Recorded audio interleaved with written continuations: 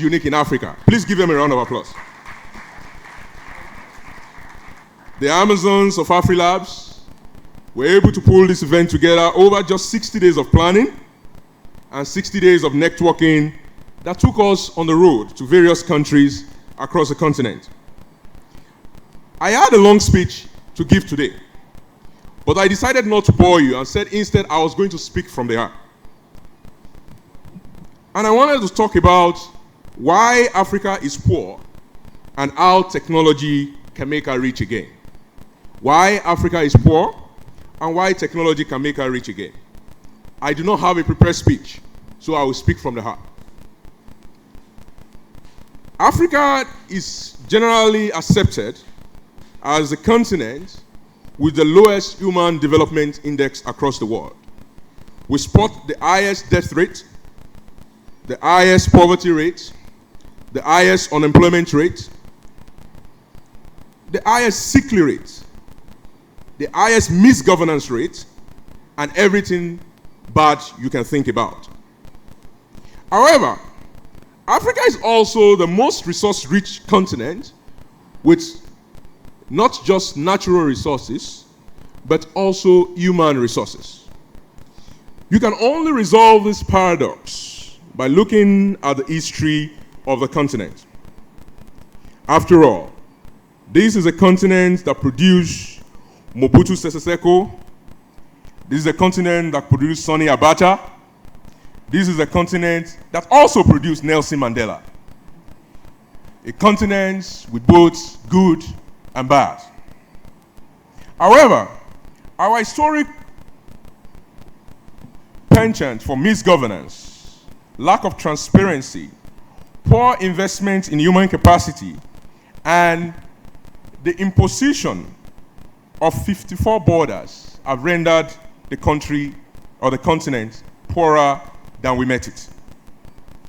And it is for this reason that we as young Africans need to start brainstorming, trying to resolve the problems of Africa by Africans by thinking our way through the problem.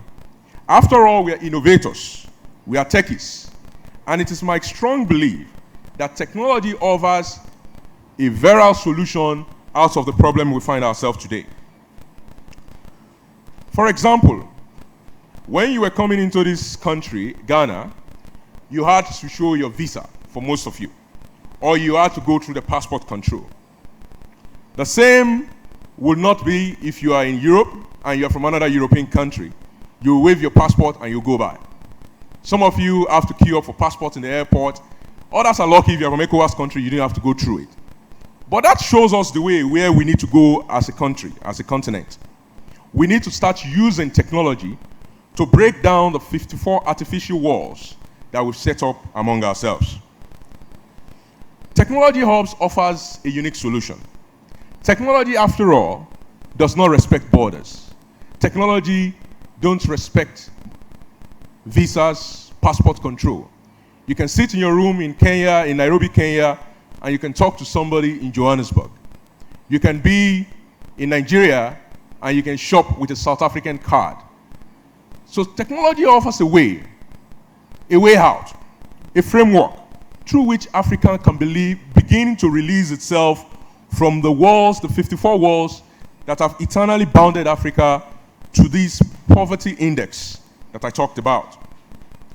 As technology hubs, we have a duty in our respective ecosystems to make sure we allow these technological advances to integrate Africa to begin to germinate. Either among our students, and a shout out to the students of Ghana for making this session. Please give them a round of applause. Either by encouraging our students to get more engaged and involved with technology, creating those things that will begin to glue Ghana, Togo, Benin, and Nigeria back together the way it used to be before the Berlin Conference. Or they will be the ones that will create those payment solutions that will make going from Senegal, from Dakar to Zimbabwe a piece of cake. In order to do that, we need a virile and strong ecosystem on the grassroots. And this has to be our core functions as technology hubs. Indeed, our first work as tech hubs is youth engagement. We have a continent with 45% youth unemployment rate. What that means is that those young people can either be subject to the social tendencies that are negative and are not good for them, or we can begin to engage them productively as we're engaging these young people today to begin to think about solutions to African problems. Young people need somewhere to go after they graduate, in between looking for jobs. Technology hubs offer a very unique model to resolve the 45% youth unemployment rate that we have on the continent. Secondly, when people meet in tech hubs, they collaborate, they innovate, they provide solutions to the problems that we have on the continent. It is a no-brainer that we should begin to use our technology hubs, our tech hubs, our incubators and accelerators to solve the social problems that impact our societies. And out of those innovations, the new companies, the startups, will begin to create jobs that a young 12-year-old now in class 2, Form 2, in a Ghanaian secondary school can look forward to gaining once they graduate from universities. And indeed, ultimately, as tech hubs, our role is resolving those challenges of healthcare, of agriculture, of education, social impact problems that we know very well in our societies. We can all be participants in this. We cannot leave it to our government. We cannot leave it just to our schools. We cannot leave it just to our tech hubs. We cannot just leave it to the innovators. We have to do it together. And that is the reason why we are declaring open the 2016 African Gathering, so that we can all have the opportunity to join hands together to begin to resolve the challenges of the 21st century as Africans working to resolve African problems. I look forward to enjoying this gathering with you for the next 3 days. Thank you and God bless you.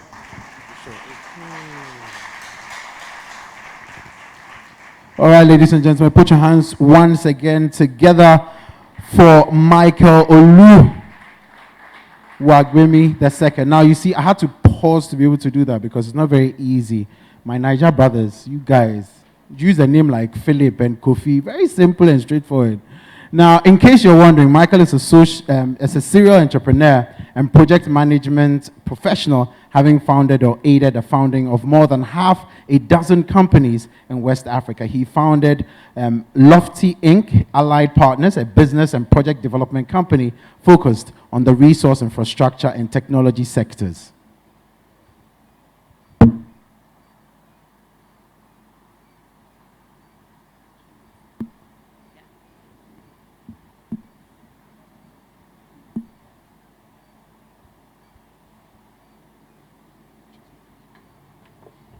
All right, let's give him another round of applause.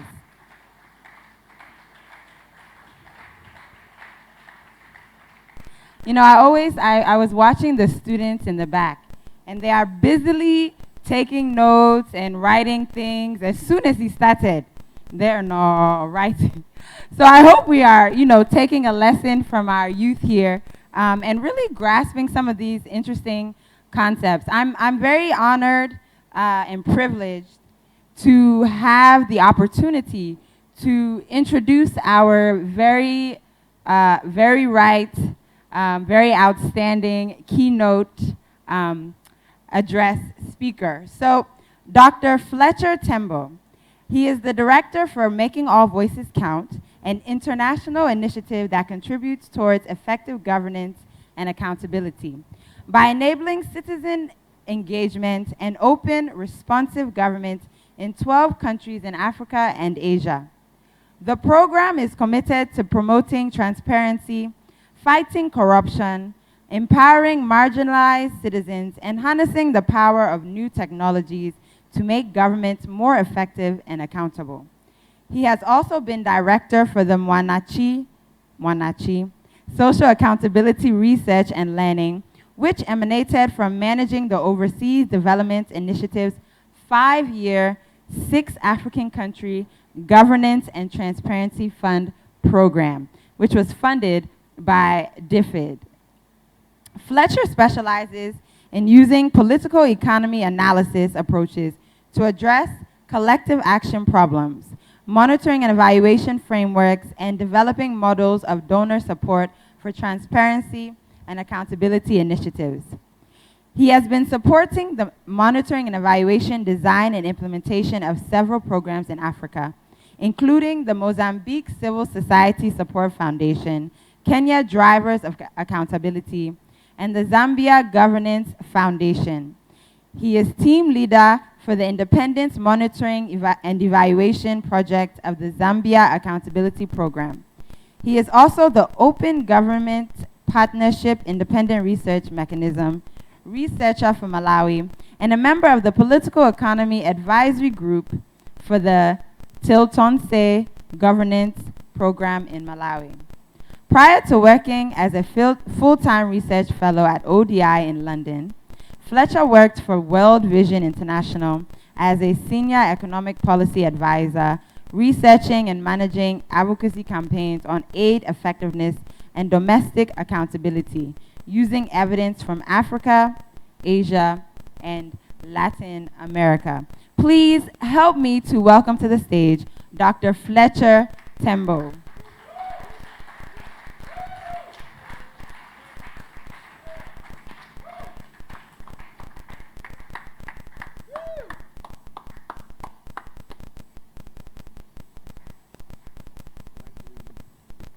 Thank you very much.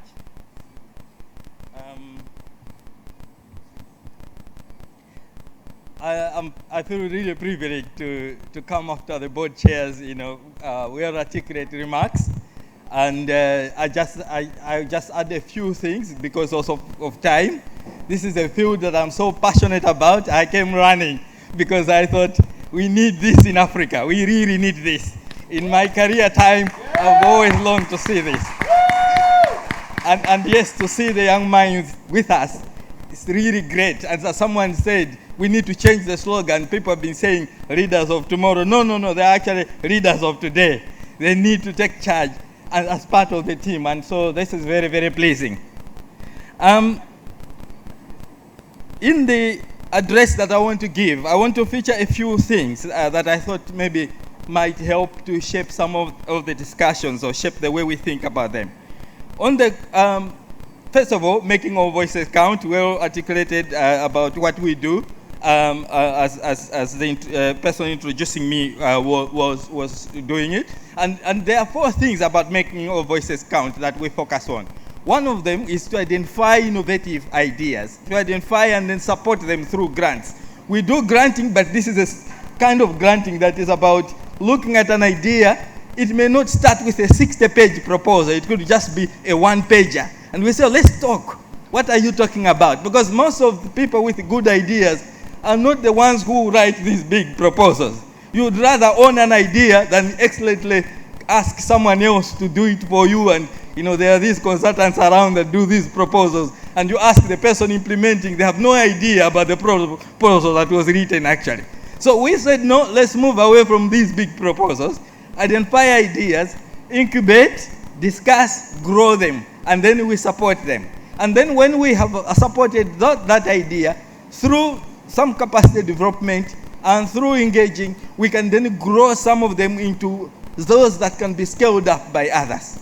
So that's an area that we do. The other second important area is research. Generating evidence about what really works. What is it is it by chance that this thing works? Things work when you just look at them in terms of results without walking backwards and say what made it work.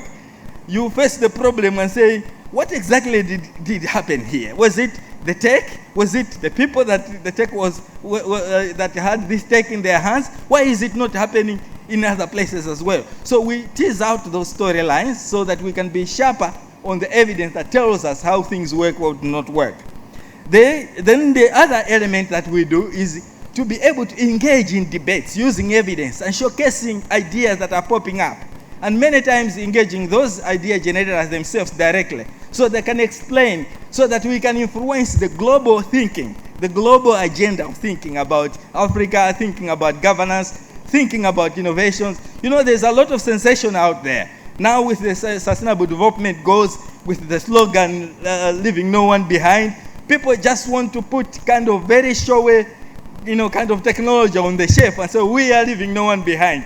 But you ask them who is actually accessing this technology, they have no answer to give.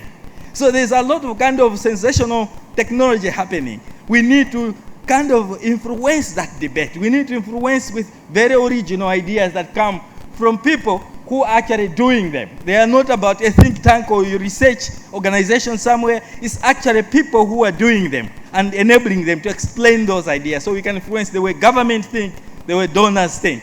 So that's very, very key to making all voices count. And so we support that in our different things that we do at making all voices count. The context now that we are living indeed is challenging, and as articulated by the board chair. Inequality is magnifying, and a lot of things that are not working, but at the same time, it's exciting because there are spaces opening up.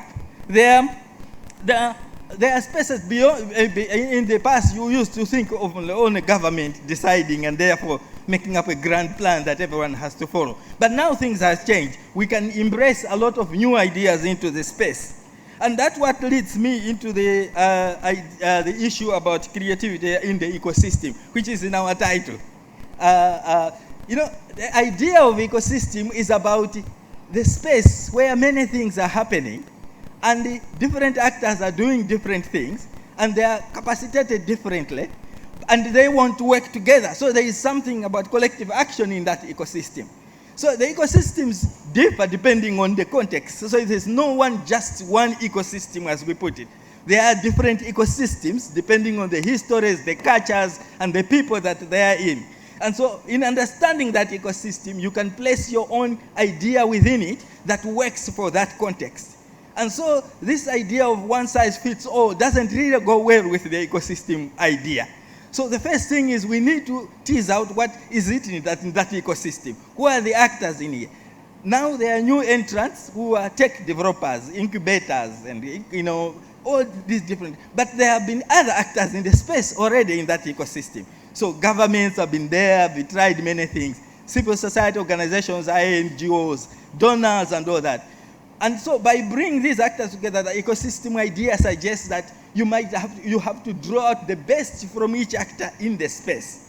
So there are things that developers can do, tech developers can do, but they may not do everything. So for instance, they do a very good application meant for women or youth, and they get surprised, why are they not really engaging in this application? You need a civil society organization that understands power relations, that understands how. So by engaging a civil society organization, you get a breakthrough. Or you have good applications, but you need a good regulatory environment, which comes from government. So it's an ecosystem of collective action where you get the best from each actor. So one of the thinking that we have to really keep doing is, who is in this space in my ecosystem that has an advantage in an area that I'm not good at? When we draw them in, then we work together. But let me caution very quickly there. There are different interests in place. So it's not just because you agree on an idea that it works. It's also about what incentives, what interests do you have? So a member of parliament just before an election may be interested in getting the votes the most they can. But after election, that interest has changed. They're no longer interested in it. So you've got to understand, or a private sector actor, a company may say, I will support this. Yeah, I want to say, understand what is the motivation behind it. What is it that I want to engage in? So that's a very, very important notion to capture it with. The last thing I want to look at is that in the governance arena, the challenge we have is very much about not necessarily the activity or providing more information through new tech. It's changing the rules of the game so that other actors, those marginalized citizens, those can play the game. Because the game, like you can say football, you have the field and you have 11 players in each side, and then they have to score on one goal. But nobody has ever asked, why can't we change this rule? They change by themselves, but not many people want to get involved. So there is something there that has to say, how do you change the shape of the thing so that other players can go in? So one of the things that we have to wrestle with is, whenever success we have, is what are the rules in play here? How can we shift those rules so that other players can play the game, so that they can be part of it, because that's important. Then we can get in people of different sorts coming into the young people, and so that they can engage more effectively. The last thing I want to say is that the idea of iDEAHub, of the hubs, and this is a very, very powerful, that served and developed transformative ideas to change lives on the African continent. Ladies and gentlemen, please, please, please, with a round of applause, let us welcome our special guest speaker for today, Mr. Idris Bello.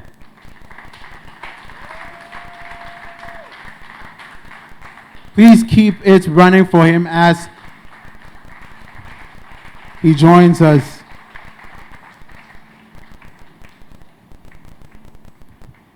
Disclaimer, I don't know who he was talking about, because that was not me. Okay. Good afternoon, ladies and gentlemen. Thank you very much. It is indeed an honor to be here. First, I have to confess, I'm ashamed to admit that this is actually my first visit to Ghana. It's so close, but something has always come up, and this is, finally I've made a trip, and I'm pleased to be here.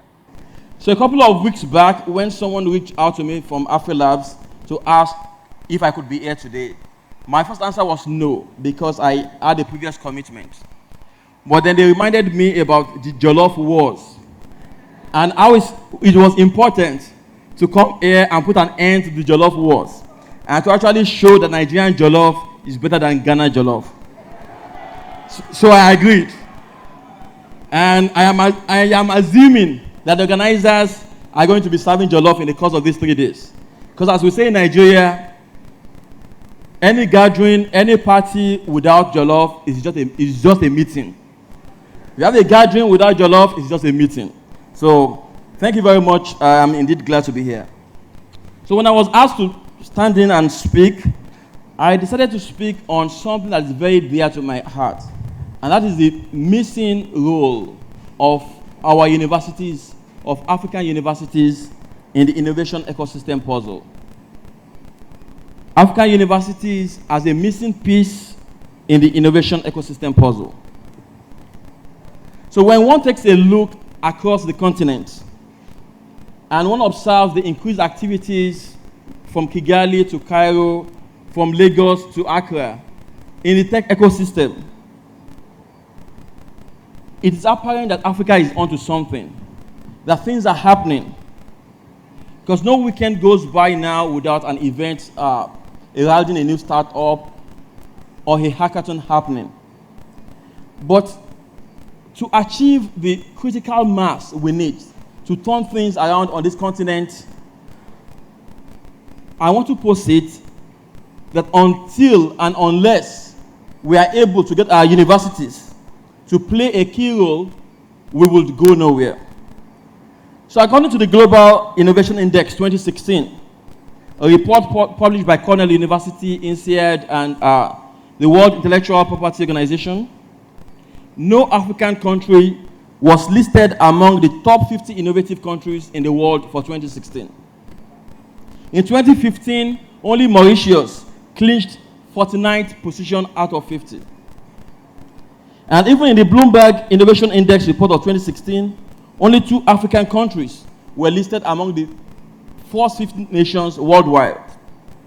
But what you see that is these statistics show a very close correlation with the position of our universities on the annual rankings that are given out. Let me share some quick statistics with you around our tertiary education system across the continent. Only 6% of young people in sub-Saharan Africa are enrolled in higher education institutions, compared to the global average of 26%. So that means we do not even have enough of our young people in our universities. Now, for those who are even able to make it to the universities, what is even the condition and the quality of the education they get in there?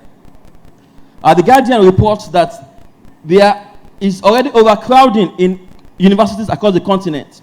There are 50% more students per professor at African universities compared to the global average. There is not enough investment in training for new teachers or infrastructure investment in better buildings, or teaching equipment. Nigeria, over the past couple of years, has had a lot of new universities, especially private universities. But even at that, if you look across the continent, we don't even have enough. So just some numbers out there. As at 2010, there were about 200 public universities on the African continent, compared to 1,700 public universities in the US alone. So 200 across Africa, compared to 1,700 universities in the US alone. What are the issues that our universities play a role in this ecosystem? Permit me to quote something I found interesting in the book, The Innovators, by Walter Isaacson. He was describing the ecosystem, because we're talking about ecosystems today. He was describing the ecosystem that led to the rise of the digital revolution worldwide. And he said, for the birth of the digital age, this included a research ecosystem that was nurtured by government spending and managed by a military, industrial, academic collaboration. Let me repeat that again.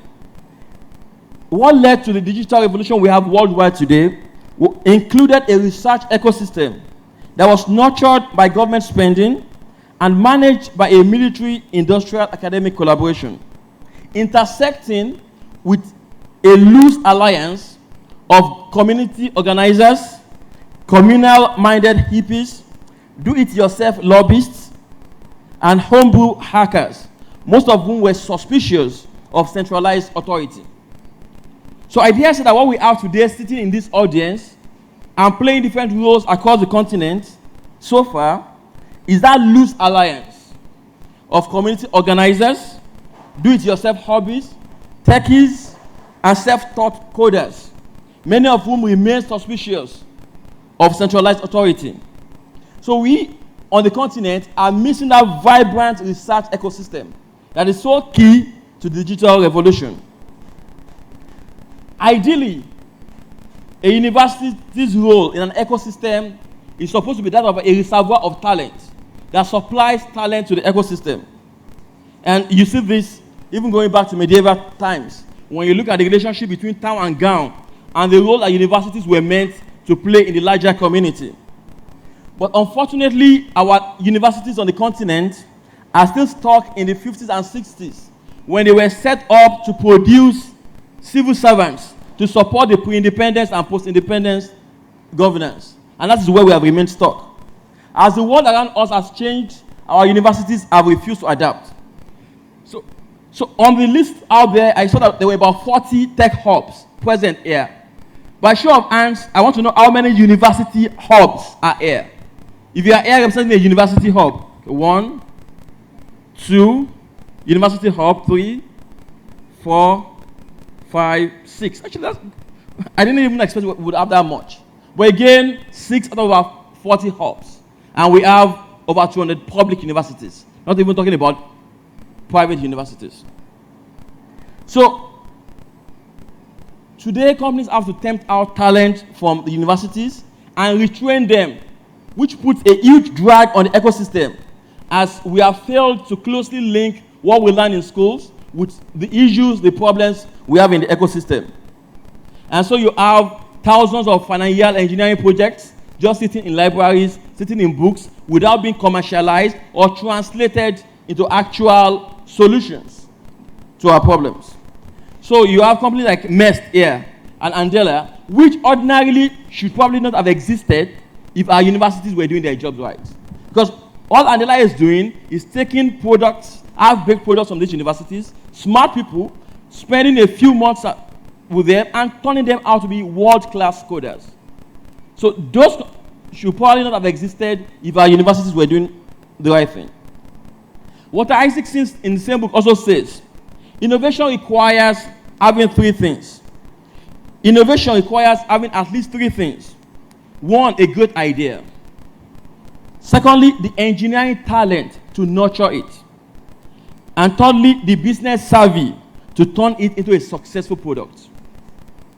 Our universities are supposed to be the crucibles where those ideas are formed and nurtured, where students are given the engineering talent to execute on those ideas and learn the business savvy needed to turn them into successful products. But to do this, you need to create environments where authority can be questioned, where hierarchies can be circumvented, where non-conformity is admired, and creativity is nurtured. That does not sound like the university I graduated from in Nigeria.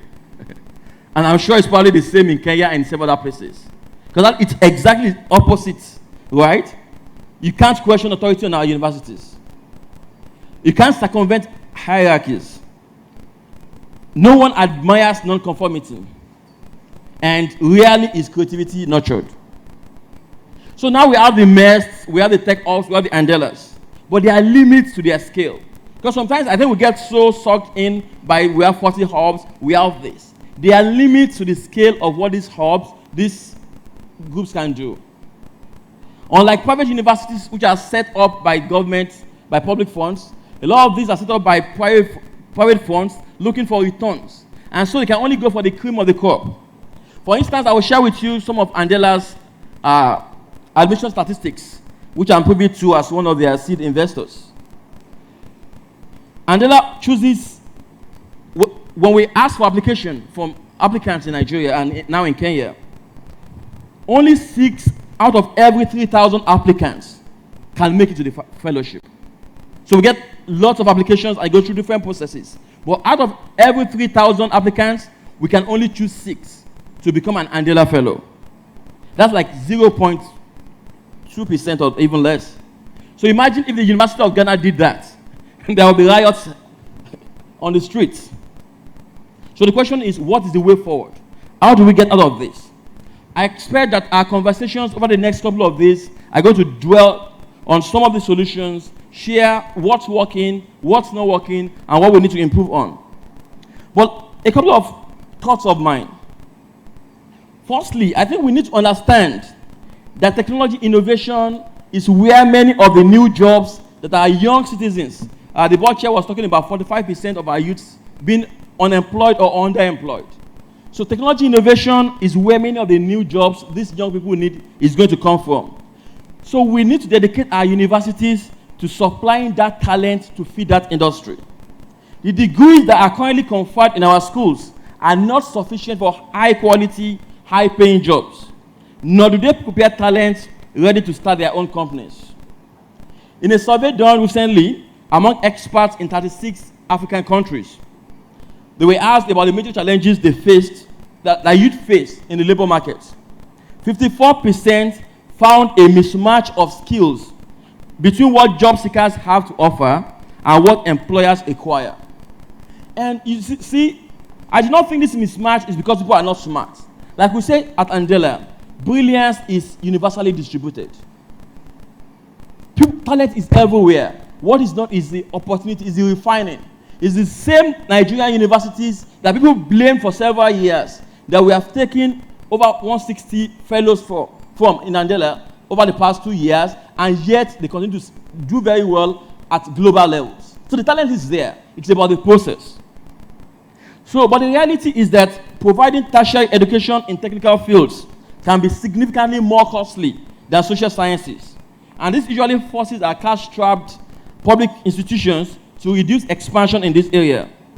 And so today you have external institutions where admission and graduation is actually skewed towards the social sciences, rather than teaching applied science, engineering, and technology skills, which is what we need to create jobs on the continent. So just last week in London, I was listening to Dr. Akim Madeshina of the African Development Bank, and he shared this shocking statistic. He said 70% of people who go to university in Africa today study social sciences. 70% of people who go to Africa today, to university in Africa today study social sciences. Only 2% study engineering. There's no way you're going to get out of the mess we are in if we take that statistic. So this leads to a simple conclusion that our higher education needs to improve on and scaled on the African continent. And the only way to do this is through public-private partnerships. We don't have to reinvent the wheel. So far, we know iDEAHub works. We know CC Hub works. We know Andela works. Can we have our universities ready to work with existing players like this? collaborate with them jointly to scale and to develop curricula. iDEAHub can probably only take about 200 people in Nigeria yearly. A university has 20,000 people. So you have greater chances of success with the right curriculum. Universities and their supporters must be ready to invest in programs that will attract innovators to their schools and make their university the natural home of innovators.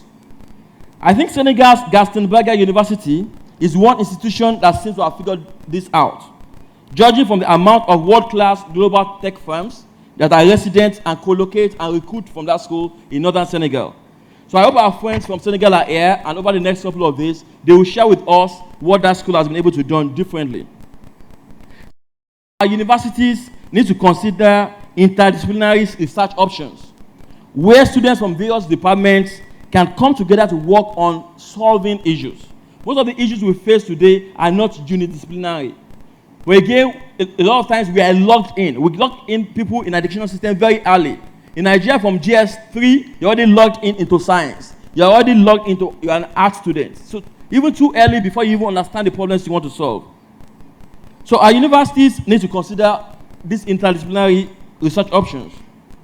They also need to engage the industry, bridge the gap between the industry and academia, where innovators from the industry can serve as advisors, as adjunct faculty to support our universities.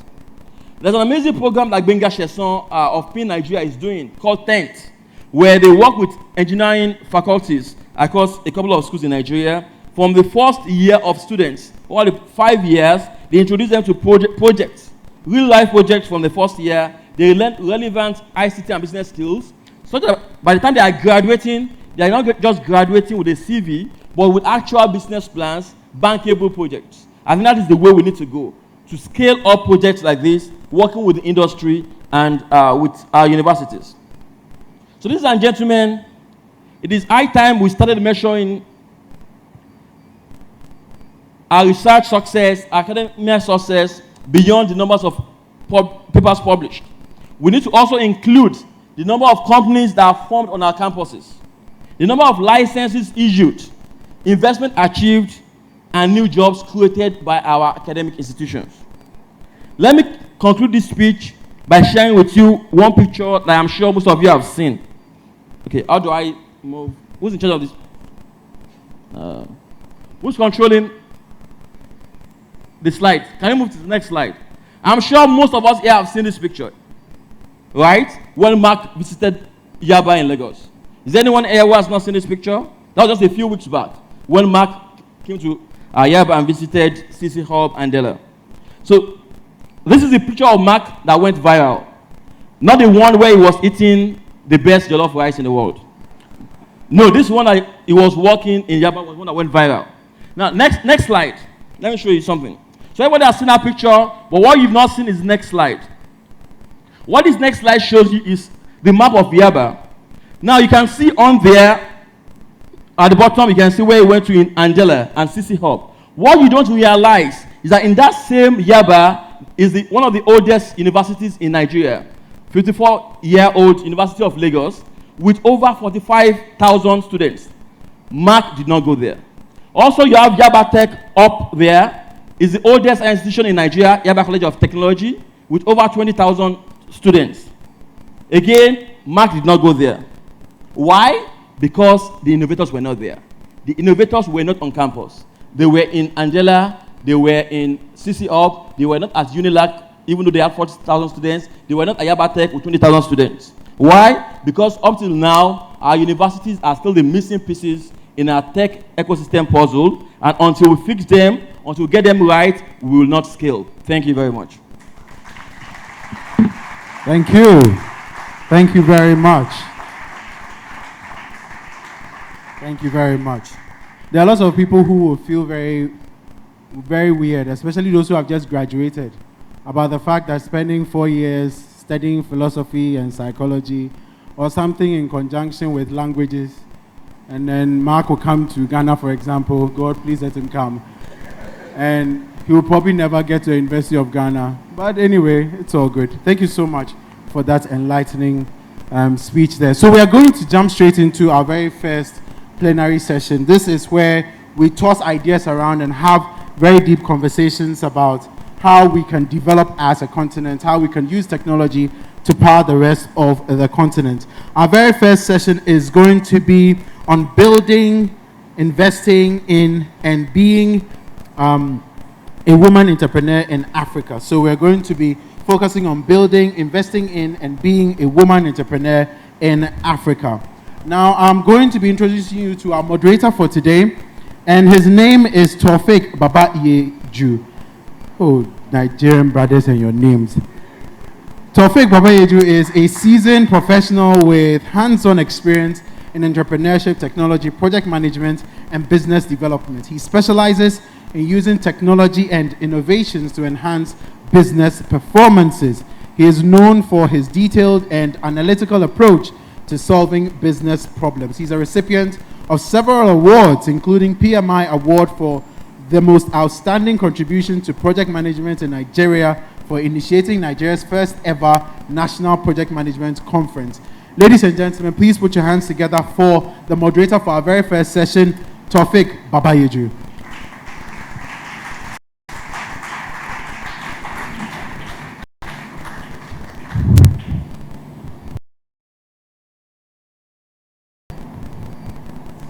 And so we are going to move on to introducing our other panelists for this particular session. We have Florence Tofa, who is the Director, Mobile Web Ghana.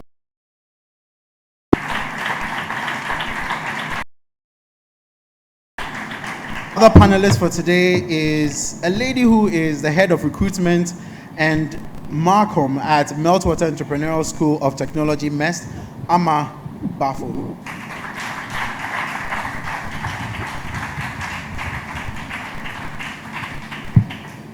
And finally, we have Bridget Boache, who is founder of two new mobile apps, Chale Casa and YNG Interns. So please put your hands together for Bridget Boache.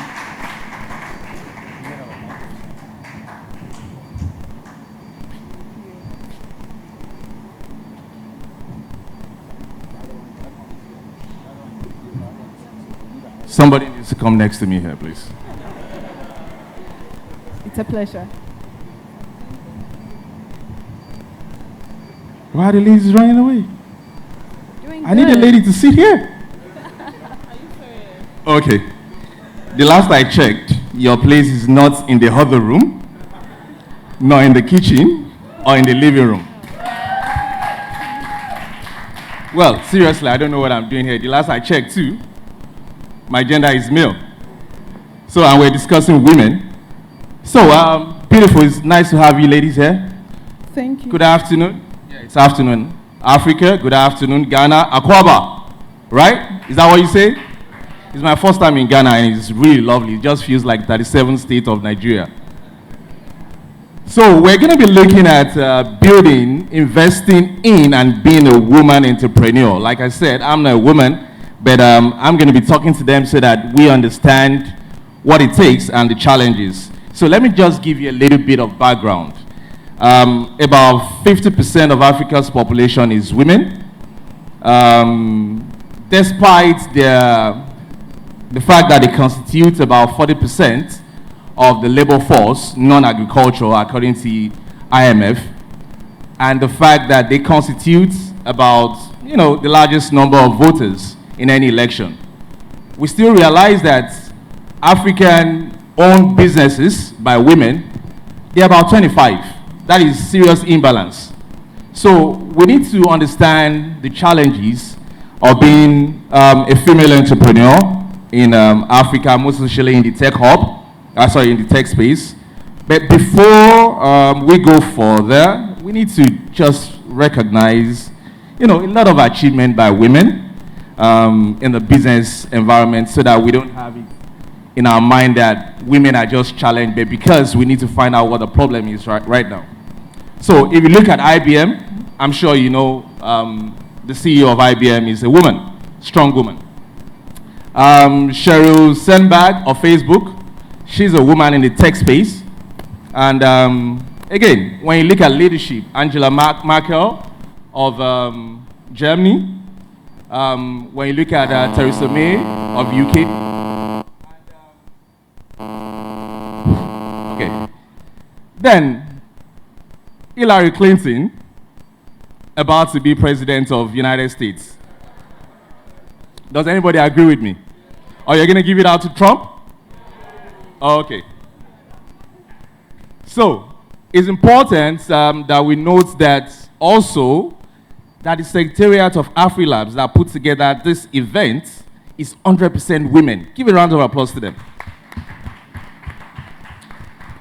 So, it only established the fact that they don't belong to the other room. So let's start the discussion, and we're going to be looking at the need. Our discussion is going to be focused, ladies, on how to encourage female-owned businesses to move from micro to the powerhouse that you're supposed to be.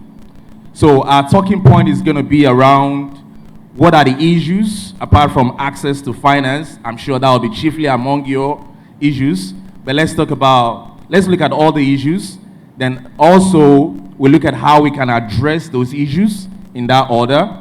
Then we also look at, question whether, are women adequately recognized? Then also, we would actually ask what are the challenges facing African women in business and leadership. Then lastly, we have recommendations to make sure that women are in the right places. So let's start the conversation, and let's look at what are the issues, facing women. Who is going to take it first? I'm happy to. Hello? So, once again, welcome everybody. I am particularly very happy to see a lot of young women from our schools present with us today. Kudos to the organizing team. I think it is very, very important that we have as many young women with us. It is part of the process that will help to transform the continent and to also help bring the change that we all seek. So all of you from our schools, you're very welcome. Feel free, interact, have fun, network, and try and, get to know as many people as possible, okay? All right, so to go back on the question of the challenges that women face, I'll start by talking a bit about my background and the organization that I work with. I work with MEST, and for most of you who already know, MEST is a training program as well as an incubation space. We take graduates and very passionate people from across Africa, bring them over to Accra. We give them training in software development and entrepreneurship. And then based on the viability of the ideas they come up with, we give them seed funding to start their businesses. And over the last 5 or 6 years, we have seen a remarkable improvement in the number of women that we bring into our program, not just because it just happened, but because we took deliberate action to make sure that we have more women.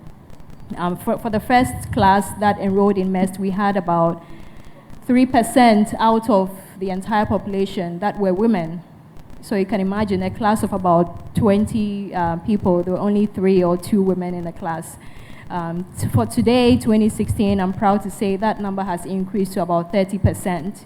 And we were able to achieve that by actively engaging women groups, women organizations across campuses, churches, like different places. And then we'll do a lot of recruitment activities. So sometimes I would also take along some of the entrepreneurs, the women entrepreneurs in the program. I would, take them along to all the programs I was going to, get them to talk about their lives, talk about their experiences. And by doing that, we realized, that suddenly started to encourage a lot of women and get them to really understand that women can also pursue tech as a career option.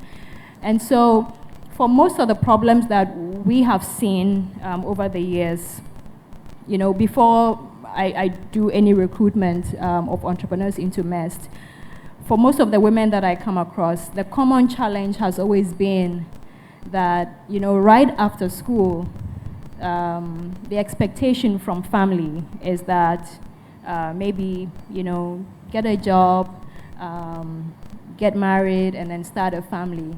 That is the normal expectation that families have of our women. And so for most of the women that I talk to, the challenge was, how do I pursue my dreams and still be able to make my family happy with all of the expectations that they have of me? Majority of the women are not able to, go ahead and pursue their dreams, and so they're forced with going ahead to do all the things that families expect them to do because, well, you're a woman, and so you have to stay at home and, do all the things that are expected of you. But you would find that in most cases, there are some women that would still, sort of rebel and say, forget about what all the expectations that the family has of me. They would still go ahead and pursue their dreams. There's women I met who were not even programmers. They would have friends who are programmers. They would meet with them, learn courses on their own, go online, get programs, and then learn to code on their own.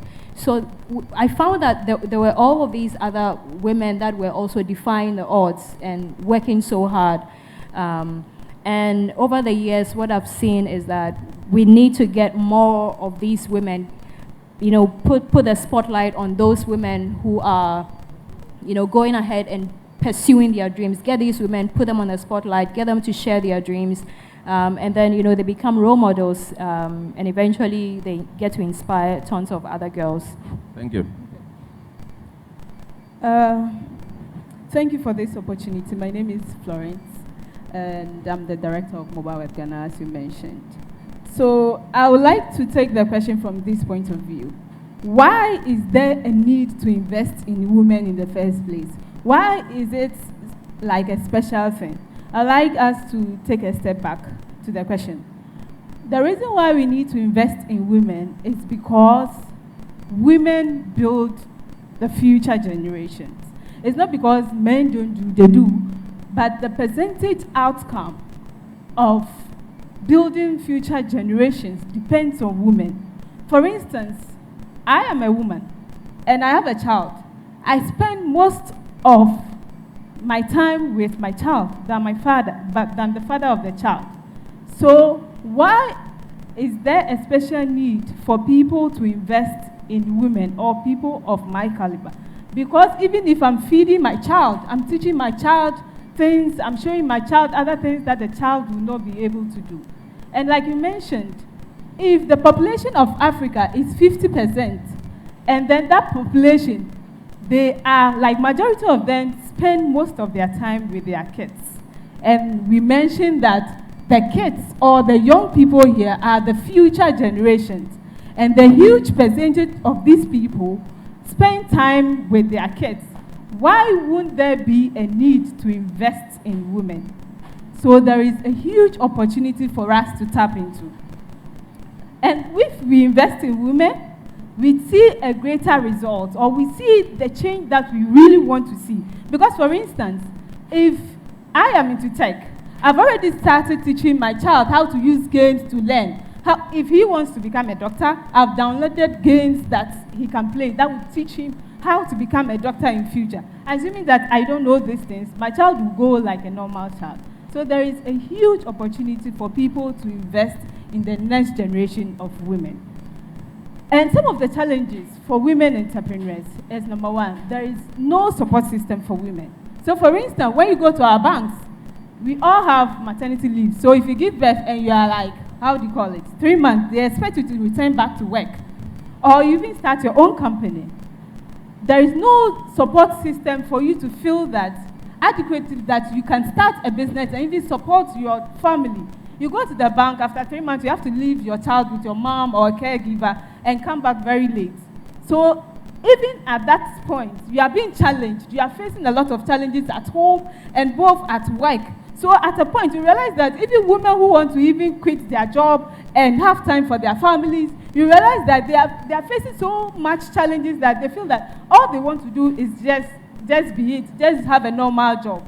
So there is a huge opportunity we need to encourage our institutions to set up support systems for women who want to pursue entrepreneurship, or for women who want to still be mothers or family, take care of the family and still go to work. The other challenge that I have identified as a woman entrepreneur is that there is very few capacity building opportunities for women. So if you're a woman and you set up a business, is there a mentoring session? Is there a support system for you? So for instance, you want to just even start how to market your agricultural products. Is there a place you can go to learn how to do that? Or you just get up one day, because starting a business in this part of the world is not like in the West where you have enough support system, where you can easily walk to a VC and take $1 million for just an idea in your head. Here, when you even have an idea and you have sample product to show, they expect you to go to the other mouths to be able to have a proof of concept and demonstrate that you can easily execute. So we need more institutions, we need more capacity building institutions to be able to support people who want to pursue entrepreneurship or who want to be women. And I think that what I've identified is that we talk too much. That is also our biggest challenge. Like, we always want to talk. You know, we have very few action items. So for instance, I'm here and I'm thinking, okay, I'm talking, so what? You know, that kind of thing. Like, okay, we are talking, we want to provide opportunities for women, we want to do A, B, C, D. We've turned into talking like puppets. Please clarify, the women talk too much or we talk too much? I think everybody, even the institutions that want to support women, that want to do things for women, we spend most of our time, most of our resources in talking and doing very little. So in the end, we don't get the result that we need. We want to help people in the village. We want to help people to be economically independent. We want to do all that, and then we sit down and we talk everywhere that we go. But do we actually get somebody out of poverty? Do we hold their hands to walk them through the journey of financial liberation? Do we actually do that? How many people can we show forth? You know, that also for me, that is my biggest worry. That aside from the fact that we really want to get things done, I think that sometimes we just have to close and then just do more, and then we have more results to shoot. Thank you. This is getting hot. We talk too much. So, sorry, what's the name again? Bridget. Bridget. Okay, hello everyone. Again, Bridget. I am the co-founder of two tech startups. One is called Chalikasa. It's a Ghanaian-focused company where we look at customer service issues in Ghana. And the other one is called YNG Africa, where we look to provide internship opportunities to young Africans. I'll focus a bit more on YNG Africa because of the demographics here. I see a lot of young people, and I know that if not now, in the near future, you can make use of our platform. So in answering the question of what are some of the challenges that women face in tech, I'll look at it more from the perspective of the women that use our platform. So what we did was we noticed that, as we've heard over and over again, about 45% of African youth do not have employment. If you look at the 10 million graduates all over Africa who are university graduates, they have skills, they have knowledge, they can't find employment opportunities.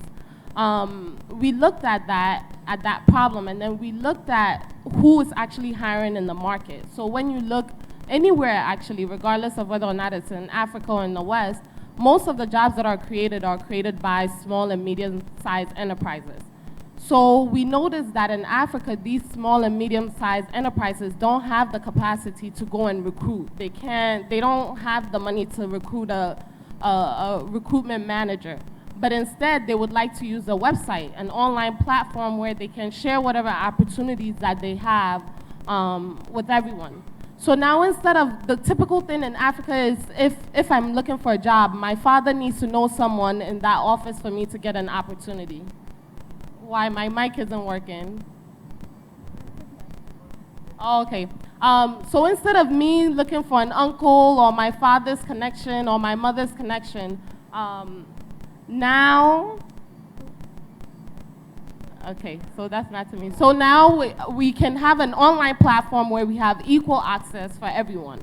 And we noticed that this problem was especially acute for women in Africa, where if you're looking for a job, you may encounter a male recruitment officer, a male boss who may make certain assumptions about who you are as a woman, about whether or not you deserve the opportunity, or about needing to return certain favors in order to have that opportunity. But using an online platform, we eliminate all of those problems, because now when you go on a website, your resume has to speak for itself. You're just like the next person, you're just like the next man, you're just like the next woman. So now that entry process that was once a barrier has been removed. The interesting thing we noticed as well was that we could engage the diaspora in this process through virtual opportunities. So we realized that we had connections in the US. A lot of young Africans are starting companies. They're looking for social media managers, they're looking for writers, they're looking for digital marketers. They're looking for developers. So instead of offshoring that opportunity to someone in another country or in the West, they can look to continue to build the continent by providing it as a virtual internship. And about half of the opportunities on our platform are virtual from the diaspora, so meaning an African and So what are the issues? I'm getting there. I want to set the frame. An African who wants to provide this opportunity for someone on the continent. So that sets the basis for the issue that I want to talk about, which is that when we started the virtual opportunities, we realized that if Africans don't have the capacity yet to create a lot of the jobs, then we can engage the diaspora. But the problem was that the diaspora would pose these opportunities, and many of the women on our platform who wanted to take advantage of them could not. And women especially wanted these opportunities because they could stay at home. A lot of them wanted to stay at home, whereas men usually wanted the office job. We want to be in an office. We don't want to stay at home and work. Women were willing to take these opportunities. But the number one issue is that even though women want these opportunities, they do not have the virtual skills. They do not have skills in social media. They do not have skills in content management as digital marketers. These new age digital focused jobs that are actually booming that we need to encourage more women to pursue.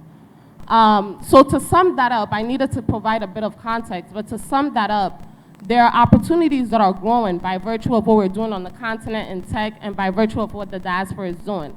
But a lot of women cannot take advantage of it even though they want to because they don't have the skills in those areas. Thank you so much. Florence has already told us that we talk too much. So the next set of questions, or the next set of items that we're going to be discussing, we're going to make it very short, 1 minute, and that's all. Because we have just about 30 minutes left, so we need to discuss about 4 more items on the list. So how can we address these issues? Let me just do a quick roundup. You said there are societal problems and family problems attached to women. Florence also said there's lack of support system for women and fewer capacity development programs, and also there is too much talks and less action. And Bridget said there's lack of technology skills to attract the right job. I hope I'm correct. So how can we address these issues? Let's take them one by one. We need to solve the issues. I think, as has already been stated, we need to engage more women in getting these digital skills.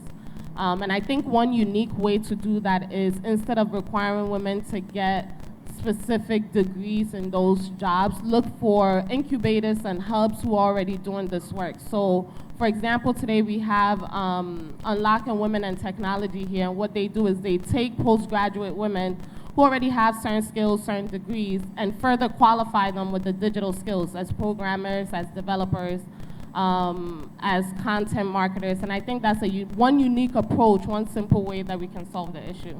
Thank you so much. That was very short. I think that culturally, women already lead when it comes to business.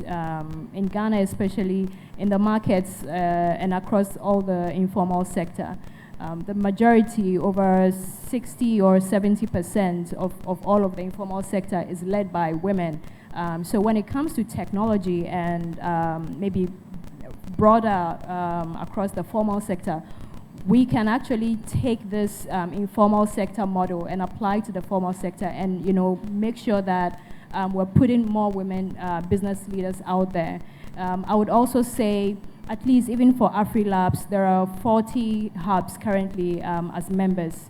Maybe get one or two of them that are focused on just supporting women. You know, at least making sure that you're targeting young girls who are still in school, girls who are in universities, women in the corporate sector, creating that environment for them so that, I mean, they can test out ideas and then eventually get to launch businesses. I think it's a great way to go. Thank you so much. This year, Mobile Web Ghana was privileged to work with iSpace to implement the Unlocking Women in Technology project. So we are doing the training aspect, like capacity building. So when Josiah called me that this is the project, I should develop it, I should create it. So what I did was to develop a tailor-made technology needs for women. So I had 3 different tracks. So I had tech entrepreneurship, that people that want to actually learn coding, because not everybody should learn coding. And I had technology for business, for people who already own businesses. What tech tools do they need to improve their businesses? And the last bit is technology for learning, which we haven't explored. How can people learn from YouTube? How can people learn from Facebook instead of just using it for pictures? So I actually developed those 3 models before we looked at the application, so that each person that comes and has a specific need could find something that is suitable for them. So number 1, we need capacity building institutions that tailor-made specific programs to meet the needs of today's women. And we also need our institutions, like even our banks, to be able to support people who have even ideas, or even within the banking system, like the growing woman, like the person has a baby, has a work, or wants to start up something. Is there an institution to go for support? That kind of support for women, that would be very helpful. Thank you. And lastly, of course, we should stop talking. I hope we're following the discussion. All right. Then. So for you people on, if you have a mobile device, who is on Twitter here? Twitter? So the hashtag is AfriLabsAG. So let's tweet those, nuggets, those discussion, those points coming from the ladies, and let's follow up the discussion, please. So we're going to engage the audience as well. So let's go to, are women adequately recognized for their contribution? I would say, where are you going to start? Okay. I would say yes and no. Yes, because currently I think the awareness is being created, and so there are a lot more forums that are, talking about the subject, and so more young girls are, getting aware of some of these problems. And no, because the formal sector, all of the attention has been on the formal sector, where there's very few women in leadership. We definitely need to, put out some more effort and make sure that we're advancing the cause of women, celebrating the cause of women, celebrating successful women, whether young or old. So we definitely need to do some more work out there. It's not enough. Some work is being done, but it's definitely not enough. Next. I echo those sentiments. I echo it. I agree. You totally agree with that. Florence? I also agree. But I think that, well, we want to be celebrated. We want people to recognize us for our work. But on the other hand, too, if we build ourselves to a level that we need to be recognized, to be appreciated, I think that time will tell. Okay. So women need to show the kind of picture that they want to be depicted. Yeah, I think I agree with her on her point, yes or no, but we also need to do our work. For me, it's just not about the fact that, well, let's celebrate women, right? We need to get to the level that we should be celebrated, and when that time comes... They need to earn it. Yes. Definitely, yeah. Okay. Not just the pictures on the Instagram. So we need to work hard, right? Any contribution from the audience? Ladies? Hello? Okay. So, what are the challenges facing African women in business and leadership? We've looked at issues, right? But what are the challenges, underlying challenges facing women in business and in leadership? Okay. I think that the first one is access to funds, access to capital. Do we need to set up a different bank for women? I think so. In Ghana, we have Women's Bank, but very few, unless you bank there before you can be giving grants. And yes, I think that access to capital is the biggest thing. It's the biggest challenge. Because if you can't just, even in Africa, if you have an idea, especially in tech, if you go to the bank with a product, with a tech product, nobody will be willing to just give you money to go and implement your product. You know, and that cut across every gender, right? Well, so it does. But even if you're a woman, they'll think that you can't even develop the app, even if you tell them that you are the one who developed the app, you know. So it's about perception. Yes, about perception as well. But access to funds is the biggest challenge, of course. The top on my list would be an enabling environment for women in business who make the decision to start families. You need, whether you work in a corporate environment or you run your own business, whichever way you choose to go. I think the biggest problems for most of the women, we start out right after university, you have a great career, and then you get to that point where you make that decision. Of course, it shouldn't be forced on you. You make that decision to start a family. You know, having an environment, a work environment or a business environment that allows you to be yourself, to excel at your business while having the opportunity to take care of if you had kids, for example. I know in Ghana there are 1 or 2 companies that have set up daycare centers as part of the business, so that the women workers are able to bring their kids into work. So that takes off some kind of stress off the minds of those women who work in those companies. But the majority of the companies don't have that kind of environment. So, you're working hard, you're taking time off to go and, have kids with your family. You come back from having those kids, and then, things have moved so fast that you're struggling to keep up the pace. Just because of the commitments, family commitments that come in. And so the majority of the women tend to stay within middle-level management and are never able to progress to top-level management, where they're able to, run things for the organization. That would be my biggest takeaway. As a younger female entrepreneur, I would say my 2 biggest challenges are 1, access to finance, and 2, mentoring. And I think that's a bit of a catch-22 in the sense that 6 months in, it's easier to find a mentor when you have proof of concept and you actually have something that works. But the initial phases where you actually need someone so that you don't make a lot of the hiccups and mistakes, it's quite hard to find someone during that time.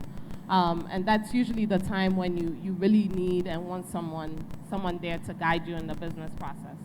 One final thing, though, with the women entrepreneurs that I've talked to across the continent, one of the biggest things that has come up is the subject of role models. So whether you're running a tech company or you're a corporate woman, whatever sector you're in, knowing that there is that one person that you can look up to who is doing the very thing that you want to do. They are just like you. They have the same visions as you. They look like you. Not having that person, that role model to look up to, can be challenging as both as an entrepreneur and as a corporate person. Okay, that brings us some ideas in your head, right? Well, I also think that the other challenge is also skilled labor. So you set up a business and you are looking for a very skilled tech person, and you search and roam around. Whether male or female. Whether male or female, but yeah, I think that is also one of the biggest challenges. lastly, we're going to be going into recommendations to making sure that women-led businesses attract the right investments. So we have you guys talk to us about it, then we can also get some feedback from the audience. So, Florence, you want to take the floor? Recommendations. We need to do more work. There is still a lot to be done in that field. We need to empower people through mentoring, through capacity building, creating a better environment. So for instance, like even during one of my trainings, there was someone who brought her baby, and I actually laid a bed in my office for her, and she was surprised. Just giving her that environment to feel that it's okay to bring your baby to training because you've shown that you really want to learn. Just providing them with that environment will make them comfortable to learn and to be able to aspire to be entrepreneurs. We also need, of course, access to specific institutions dedicated to fund women-led businesses. In terms of recommendations, I think I'll be a bit biased here. I would say, we need more of MES-like programs, I think, across the continent. And to buttress your point, that if the public universities were, if they had done their work very well, a lot of some of the work that organizations are doing would not have been necessary. So we need training, capacity building, how to pitch my ideas. I know so many of the women even here have ideas. Everyone has ideas. They want to talk to someone who can help them. But the skill of, how to pitch my idea in the next 1 minute, that skill, I find that it's missing among most of the women, especially even from the university level. That thing is not there.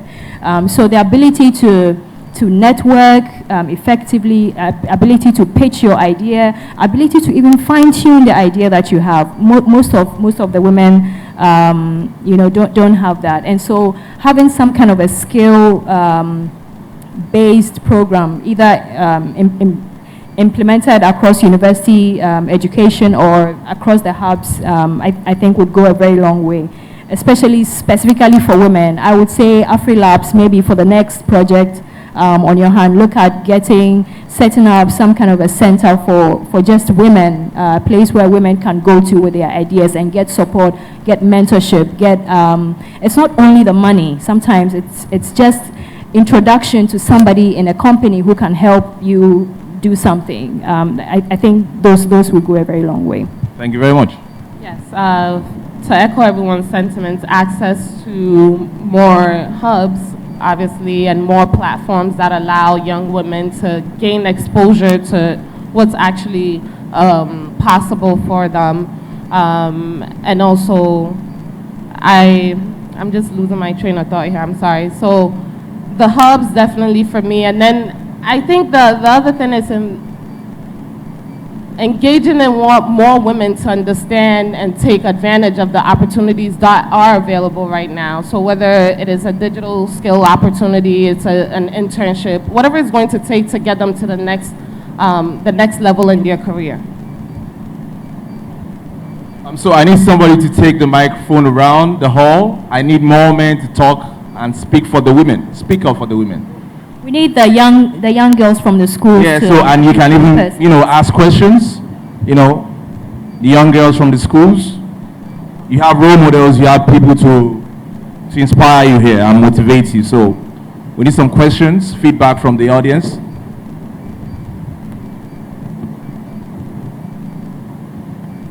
Okay, thank you. Very good presentation and points. Thank you very much. So my question is a question I usually hear from most of our portfolio companies. Mostly 80% they run by men, but then you have women coming up as developers, as staff. So they struggle with when you're in the startup phase.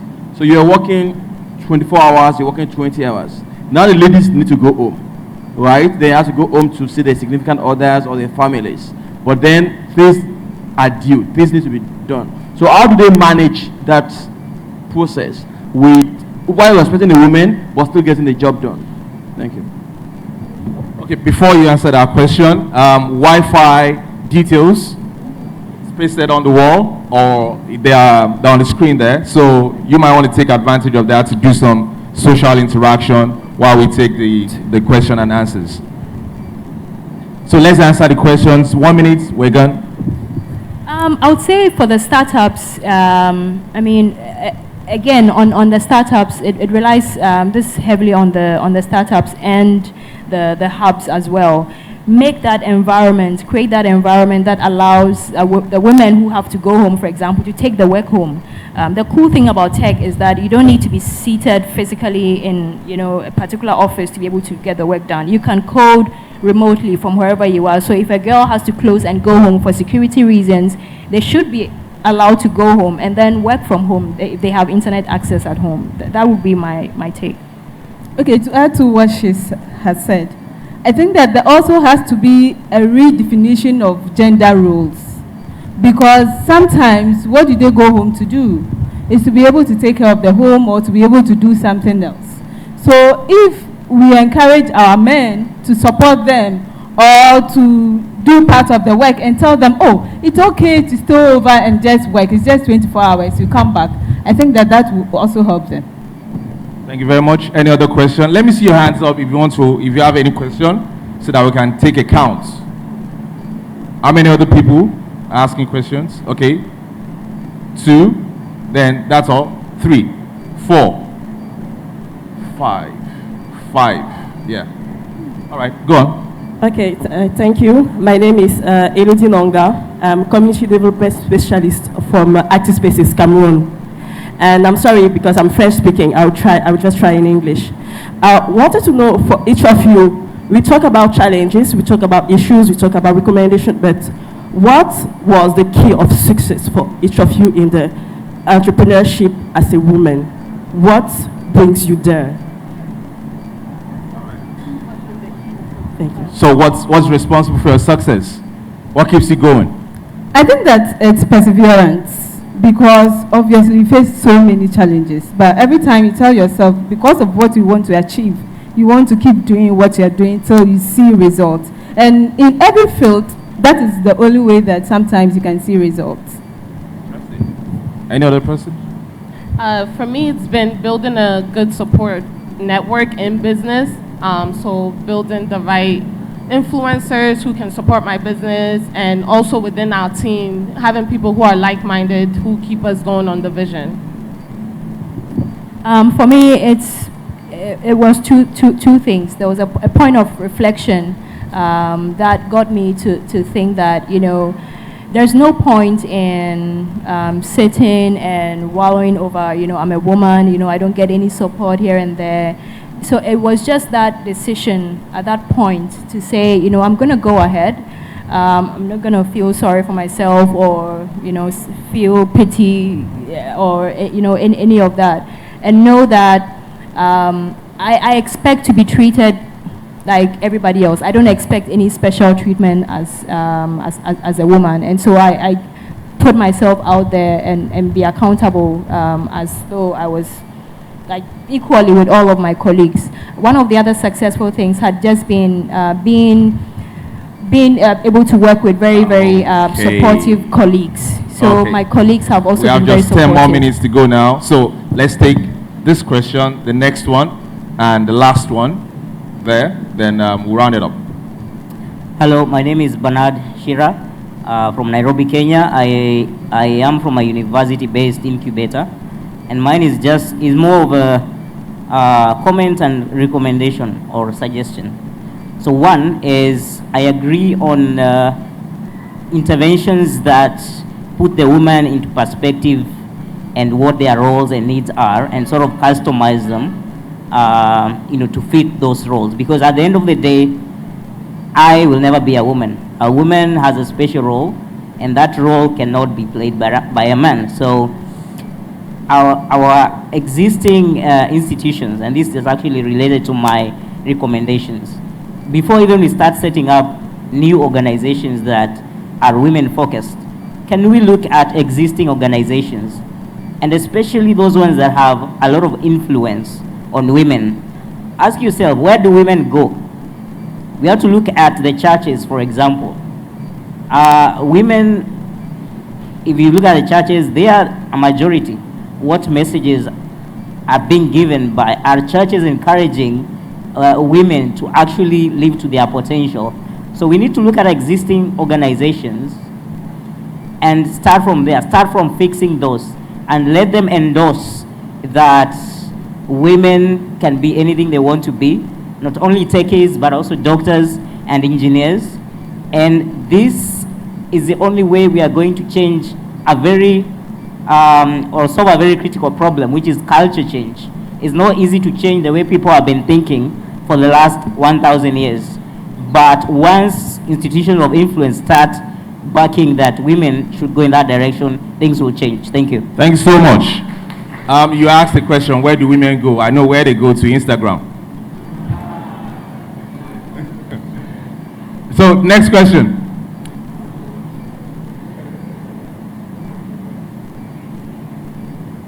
Hello, I'm Simon from UMAT. Yeah, I actually side with the lady in the middle for taking a bold step, because what I think is that the issue about women is a self-inflicted prejudiced form. There isn't any. You see, the women have a special role, as our brother rightly said, that nobody can take care of.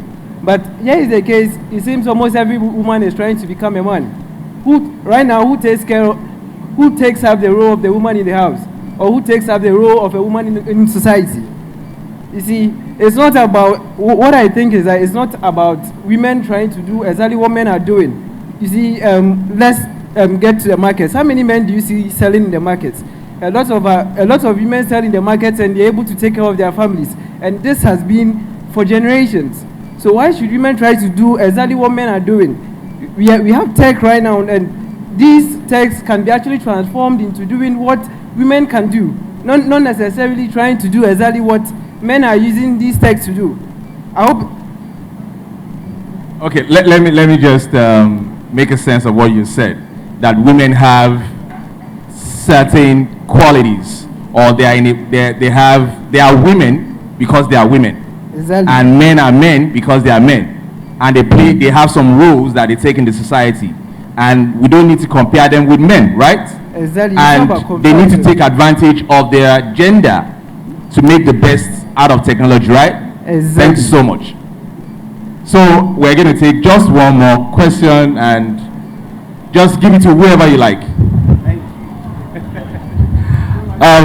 So my point here is this, right? I've listened to just about everything that's been said, but what I'd like to say is this: some of the best entrepreneurs I've seen in my life are women, and some of the best negotiators I've seen in my life are women. Some of the best investigators I've seen in my life are women. They say women are like FBI, you can hardly lie to them. Some of the best techies I've seen in my life are also women. But what I think that needs to be done more for women in Africa is mentorship. More women needs to mentor more women. I like what She Leads Africa is doing. I like what Winbiz is doing in Nigeria. I like what WinCar is doing in Nigeria. So Winbiz and WinCar are women in business and government and career. So, you know, top executive CEOs mentor middle-level managers and also mentor younger, fresh intakes. She Leads Africa go all around looking for female entrepreneurs. I think if we keep hammering on this, you know, women should be given a better space and blah, blah, blah. I think women have to take their spaces by themselves, and they can do that by mentoring other women. Thank you. Because most times there's a disconnect. Some ladies come and say, oh no, I can't meet that other woman, she doesn't understand. But I keep wondering, men never understand women. They say men are from Mars, women are from Venus. Men never understand women, but women understand women more than anybody else. So I think more women in Africa needs to mentor more women and more young girls. Thank you so much. What a beautiful way to round it up. I'll say women need to take their place. I'm going to do a rundown, a recap of what we discussed. But to just buttress what my good friend has said there, if you looked at, let's say beside every successful man is a woman. And it's very obvious. If Hillary Clinton is coming out now to become president, it shows you that some years back when Bill Clinton was president, she was actually running the presidency. So women need to take their place in, not creating special opportunities, but they are created specially, and they need to take advantage of being a woman, how strong they are, and take advantage of their strength. What we've discussed so far, number one, we looked at what are the issues that are facing women. So someone said it's societal pressure. Some said it's lack of support system for women, fewer capacity development. We talk too much about female empowerment than action, lack of skills to attract the right jobs. So we looked at how we can address these issues. So it was suggested that we need to engage women in technology. Women already lead in the informal sector. So they have a space in the informal sector. So we need to replicate their success in the informal sector, in the formal sector.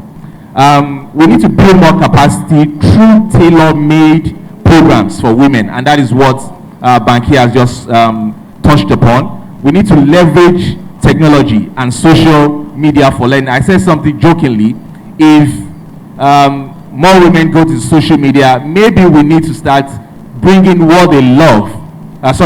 Maybe we need to start bringing in knowledge to places where they go to. The church is everywhere until they become adherents of women revolution. Also, we discussed about how we can address the issue. Are women adequately recognized? So again, it comes to attention as being on the formal sector. So a lot of work needs to be done. So number 4, what are the challenges facing African women in business and leadership? Number 1, response was access to capital. Again, perception of weakness, right environment, role model, and lack of skilled labor. And number 5, lastly, which is recommendation to make sure that women-led businesses attract the right investment and attention. It was suggested that a lot more work needs to be done by women. We need to provide the right environment for them, more capacity development for women, and also they need to take advantage of technology. And we've had very fantastic feedback from the audience. And in conclusion, I will say it would be stupid for everyone to refer to women as weaker sex. Put into consideration what they go through and what they are wired to do, and the sacrifices they made for the human race. You only need to walk in their shoes to know what they do for us. Thank you very much. I really want to thank my co-panelists, even though I'm not a woman, but I feel like a woman right now. And my friend Idris, that jollof rice war that you started, I'm already a Ghanaian. I'm converted, so I'm not going to follow you. I'm not going to support you. Thank you very much. Thank you, and give them a round of applause again.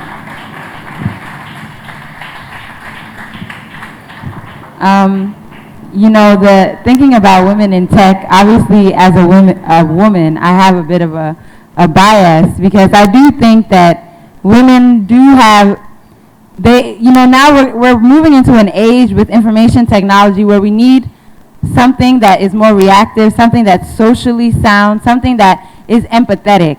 And I think the women on the stage, in terms of the ways in which they use technology and the ways they think about it, really add something valuable to the table. So I'm really glad we're having that conversation. I was a teacher, and I can see a lot of us are getting a bit fidgety. So I want everyone to stand up, raise up, yes. So we're gonna do something we call balance the ball. Has anyone done that before? If you've done it, raise your hand. Balance the ball. I learned this from, it was a regional director in the western region of the country. And it's something that they do to, get the children moving. And I realized even as adults, we also need to move. So the way it goes is I'll say, balance the ball, balance the ball, balance the ball. And then you say, balance the ball. And then I'll say, balance the ball, balance the ball, balance the ball. And you say, and then I'll say, I take my ball, and then you say, I take my ball. So take it. Take your ball. I see some people the intuition is. Afrilabs, the Pan-African network of technology innovation with 40 hubs in 20 African countries, is hosting its first African Annual Gathering in Accra, Ghana from the 25th to the 27th of October 2016. Theme: Making Tech Ecosystem Count. This 3-day event will be packed with engaging activities like panel sessions, which would have speakers like Michael Oluwagbemi, Board Chair of Afrilabs, Melissa Mbugwa, Rep MAVC, Making All Voices Count, the major sponsor of the annual gathering, and Ben White, founding partner VC4A, ABAN, and Afrilabs.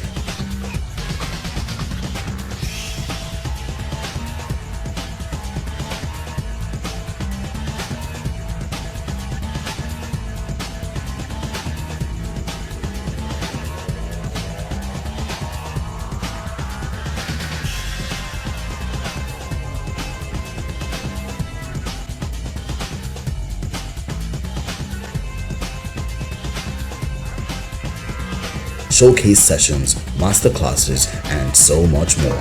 The Alliance Française Center, situated in the heart of... Excited about the Ghanaian jollof. So we've put it aside. We want to build up the appetite. So when you have it, you know, say you came to Ghana and you ate the real and true and only jollof rice. Yes. Okay. So what we're actually going to do is we're going to do a little bit of a switch. And we are going to invite Jumani Mtambalike. I hope I said that correctly. Jumani Mtambalike. Okay, so we're going to invite him. He is an innovator and technology enthusiast. He is an ideation, concept development, program development, and project management expert. Jumani is also a technology blogger and community reformer. He likes to work with youth initiatives in areas of innovation, technology, entrepreneurship, and youth capacity building programs. He has been working as a technology hub manager at iDEAHub. He is also a co-founder of Sahara Ventures management consulting firm.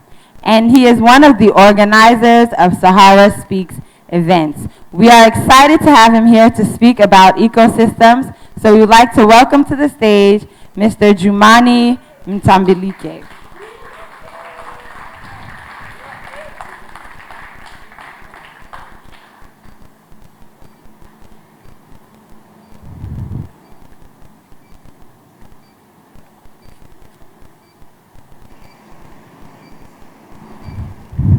Good afternoon. So I wish Pogba could balance the ball when we were beaten by Chelsea last weekend. How are you anyway? So I'm very happy to be here today, guys. This is fascinating. So you need a judge from a neutral point. So someone from East Africa should be able to say whether the Ghanaian giraffe or the Nigerian giraffe is a good one. I'll be testing the Ghanaian one, and then maybe I'll stop by Lagos to test the Nigerian one. So I'm working with innovation hub called Buni, which is half-free owned by the Tanzanian government through the Commission for Science and Technology Tanzania. The hub started around November 2011, and it was funded by the Finnish people. And right now we are transitioning toward sustainability by exploring the chances of transforming it into public-private partnership initiative. So a lot of things have been said about the innovation ecosystem, what should be done, the role of the universities, how can different players be involved and work together. I just need to chip in my thoughts from the experience I had 6 or 7 years back when I started to do activities in Africa innovation ecosystem. So I'm coming from Dar es Salaam, and that's where the Buni Hub is based. Of course, you can continue the conversation via the hashtag AfriLabsAG. You can follow me at jfomtambariki on Twitter. You can follow iDEAHub on Twitter. And you can follow my company, Sahara Sparks, on Twitter. So as up, this is what I'll be going to talk about. I'll talk a bit about iDEAHub, then I'll talk about the ecosystem. I'll talk about the need to understand the players in the ecosystem. I'll talk about the need for the hub to be able to define their role and the changing role of players in the ecosystem. And then I'll give some few takeaways. So that's Buni. That's not our logo. That's a key holder which was printed using electronic waste 3D printer, which was made from our hub from the scratch by a student from Dar es Salaam Institute of Technology.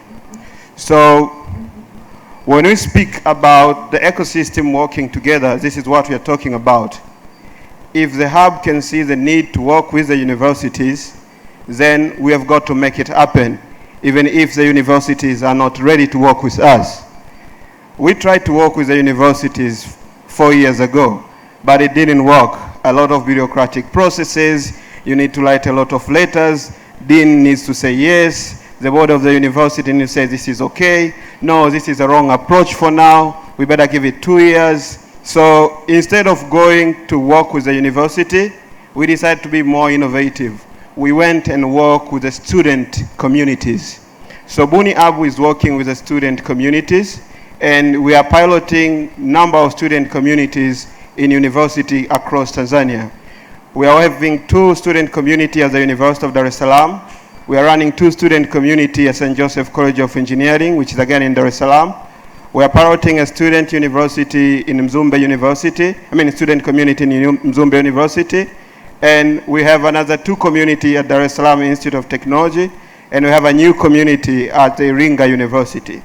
By working with student community, then the process becomes easier because you don't have this hierarchy the gentleman was talking about. Processes are getting easier. You just need to tell them what they need to do, and they're there to do it, and you get things going. So I think before we complain that university is not getting involved, they have a lot of complexity, then we should find an innovative ways to work with them. So this is the situation right now in Dar es Salaam. Can you guys,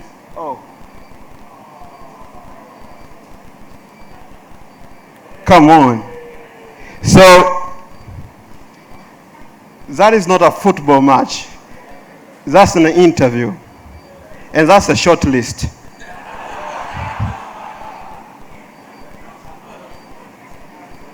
Are you getting me? So that was when the Immigration Office of Tanzania called for an interview, people to come for constable office post, and then 70,000 people applied for the job, and the short list was 12,000 people, and they were supposed to get only 70 people for the job.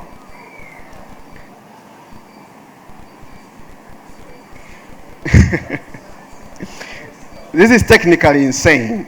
So if you're a mathematician like me, so I did pure in high school, I love mathematics. The probability equals to the number of chances over universal set. So the number of chances for you to get the job is 70, the universal set is 12,000. So the probability of you not getting the job is more than 99.999%, but you still go to the interview. And this is not only in Dar es Salaam. I've been moving in different cities in Africa. And 2 days ago, when I arrived in Accra, the guy who was driving me on a taxi from the airport to the hotel, he was a bachelor degree holder. And this is the second time it's happening. I've seen it again in Kampala. I was moving around with a driver who was a bachelor degree holder. So the situation is getting chaotic day after day. We need to groom the mind of young Africans to be job creators rather than job seekers. And this massive, heavy load to be able to do it cannot only be done by the cool innovation spaces which are found in most of the African urban cities. It's a collective law. You need everyone to be in to make sure this happens. You need the government to be able to set the right policies. You need the private sector to change their mode of doing CSR. You need the innovation space to become even more smart and to come with programs which are more concrete, which have the intended calculatively that something which is tangible. We don't need sexy innovation hubs that look so cool, but when you come to do the due diligence and the amount of impact they are creating in the community, there is not something that you can see which is tangible and which can be shown or proven by facts. So we are speaking about the ecosystem. So the ecosystem is the system and the process. Actually, the system is a set of things working together. So you have the university, you have the public sector, you have the academia, you have the banks and the private sector, you have the innovation spaces, you have the labs, you have the donor community, all working together to make something that can work. And that is what we've been trying to be able to make with Buni in Dar es Salaam. It is not an easy work, but someone has got to do it if we want to make things move forward. And it is not about just having those components, because if you have a proper system, but without a right process, then things will never work. You need both of them to work. You need the system that work and the process that functions. You need to have a proper model, like how the Innovation Hub will be working with the university, which values that the Innovation Hub will be leveraging to the university, so that the university can see the need of having the Innovation Hub as part of the crucial element of the innovation ecosystem. But at the same time, we've been complaining, the private sector, the banks, the telcos, the mobile networking operators, and other agencies don't want to be involved on partnering with Innovation Hub. But the real question is, what value are we creating to them for them to be ready to work with us? Because they are in the business of doing business, then the business of doing business so that they can be able to make money to run their ventures and companies sustainably. Unless you have a way to leverage value to them, they will never work with you. What they will do is they will treat you as another CSR project, and you don't want to be another CSR project because you will never get enough fund to run your activities. And that's the reason why most of the hubs in Africa are getting closed, because they want to be treated as a CSR projects.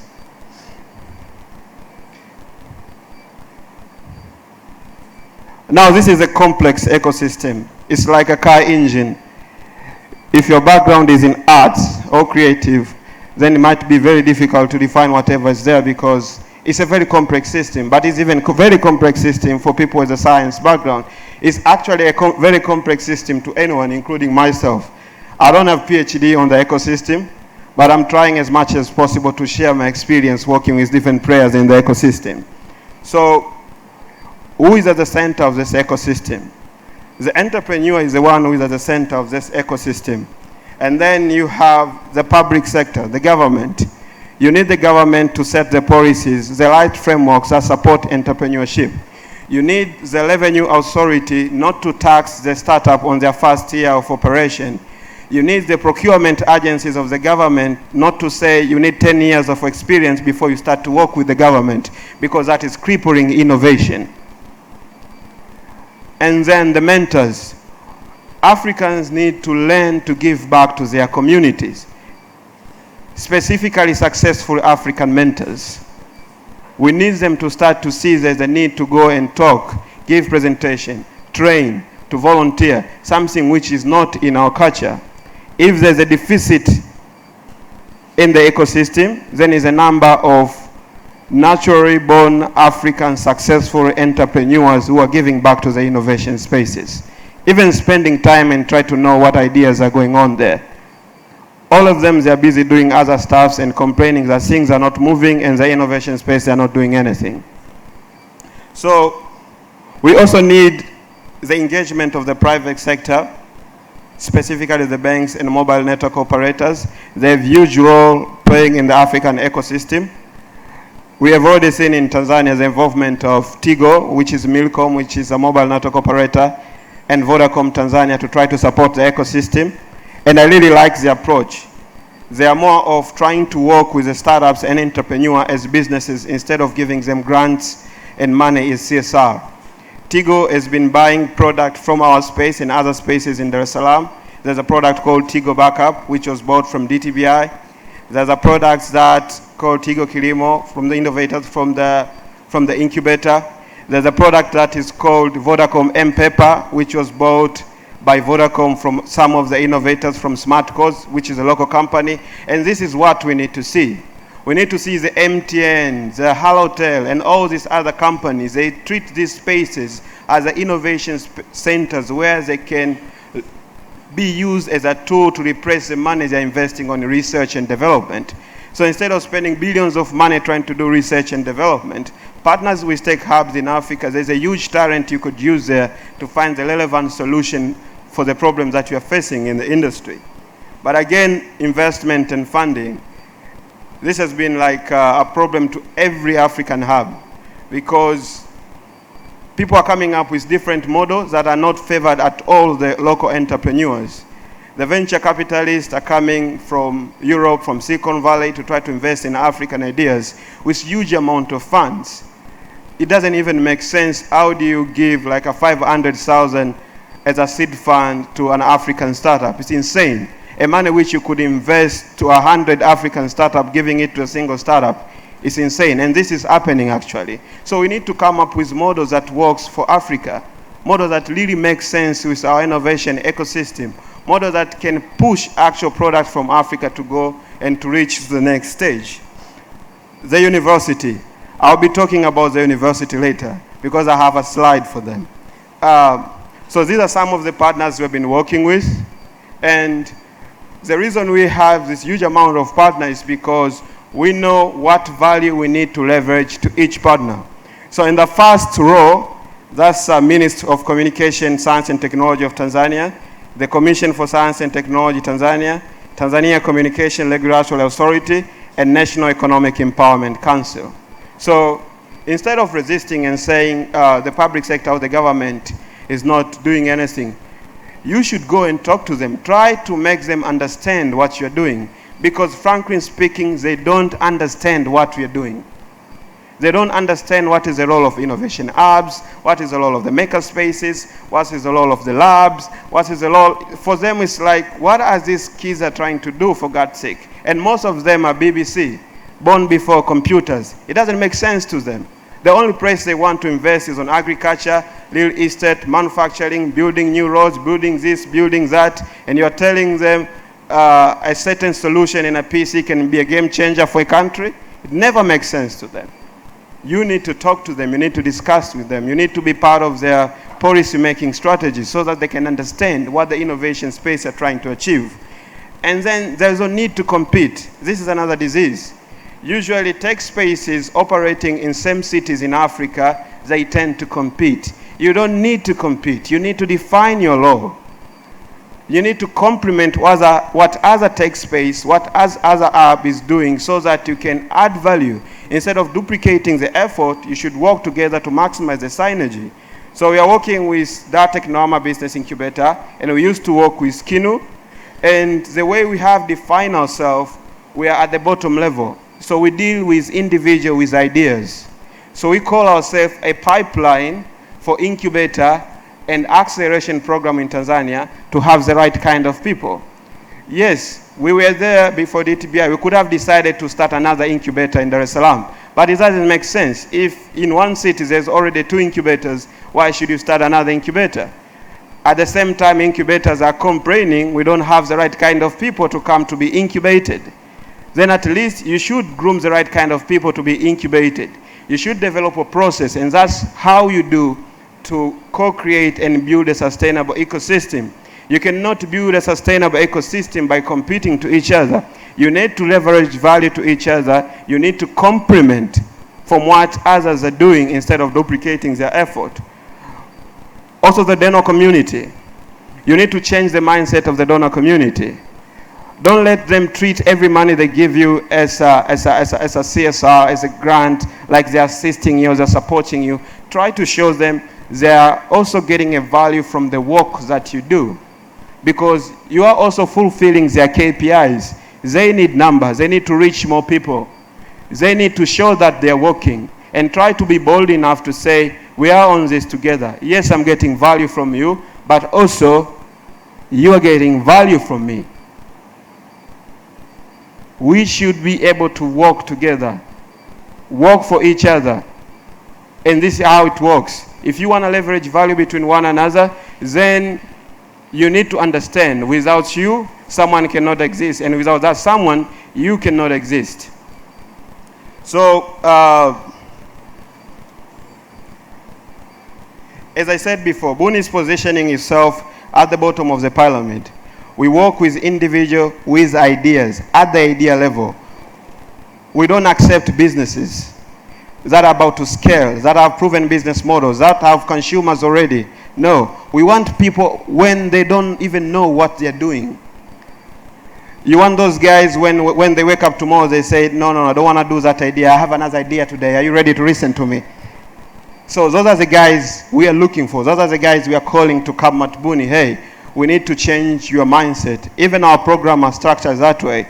So Buni Innovation Hub has 4 core programs. We have the internship program. And the internship program is one of the most successful programs because we are working with 12 universities. We have reached out for more than 400 students. We have worked with more than 30 startups that are coming from students. 3 startups have managed to get seed fund from the Innovation Fund, from the Tanzania ICT, and the DFID-funded Human Development Innovation Fund. And the rest of the startups, they are still surviving as startup right now. And these guys have even not yet graduated from the university. So for us, our definition of working with a university is not about working with the university management. It's about working with the students themselves, through the student communities, because they are the ones who are in need. They know they need those skills. They know they cannot survive in the market without those skills. And if you go to them with the right proposal, the right kind of program and plan, they'll be ready to work with you. But we also have a mentoring program, which is a 3 months, 12 weeks program. It takes you from the idea stage. We help you to do rapid prototyping. And depending with what you do, if you're working on a product, we help you to improve the product. If you do service, we help you to improve the service. And the aim is for you to have an MVP. But if you don't have it, it's also okay, because we are working with people with ideas. We are looking to groom your idea. We are trying to help you to make sense of what you're doing, because that's what you need. And that's why our definition says we focus more on capacity building and skills development, because that is what is missing. There's a huge skills gap in Africa and universities. That's why someone can be a 4th-year student in the University of Dar es Salaam and he cannot even present himself to you in a normal gentleman conversation, even a shake hand. They don't even know how to give you a shake hand. So even the soft skills are not there. We need to groom those first. And there's this crazy slogan moving around, if you don't get a job, be an entrepreneur. This is insane. Because a person who doesn't have enough skills to get a job, to do an interview, do you expect this guy to start a successful business where he's supposed to have multiple skills, not only engineering skills? So we need to start to invest on building capacity and developing skills. And then we have the community outreach. That's the other program that we do. We work with what we call living labs in Lulo, Tanzania. These are spaces, they're like tech hubs, but they're not fancy. And they solve problems that are surrounding their local communities. So I was talking about positioning yourself. And this is key. Because if you cannot position yourself well, then you'll definitely be competing with someone. You need to understand what exists in your surrounding ecosystem and what is missing. And you need to fill the gap on what is missing. Our business is on the community. We focus on building capacity and providing young entrepreneurs with the right skills. The business of the incubators is to work with businesses, with startups that are on the verge of scaling and growth. So for us, it's okay to do mistakes. You can do even 30 mistakes because it's a learning process. Even the service that we are offering is ideation, training and support, capacity and skills. We do events, meetup session. The aim is to groom you as a professional so that you can be able, by the time you apply for incubation or acceleration, to have the right kind of mindset. Then we have the gray area. So we do acceleration and business development, but that is not like our core service because we believe there is someone who can do that better, which is an incubator. So we need to change our mindset. We need to understand our role so that we can add value to the ecosystem. So what needs to change? We cannot continue to operate in the same way that we have been operating in like 50 years.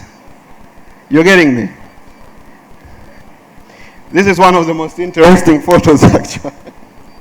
So if Moses left Egypt today, probably the stick he used to spread the ocean could be used as a selfie stick.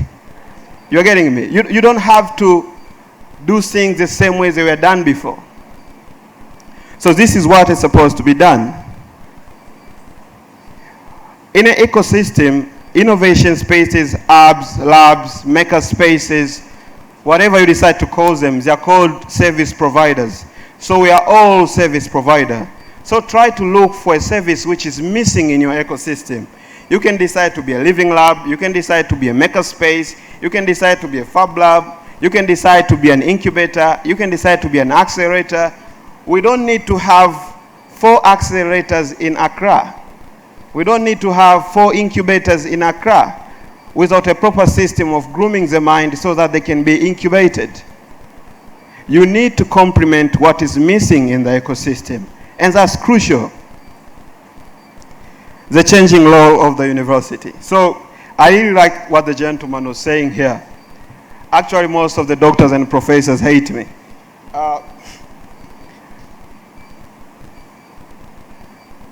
Some years back, we had first generation university. And the way it's used to operate is that you have education and the master. The guys like Archimedes, son of Amos, mentions them. The guy you cannot criticize. Student, Darwin, Sir Isaac Newton. You just have to listen. How can you criticize Newton? Are you getting me? So that was the original setup of the university.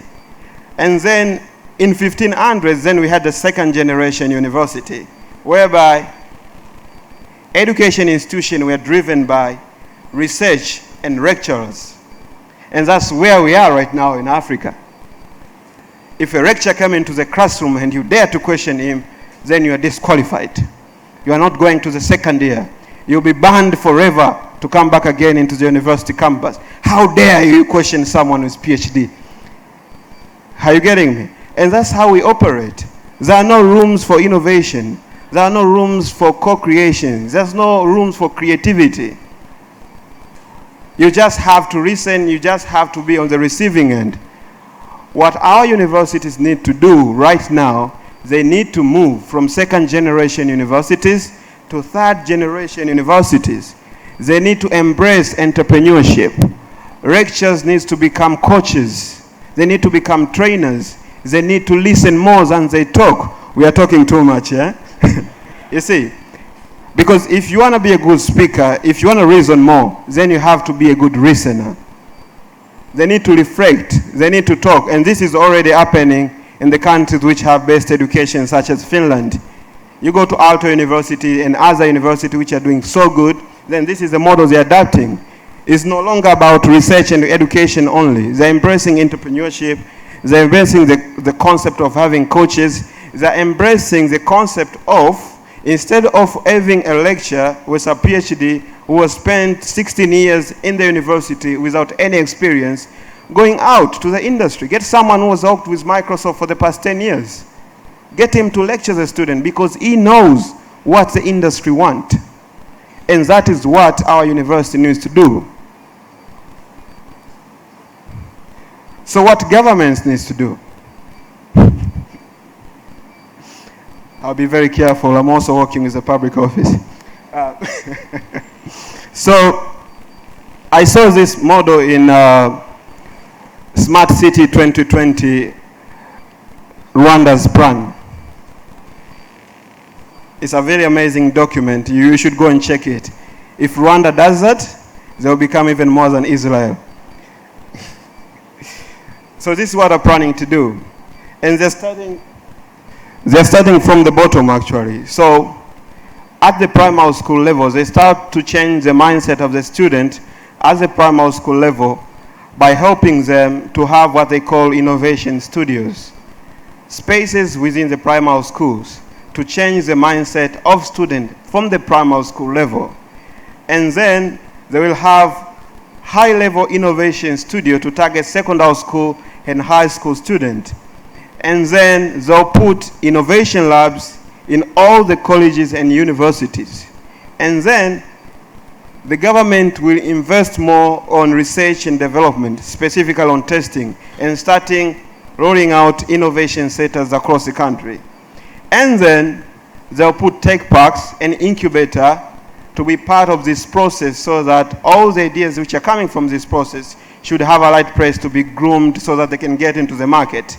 And eventually, they will have number of medium enterprises. So this is kind of an ambitious approach, but it is a very possible approach if the government decide to work with the existing structure. They don't have to create new innovation spaces. Let them partner with the existing innovation spaces. They don't have to create tech parks. Let them talk to the existing telcos and banks and companies which are doing ICT that are successful in their company. The government doesn't have to build the new research and development innovation centers. They can support what are already existing, which are being operated by private institutions. And for the colleges and university, they have labs already. They just need to turn them into smart labs. So, and then there's a key role that a donor community can play. The donor community need to change their mindset. It's no longer about funding sympathy. There are some kids who are sick, malaria is killing everyone, disease is hunting Africa, cholera is everywhere. No, we need to fund sustainable innovation so that Africa can be ready to solve those problems on their own. Are you guys getting me? So we need to change the mindset of the donors. Don't put more fund on things that are crippling us.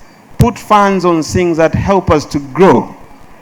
Things that can left us standing on our own.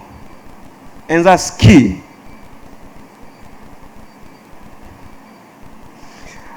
Unless you have different agendas. Okay. The private sector, the banks and the telcos, the regulations are crazy. For them, I don't know what's the definition of an entrepreneur they understand. They need to come up with structures, proper structure that can support local innovations. What works in Europe and US cannot work in Kampala, cannot work in Nairobi, cannot work in Kigali, cannot work in Accra. You need to come with a localized model that can work with the local SMEs. If it's a loan system, then a loan system that fits with a local SME.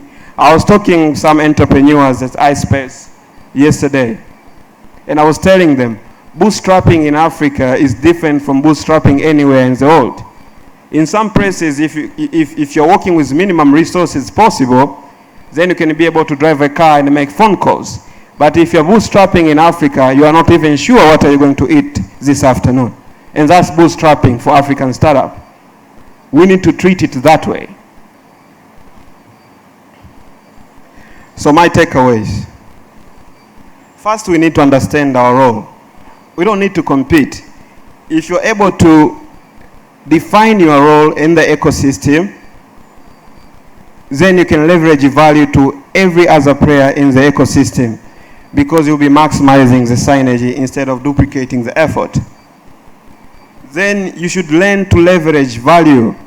Hubs should start to leverage value, something that we don't have. We always complain we don't have the right partners, but what kind of value are we giving to our partners so that they can continue to work with us? Do we deliver when we are given the projects to do? Do we meet our goals when we set our goals with our partners? Do we go out there and tell them about what we do? If you don't do that, why should someone come and partner with you? A tech hub is also a startup. You need to operate the same way. You don't create value, you'll be phased out. You will close. We also need to change. We also need to change the way we think, the way we operate, and we need to constantly learn. Learn different model. Learn what iSpace is doing. Learn what iDEAHub is doing. Learn about NHub. Learn about CC Hub in Nigeria. Which doctor do they go to make Mark Zuckerberg finish their hub? So possibly want to know that which doctor. Thank you so much.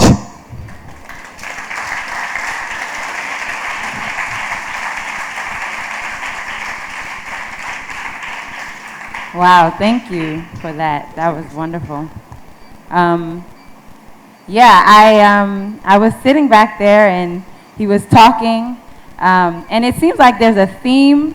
I don't know, are there any government representatives here or national? No? Oh, that's so unfortunate. But are there universities here? Somehow. Okay, that's good. That's good to hear. Because I think... I need to take questions, or I can just go. Yes, yes. I think that there's definitely a running theme here around the need for different specific partners in the ecosystem. So thank you so much for that. What we're going to do is we're going to open the floor for some questions. I think there were a lot of good points brought to the floor here. There were diagrams and images and all kinds of things. So please, if you have any questions, if you could raise your hand, and then those in the audience, our volunteers will help us to get the mic to you. Questions? Yes, there's one question there. Okay.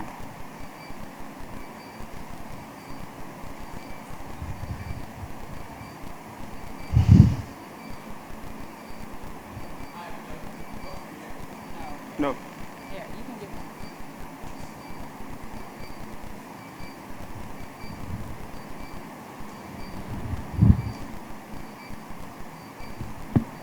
Hi, good afternoon. Hope you can hear me. Yeah. My first question is, you made mention of the telcos. And in Africa, yeah, I don't think the telcos are doing enough to impact tech. You see telcos coming up with events like music competitions, who want to be a millionaire and all of those stuff. How does that impact tech moving forward? So I think telcos in Africa are not really playing a good role in impacting startup techs. Is that am I supposed to comment? Okay, I'll say something about it. So it used to be like that in Tanzania also, and it's still like that. Telcos, like any other business, they invest in numbers. If I brought here Akon or WizKid, then people need to show up so that I can reach as many people as I can reach. Technically, what you need to do, we've done this so many times. You need to talk to them and tell them what you do. You need to tell them what's happening at iDEAHub. You need to tell them what's happening at iSpace. You need to tell them we have this product XYZ, which will bring this X amount of customer to your company instead of them going to the other company. You need to tell them that the scaling plan is like this. This is how you're going to get your money, and I need to sign an NDA with you so that we can pilot it. If we don't approach them and talk to them and show them there's opportunities in the innovation space, they'll never understand. And one thing for sure, most of these telcos operating in Africa, most of the decision is made elsewhere.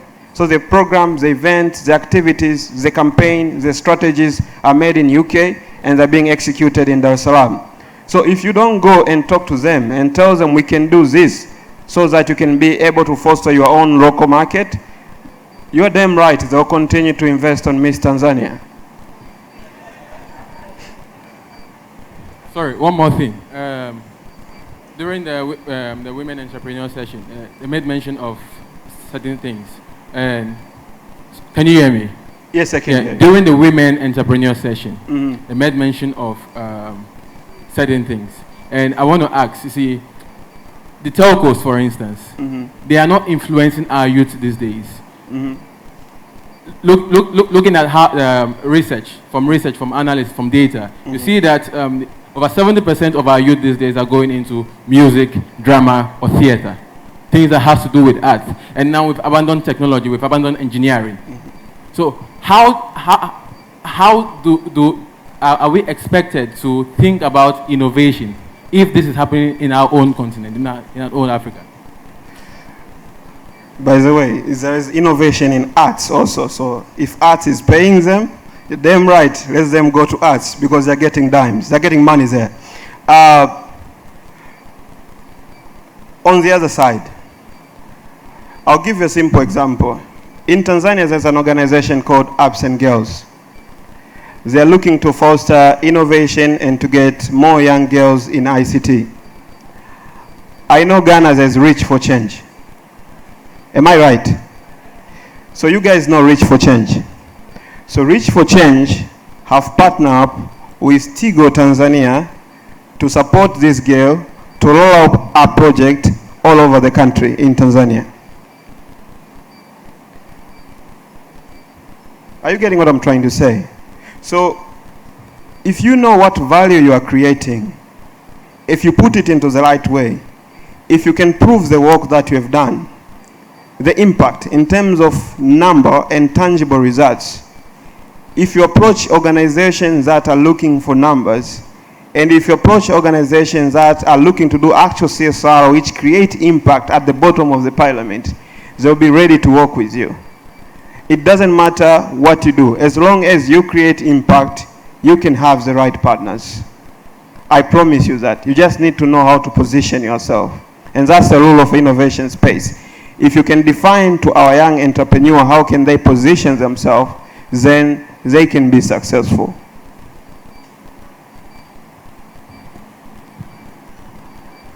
Yeah, I've enjoyed your speech. But mostly we have given a lot of blame to the government, a lot of blame to some of the hubs currently because some areas they are not really paying attention to. But is there any way we can blame the students in our educational institutions, I said the university, for not enhancing technology in Africa? I don't blame anyone. If you fail in life, blame yourself. At least that's what my father told me. Blame game doesn't work.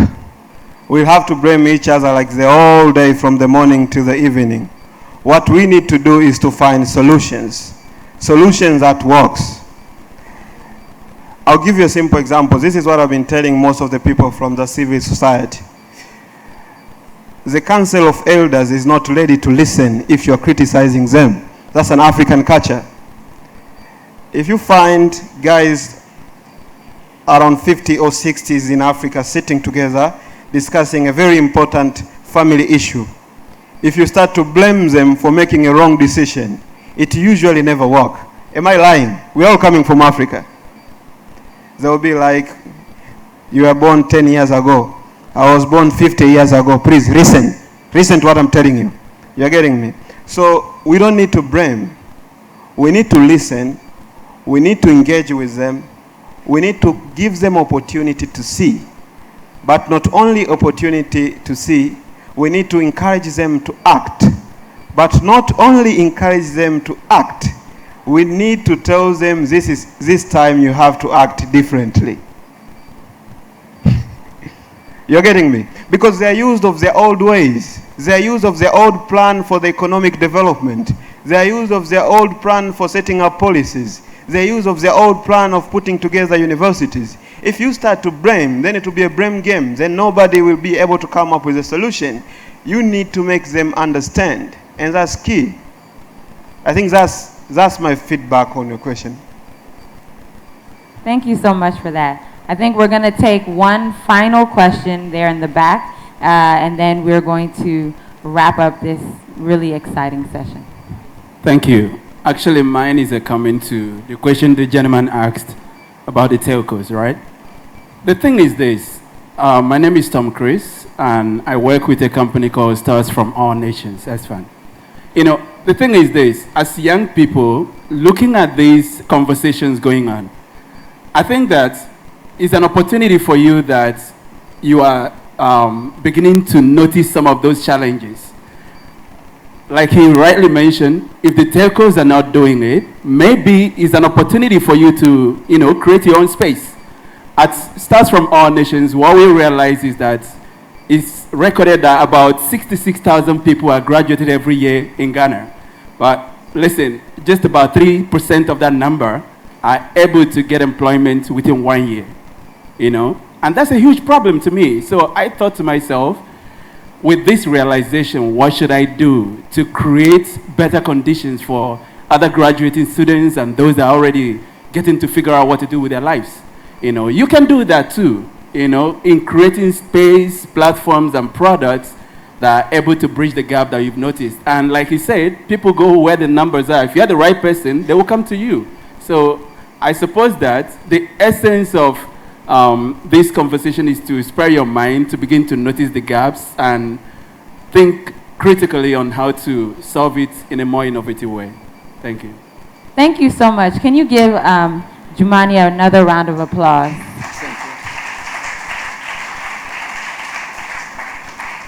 So I do not want to be the one to stand between techies and their jollof. So we are going to now go to lunch, which is located, once you go out, you move towards the back at the top there. And so we're going to go to lunch for about 30 to 45 minutes. And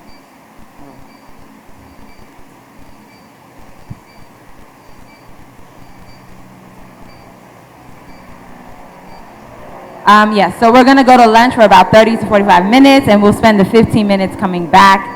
If you are here in Oga front row VIP, you will follow this beautiful young lady, and she will help you to get to where you need to go for lunch. So thank you, and we'll see you in about 30 to 45 minutes.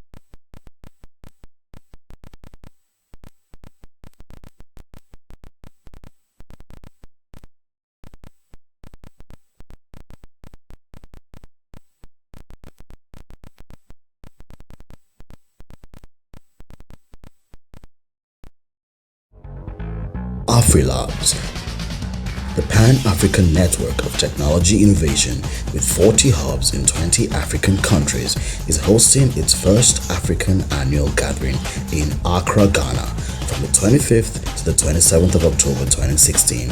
Theme: Making Tech Ecosystem Count. This 3-day event will be packed with engaging activities like panel sessions, which would have speakers like Michael Oluwagbemi, Board Chair of Afrilabs, Melissa Mbugwa, Rep MAVC, Making All Voices Count, the major sponsor of the annual gathering, and Ben White, founding partner VC4A, ABAN, and Afrilabs.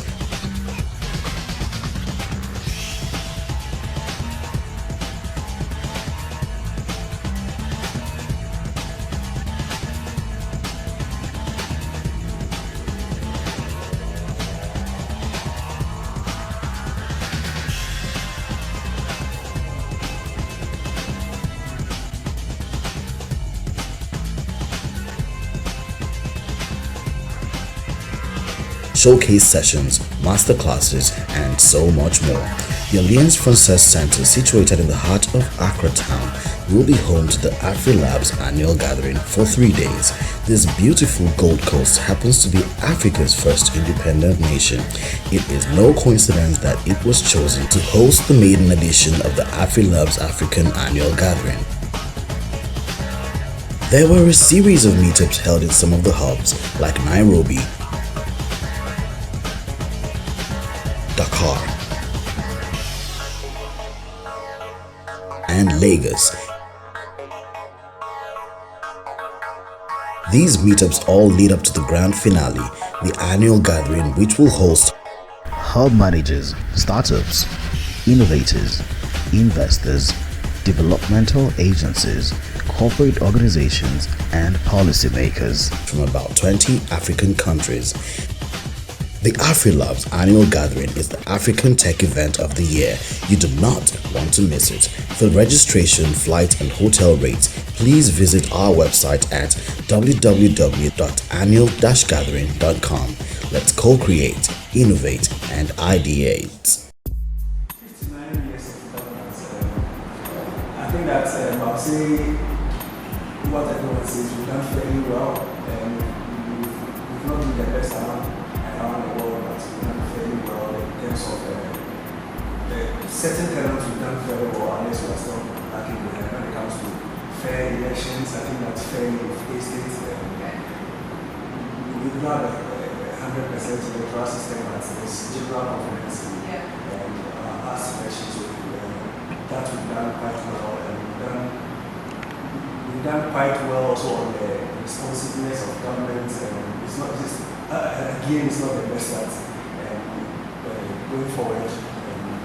Let's increase year as where we get to the issue. I think where we have general problems around here is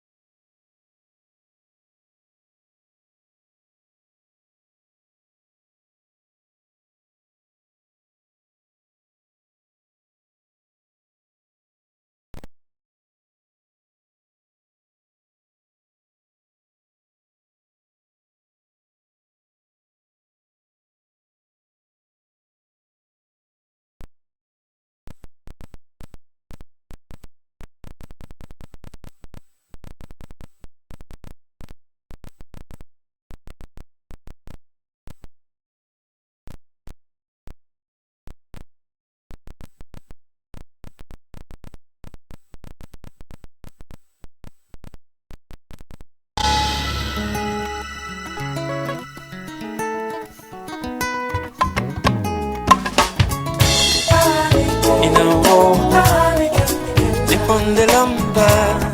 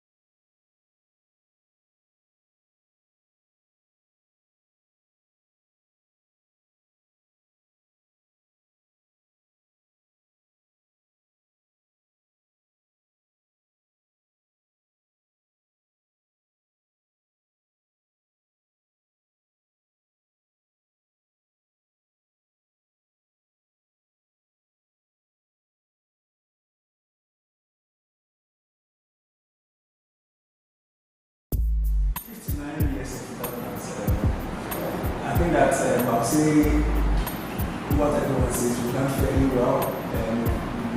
We've not been the best around the world, but we've done fairly well in terms of certain tenants we've done fairly well, unless we are still lacking behind when it comes to fair elections. I think that's fairly faced it. We've not 100% electoral system, but there's general confidence in past elections.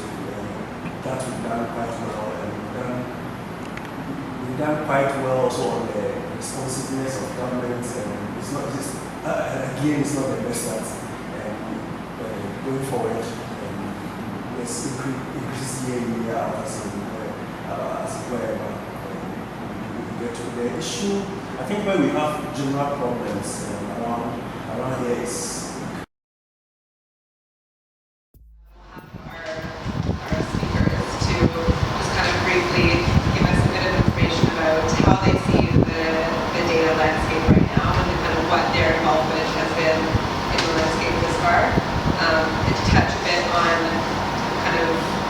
where you see opportunities and where you see kind of setbacks.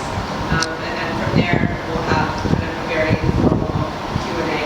We generally hope to have these discussions to be a platform for lots of kind of back and forth engagement. So though these four have been asked to be kind of the experts tonight, I think that we all here have lots of experience with these kind of things. So if there's something that you feel like you want to respond to a question, completely feel free to do that. So it's a very open platform, but we have some experts to draw on. So whoever would like to. Afrilabs, the Pan-African network of technology innovation with 40 hubs in 20 African countries, is hosting its first African annual gathering in Accra, Ghana, from the 25th to the 27th of October 2016. Theme: Making Tech Ecosystem Count. This 3-day event will be packed with engaging activities like panel sessions, which would have speakers like Michael Oluwagbemi, Board Chair of Afrilabs, Melissa Mbugwa, Rep MAVC, Making All Voices Count, the major sponsor of the annual gathering, and Ben White, founding partner VC4A, ABAN, and Afrilabs.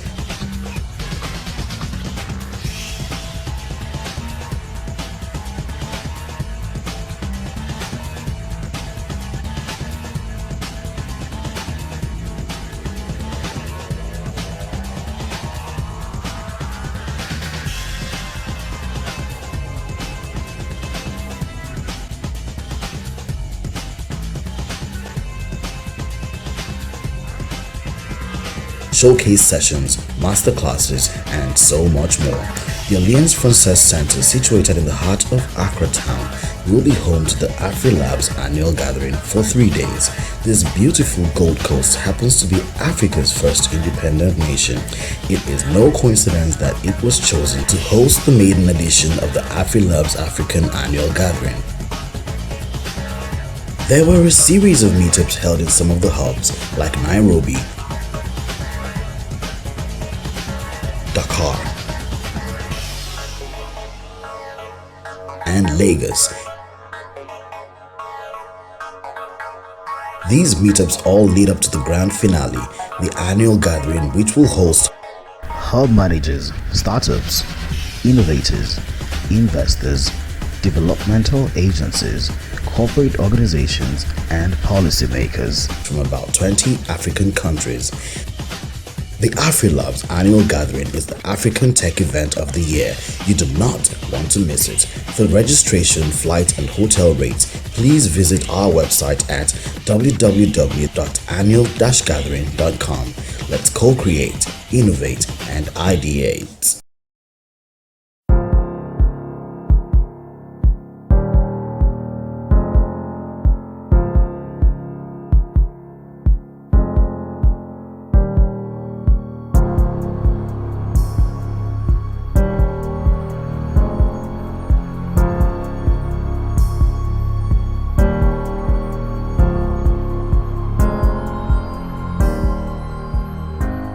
I'm a citizen of Ghana, so my voice counts. Yeah.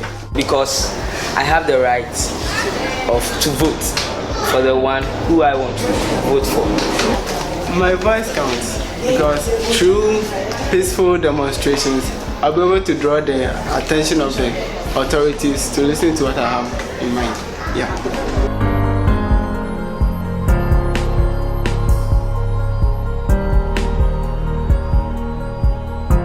If I'm 18 years, I can vote because I have the right to choose the president who will be the face of the country. I strongly stand against me voting when I'm 18 because in view of it,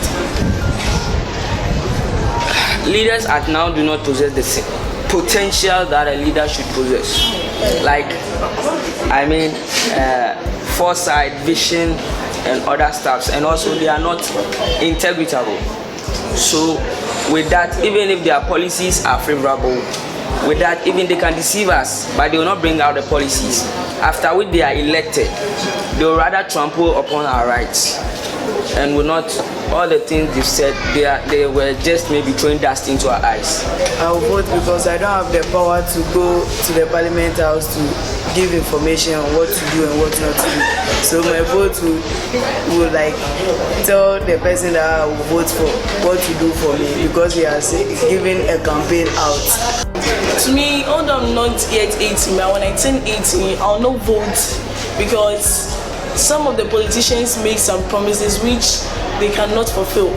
It doesn't seem like they can fulfill it, but they just come and say because they know that most of the illiterates in society will believe them by giving them some cash or something. Well, I'll vote because if I remain ignorant, the burdens of the nation will still rest upon me. So my single vote can determine the outcome of the country. It can either elect into power a good leader or a bad leader. So I think my vote is how should I say? It's 1 of 1,000.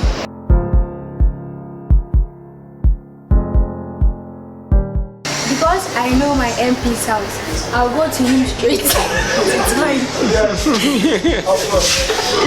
The media, and that would spread it more faster and easier.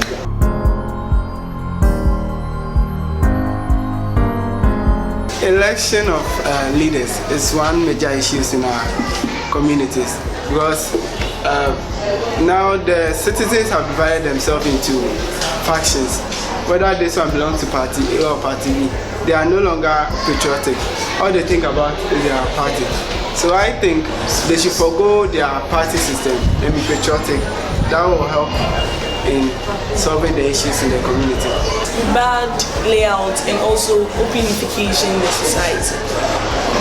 Lack of integrity on the part of our leaders. That's the state of adherence to the moral principles of knowing what is right and wrong, but only to do what is right. They know what is right, but rather they do what is wrong. So I don't think it's a problem.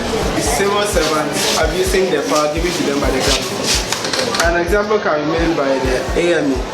I think just yesterday, I was going home. An AME employee has stopped the vehicle.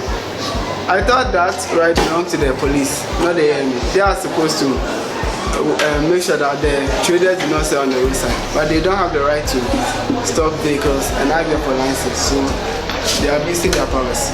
Lack of parental control. I would say lack of dignity among the civil servants.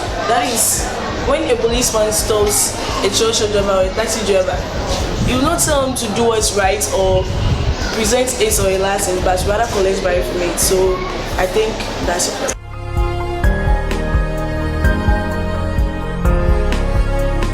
Like, for instance, it starts with tolerance. You can't try to bring people together when you don't tolerate each other. So I think tolerance is a key idea there. Yeah. Okay, to me, about integrity, how to improve upon it.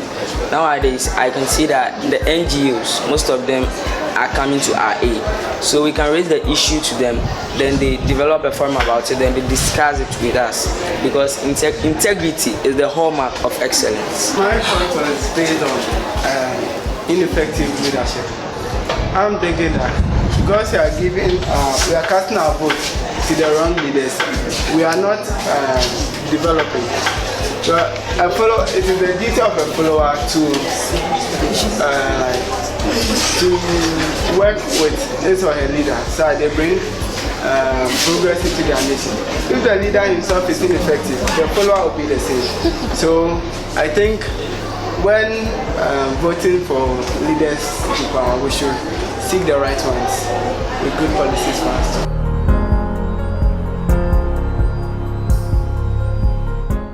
I think the entire Ghana cannot solely depend on electricity from Akosombo. So the right thing to do is the government should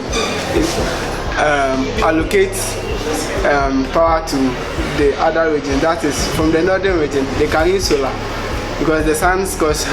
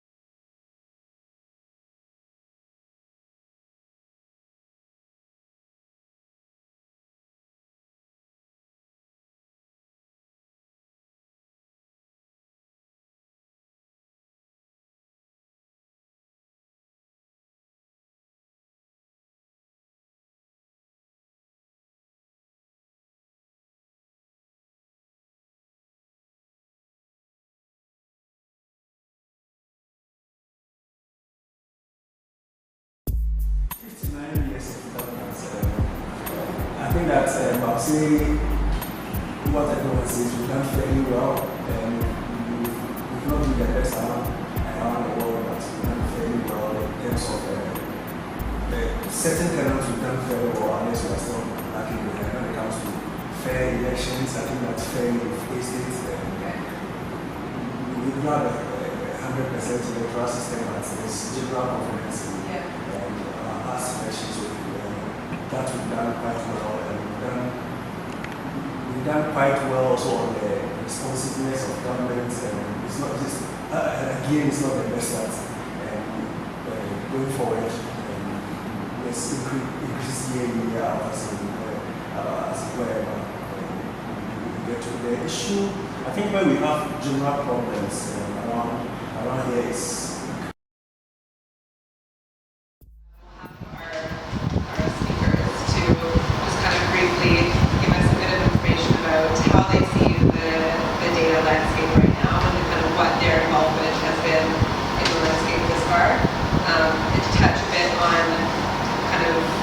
where you see opportunities and where you see kind of setbacks.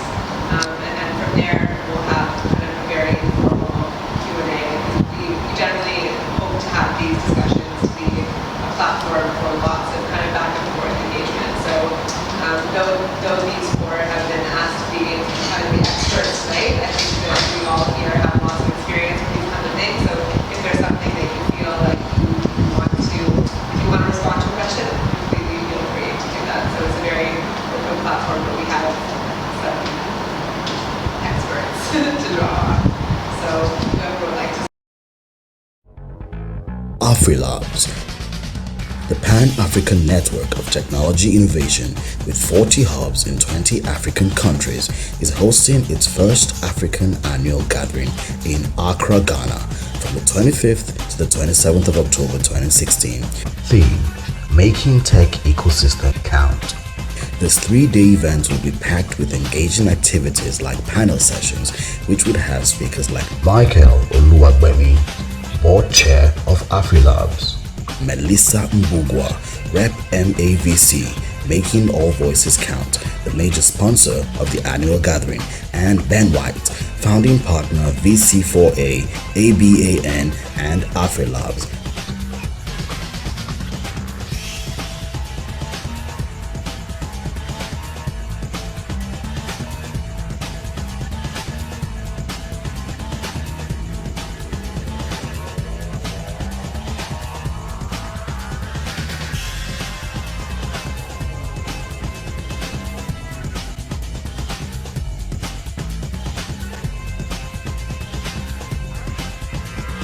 Showcase sessions, masterclasses, and so much more.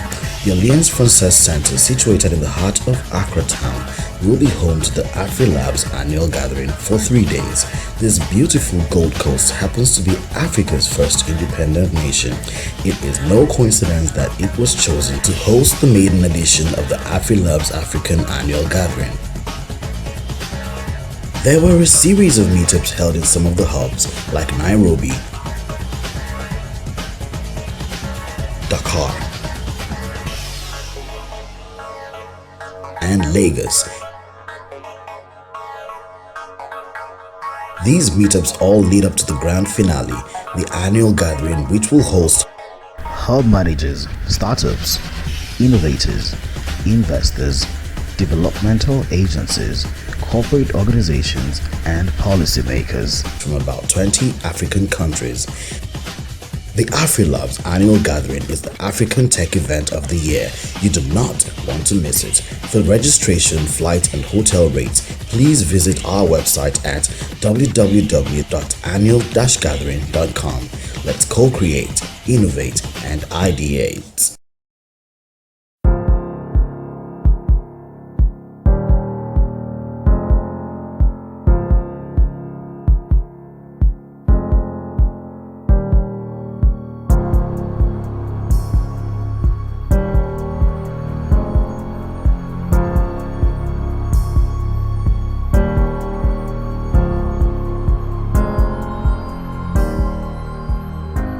I'm a citizen of Ghana, so my voice counts. Yeah. Because I have the right to vote for the one who I want to vote for.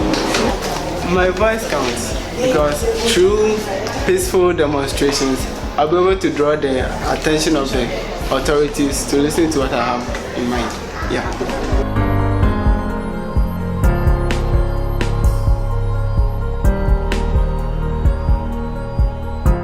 If I'm 18 years, I can vote because I have the right to choose the president who will be the face of the country. I strongly stand against me voting when I'm 18 because in view of it, leaders at now do not possess the same potential that a leader should possess. Like, foresight, vision, and other stuffs, and also they are not integrable.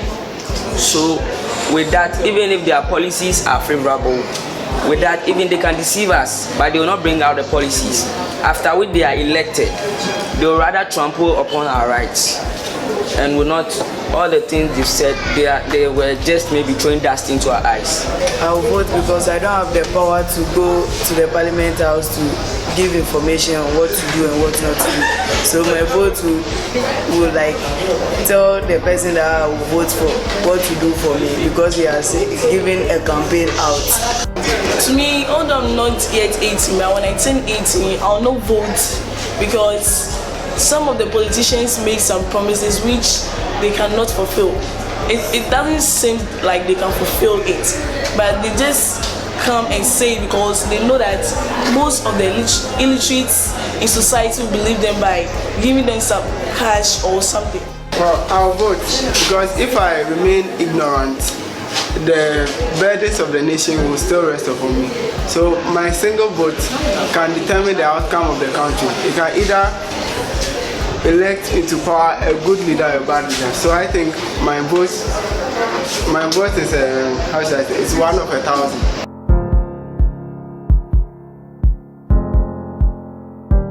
Because I know my MP's house, I'll go to him straight. To the media, and that would spread it more faster and easier.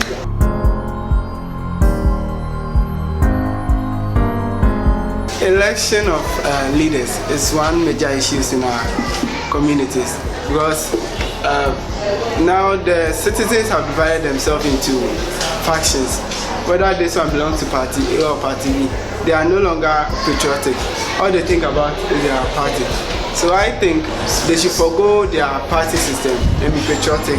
That will help in solving the issues in the community. Bad layout and also opinification in the society. Lack of integrity on the part of our leaders. That's the state of adherence to the moral principles of knowing what is right and wrong, but only to do what is right. They know what is right, but rather they do what is wrong. So I don't think it's a problem. Civil servants abusing their power given to them by the government. An example can be made by the AME. I think just yesterday, I was going home. An AME employee has stopped the vehicle. I thought that right belonged to the police, not the AME. They are supposed to make sure that the traders do not sell on the roadside, but they don't have the right to stop vehicles and ask them for license. So they are abusing their powers. Lack of parental control. I would say lack of dignity among the civil servants. That is, when a policeman stops a church driver or a taxi driver, he will not tell him to do what's right or present his or a license, but rather collect bribe from it. So I think that's it.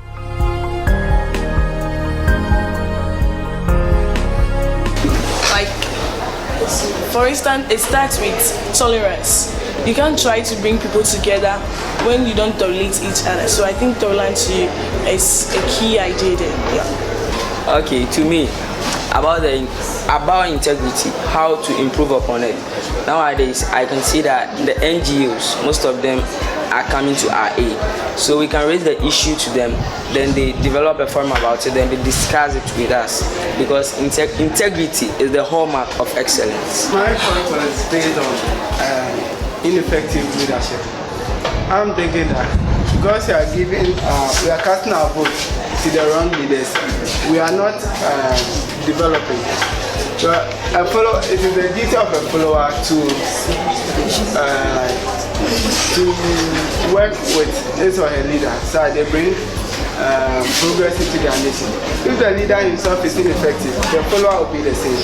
So I think when voting for leaders to power, we should seek the right ones with good policies for us.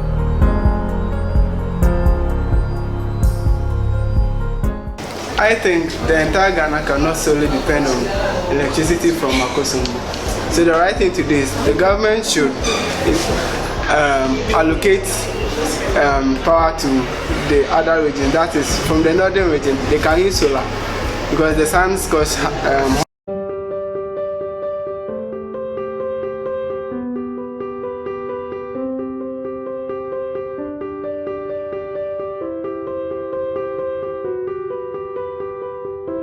Josiah, Eyison, CEO of iSpace and co-founder.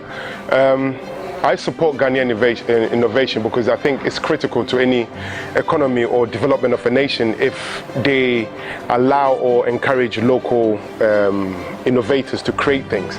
Because take it for example, if we are able to create most of these great things that we see, even like the iPad locally, then we can purchase that in city, right? We don't have to then use Forex. So the trickle-down effect of that is more than what people think. So I think Ghanaian innovation is key to our development. We should stop encouraging all of these foreign stuff to come here, and then we seem to think that that's great, but when somebody does a similar thing locally, we don't support it. So I'm totally for supporting local innovation.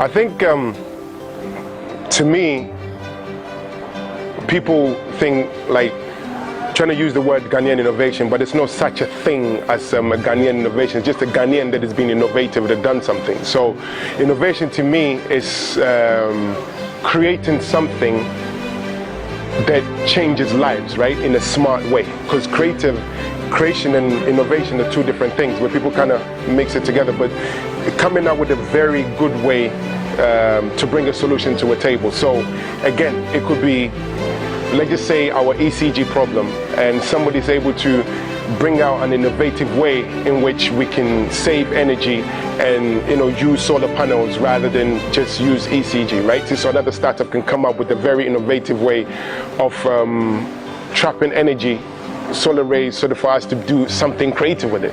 So it's not so much about this is Ghanaian innovation, but it's just a Ghanaian person being innovative with whatever tools that they have at hand.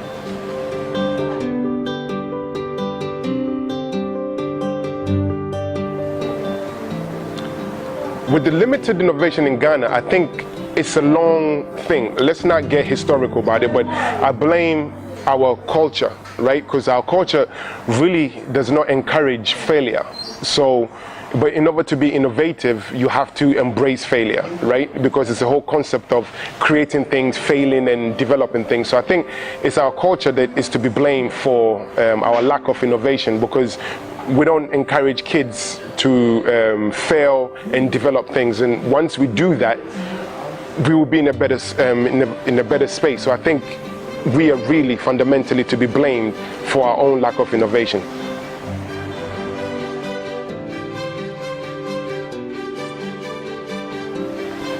In order to increase innovation in Ghana, I think we need hubs. We need a lot of creative spaces where kids and adults can interact and encourage each other to develop interesting projects. And with that, as much as we're creating, we also need people that will buy these products, right? So there's no point in me creating something beautiful locally and nobody purchases it, right? A typical example, why are parents buying toys from China?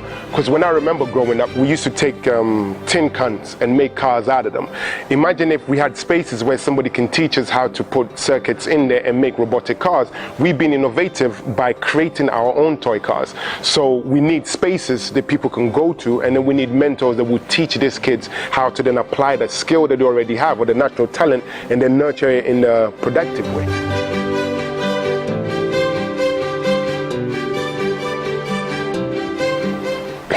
My favorite, funny enough, it might sound funny, you might laugh, but I think one of my, and this is because it's dear to me, you know when, and Ghana people will probably know this, and Fanti people as well, you know when you making banku, right, and all that big old pot that we have, and it's on that small fire, you put it on the pot or whatever they call it, but then we were smart enough to kind of put like a rod at the edge of the pot so that you put your foot on it, right, and then you kind of hold it into place. To me, I think that shows a sign of innovation, that people realize that things were not stable, and then they created something to make it stable. As silly as it sounds, imagine if we were able to take it further, right? Like really take it further. These same people that came up with these ideas could have just leveraged on those kind of platform to create better things, right? See, so like buildings, for instance, when you look at Ghanaian buildings, the structure of the buildings,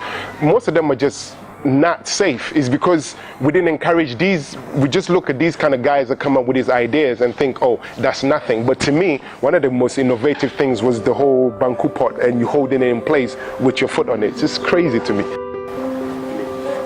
So yeah, so this is Josiah Eyison. I support local innovation, regardless of where it comes from, as long as it's local innovation.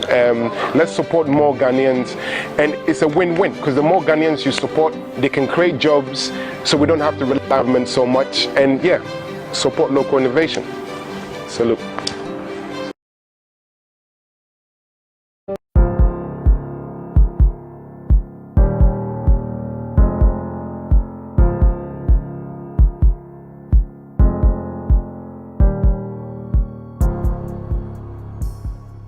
I have the right to vote because I think I qualify and have the eligibilities to vote, so I have the right to vote.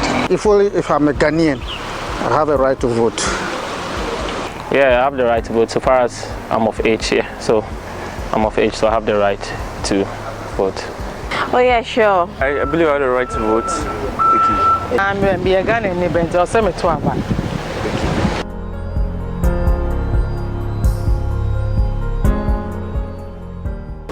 Yes, please. What can change the future of Ghana, because 1 + 1 is 2. If 1 + minus 1, you get 0. So if my vote come and add, it will go forward for that one to win.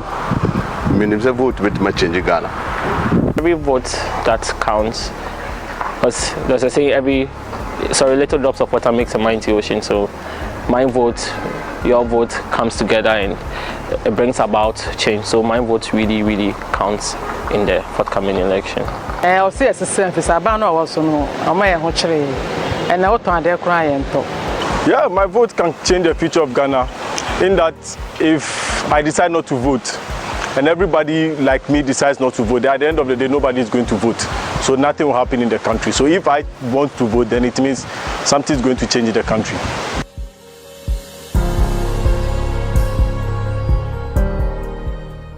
I did. I registered. You have registered to vote? Yeah, I've registered to vote. My register sent me a Ghana neighbor. Met to buy.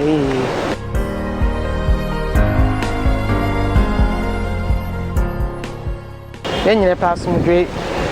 Then person basa be a baby or me. If it's a Ghana, any baby I cook. Any baby I am a Ghana neighbor cook. And just from dinner one, South from dinner near the show. Nti nyina ye fa baako na ye hwehwe de obetumi ebu oman no. My takes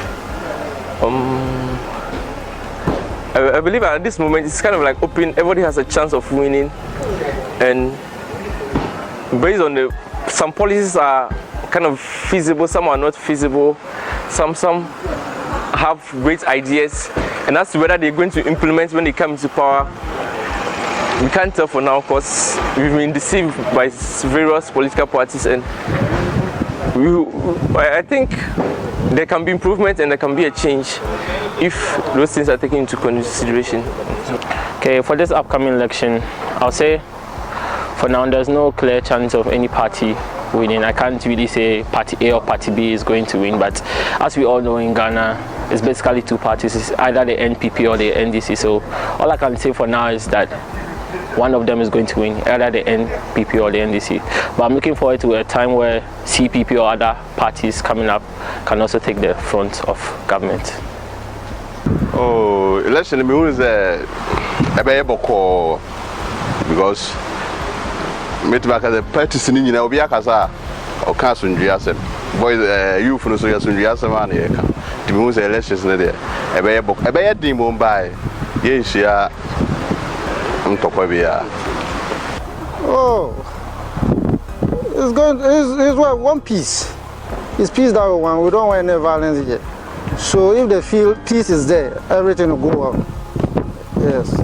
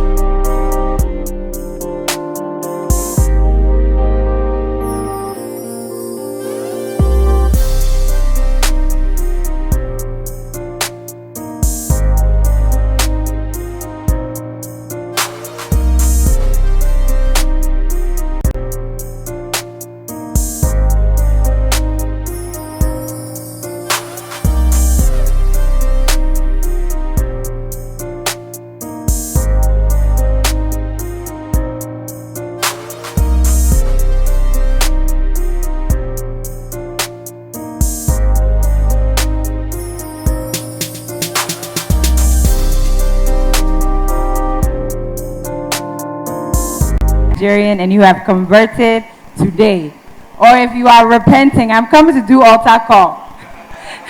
if you want and make public. But no, I enjoyed lunch, so. You did? It was good? I'm glad. It's better than Senegalese. Yeah, I won't say that on the mic. I won't say it on the mic. Okay. I won't say it on the mic. I won't take offense. It's all right.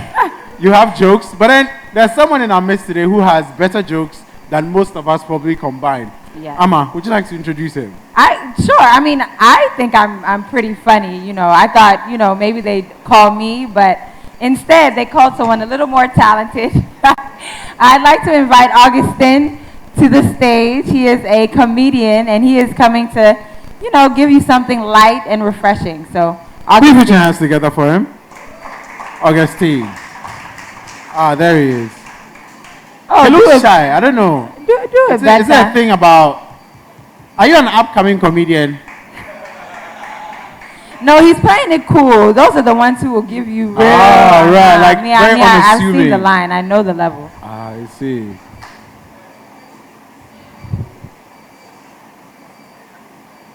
Hello.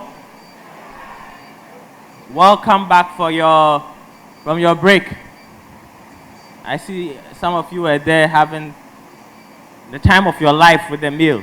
Let me just get right to it. I don't have much time. My name is Augustine Dennis. I know 2 English names for a Ghanaian, right? That's because I'm a fancy. During the olden days, we had beautiful local Ghanaian names, right? Used to hear someone called Kwansema, Kweku Sintim, Yausechi. But these days, you notice our names are changing.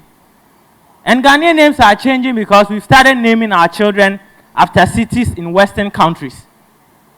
Because these days, you hear people called Chelsea, Milan, Rome, Sydney. And that's very strange because I see some white people here. White people, are you guys over there in your country also naming your children after cities in Ghana?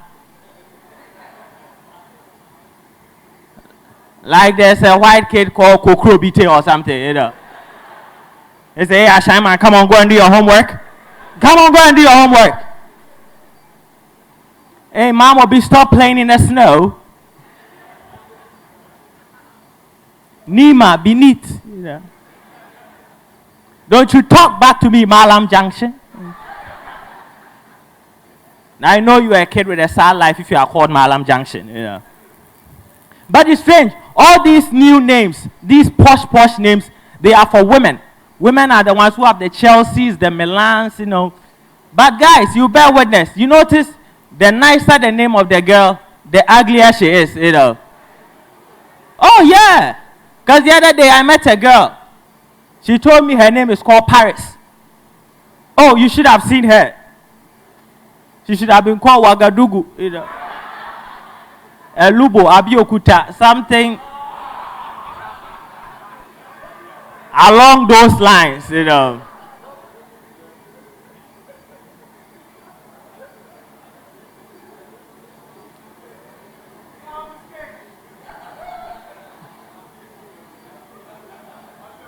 But I'm happy to be here.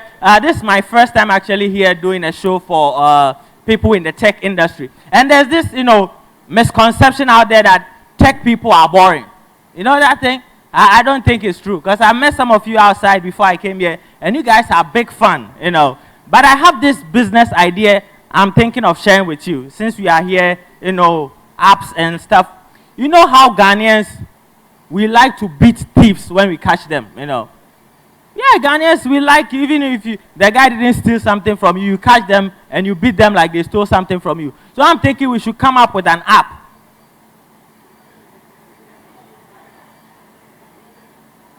I don't know, it's a nice app so that people who are interested in that thing, if you hear a thief caught somewhere, you just log into that app.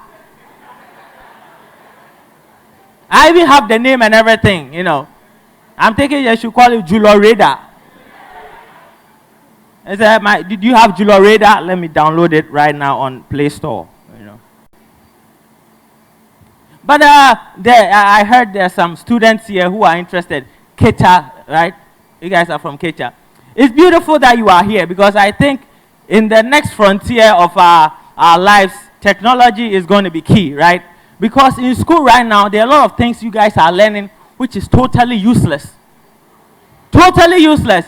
Because I've been to school before. Remember when we were going to school, they taught us in our Greek the different breeds of goats. They taught us about West African dwarf, Sokoto red, Ndama, Fulani blackhead. First of all, that is a useless piece of information. Because Ghanaians, we don't buy our goats according to the breed. We buy it according to the beard, you know. And sometimes the smell, you know. It's useless because who here has had to use that piece of information for anything, man? When you were eating, did anybody go and say, Mami, is that a West African dwarf or a Sokoto Ndama? Oh, that's Fulani blackhead. Oh, okay. I was hoping that would be West African dwarf. But in school, they teach us a lot of things that don't make sense. But in school, I remember I liked English. I liked English because, you know, that was the subject that I got a chance to laugh at other people because I wasn't good with maths, right? Because in English, we did that thing called question tags. Anybody remember that? They said, your mother is a woman, isn't she? That thing always confused some people, you know. I had a friend called Abdullah Muhammad. They asked him, Abdullah Muhammad, your mother is a woman, isn't she? Yes, it shall. I said, huh? I thought this was English class, not the Old Testament, you know. But I didn't like maths in school too. I didn't like maths because I always got 28%, whether I studied or not, you know.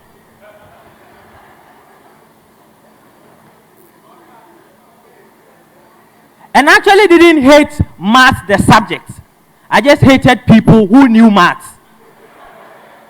Because they made me feel like I wasn't making any progress in life. And people who know maths are very arrogant too, right? See the way everybody says, yeah. Because during maths class, you had a friend maybe called Kwati or something, and you asked him, Kwati, please teach me factorization. They all get arrogant. Don't you know simple board maths? It's okay. I'll just go and get the 28%. You know.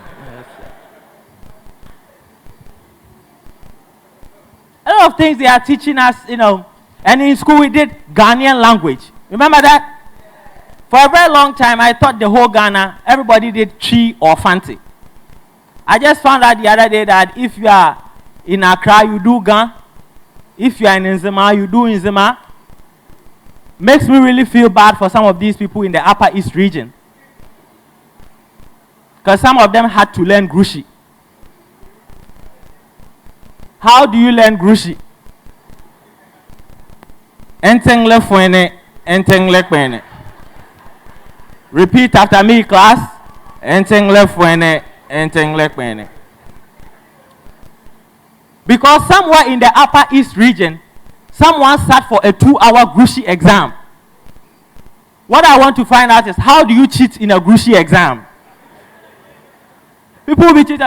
Yaya. Number 22. Yaya be like, number 22. Entengle fuene. Entengle kwene. Why you know come class that day?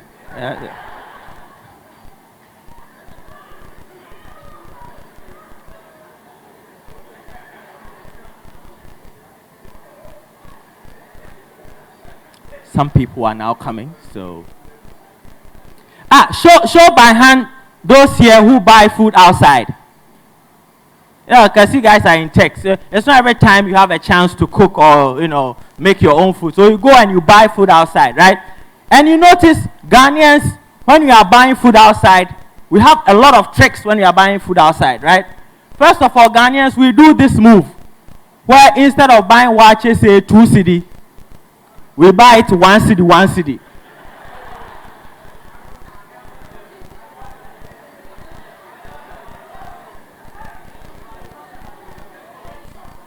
Because in your mind, you know if you buy 2 CD, you will get less.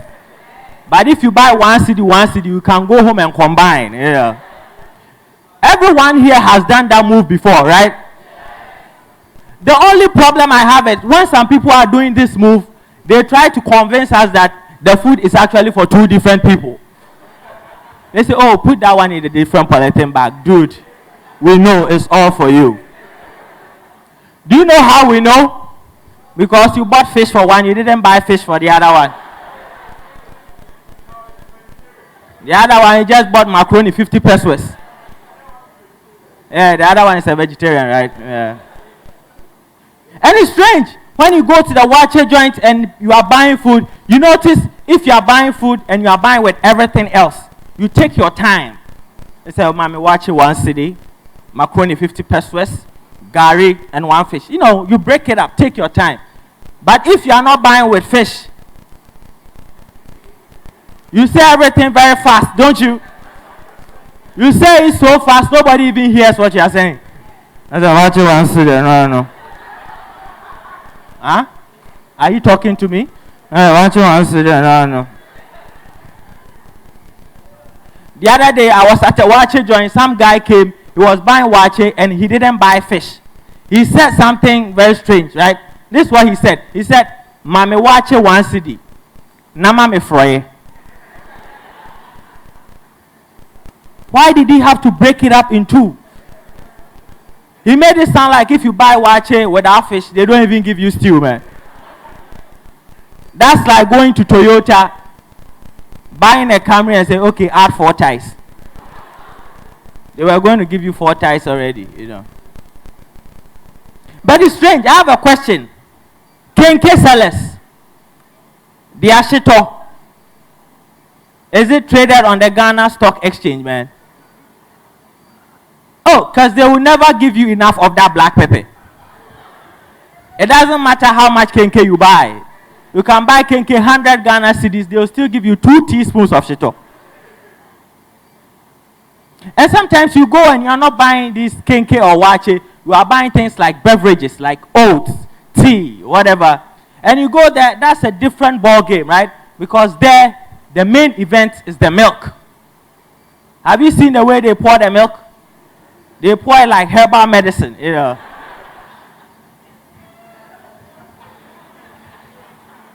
One CD. And you'll be standing there very annoyed. But there's no one to complain to if you feel cheated at a food joint. No one to complain to. Who are you going to complain to? Definitely not the Food and Drugs Board.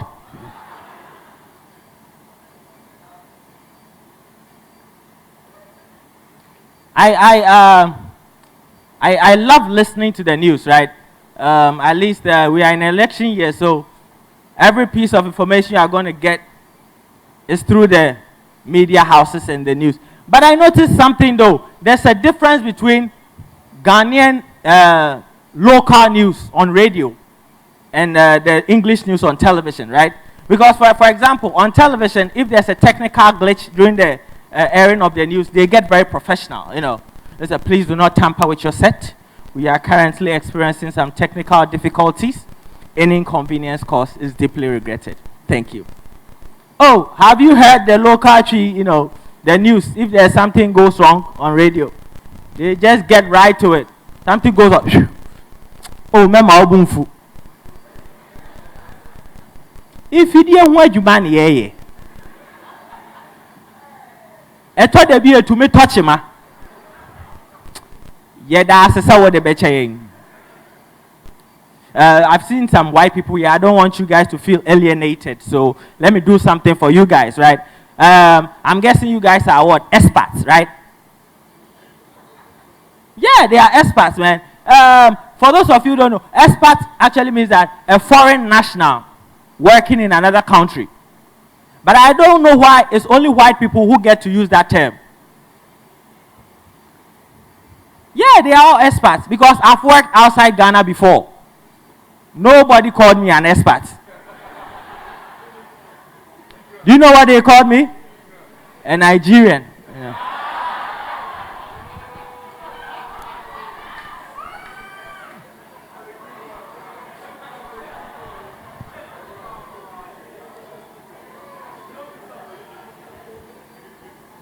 But these experts are here now. And remember, before we had oil, they were just tourists, right? You see them, so I'm just a tourist going to Kakum National Park. Thank you very much. But now we have oil. Everybody is an expert, you know. And I like white people too, because white people have a better sense of appreciation for history more than us Ghanaians, you know. Because white people will travel thousands of miles across the globe, come to Ghana just to visit Kwame Nkrumah's birthplace in Nzema, you know. And when they get there, they get very sentimental too. Can you believe this, darling? We are standing the last few remnants of his legacy. Are we adopting any black babies this time, darling?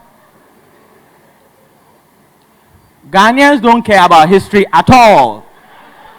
Some of you are even looking at me like, go to Kwame Nkrumah's birthplace for what? Because we all know what's in Nzema. Coconut. I'm kidding, I'm kidding. It's not just coconut we have in Nzema. They also have witchcraft. Thank you and have a good night. Bye.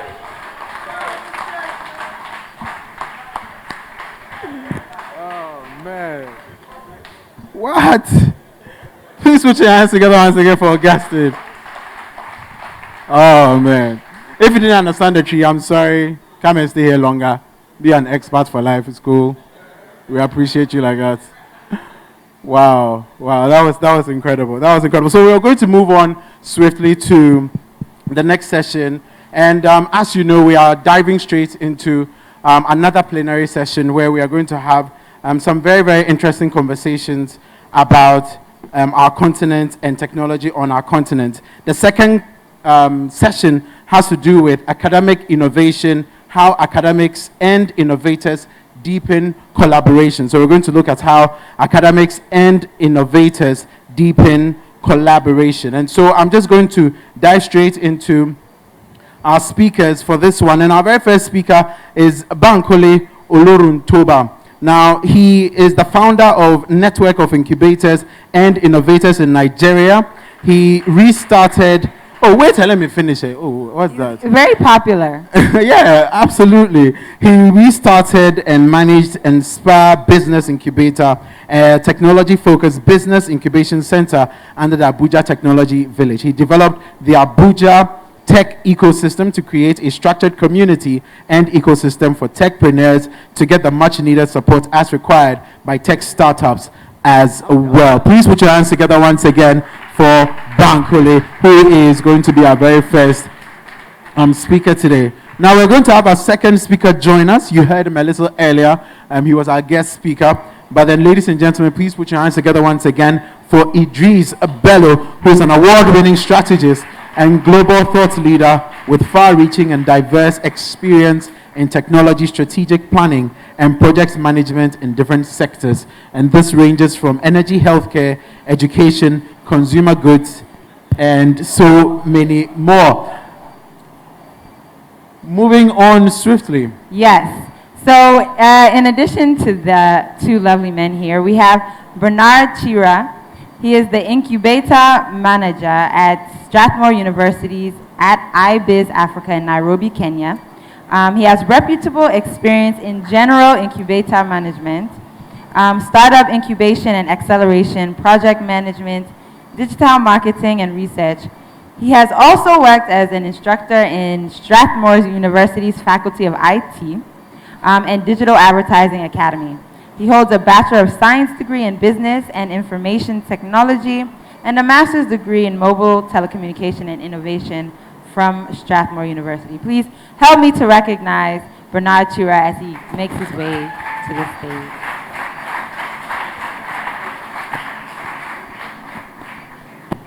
Well, please keep it coming as he joins us on the stage.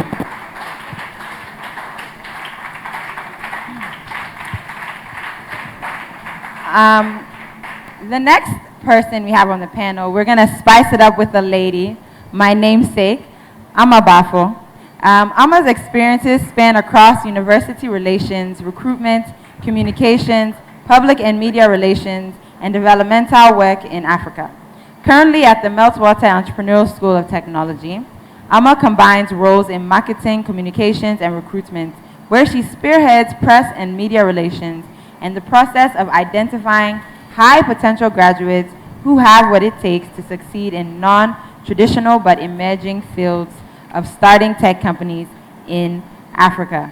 Please help me to welcome Amma Bafa to the stage.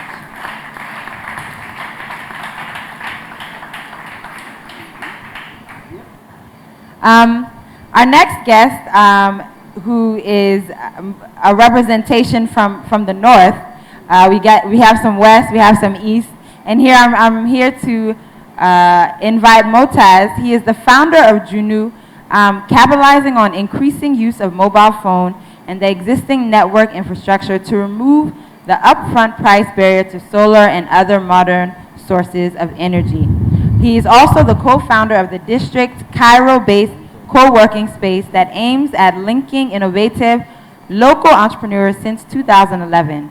He founded the Enactus team at the French University in Egypt. Within his 3 years as president, he led his team to success, winning the Enactus National Cup 3 times in a row, a feat accomplished for the first time in the competition's history. Please let's welcome Motaz to the stage here. And he will be our moderator for today's session. Yes. You'll be the moderator for today's session? For this session. Oh, okay. Oh, she is moderating. Okay, so I guess the conversation can begin. Amma. No, sorry. Yes, there's one more person, Idris Bello.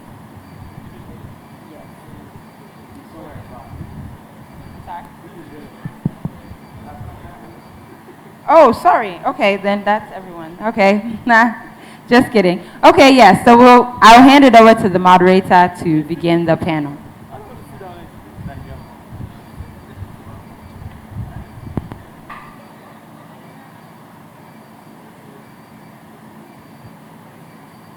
No. Sorry. Yes, I did forget someone, and I really do apologize. I'm very sorry about that. Rex Lore. Yes. So our final panelist is Rex Lore. He does program development at Hub of Innovation for Inclusion. He is a self-titled serial entrepreneur from the Philippines. Currently, he serves in program development as the monitoring coordinator at De La Salle College of Saint Benilde in the National Capital Region of the Philippines. You're very welcome, and I'm very sorry about that. Please take your seat.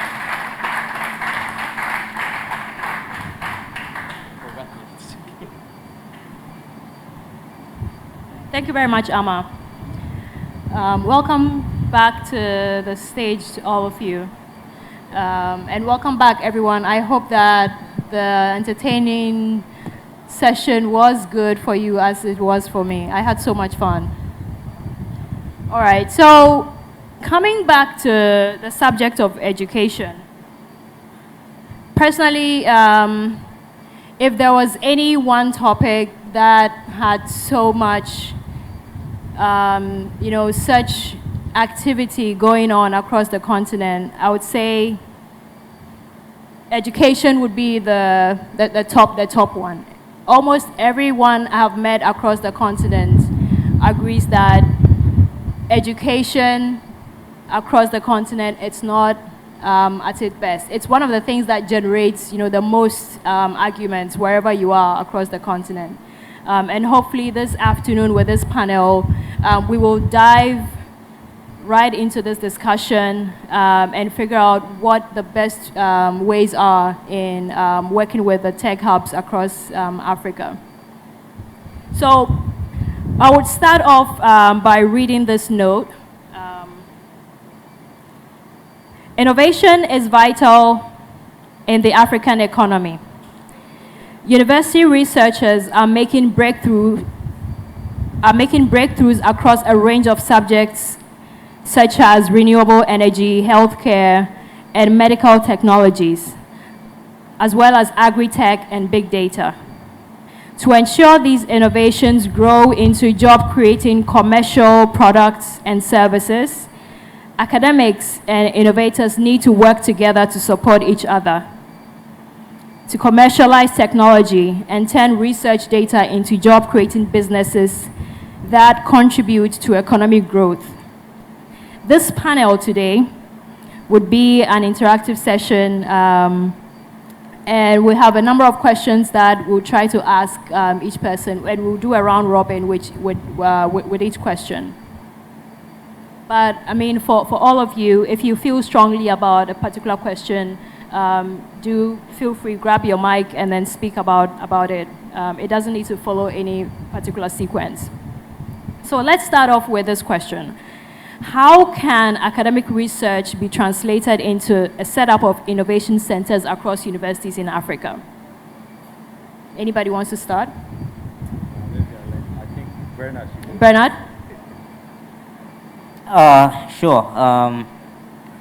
So I think before I answer that question, the fact is in most African countries, we have an approach to research and education that is not focused on value creation. So people go to universities, they do degrees, they do master's programs, and they write good reports, and they do it to pass the grade. We have a legacy in almost all universities. If you go to the libraries, you will find very nicely done reports. But none of these have been commercialized. And I think the problem is, one, we don't have an IP policy in most universities.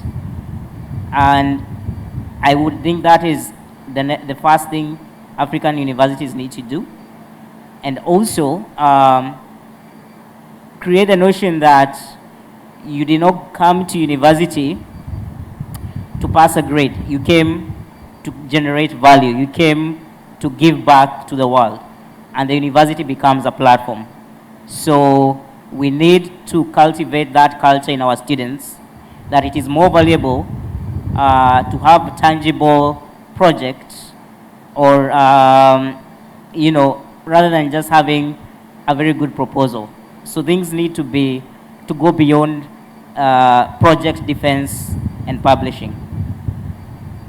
All right. Yeah? So let me just add to that. So firstly, I think I want to step back and commend the comedian, because I don't know where you noticed this. I've been looking at the students since morning, right? Quiet, calm, not fully engaged. But the 15, 20 minutes the guys spent on stage, they were fully engaged. So I think as techies, we need to find a way to communicate and to engage. Whether we're going to use comedy or some other way, I think we need to engage and learn from what the guy was able to do and engage these young people. So that's the first part. Do you guys agree? You agree? So that was the most, if you ask them, that was probably the most fun part you've had today, right? All the other ones has been grammar and English and... Okay, so we'll do better next time. Okay, so going back to the question, I'm very big on understanding incentives. Over the past couple of years, I've had to work with government offices, and when you look at people's behavior, you need to step back and understand the incentives. Because if you don't understand that, you're just going to try solving the one problem or giving them different solutions. Our university systems, what incentivizes them? How do people get promoted?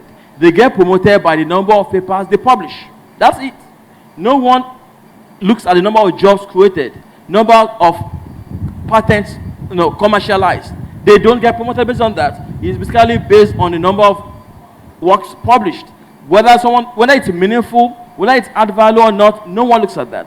So I think we need to step back. If we want to look at the issue of commercializing research, we need to attach tangible incentives to that, such that, if in this lab, it's not just enough for you to polish about this. What does it do to the society? How does it solve a problem? So I think that's one thing we need to do.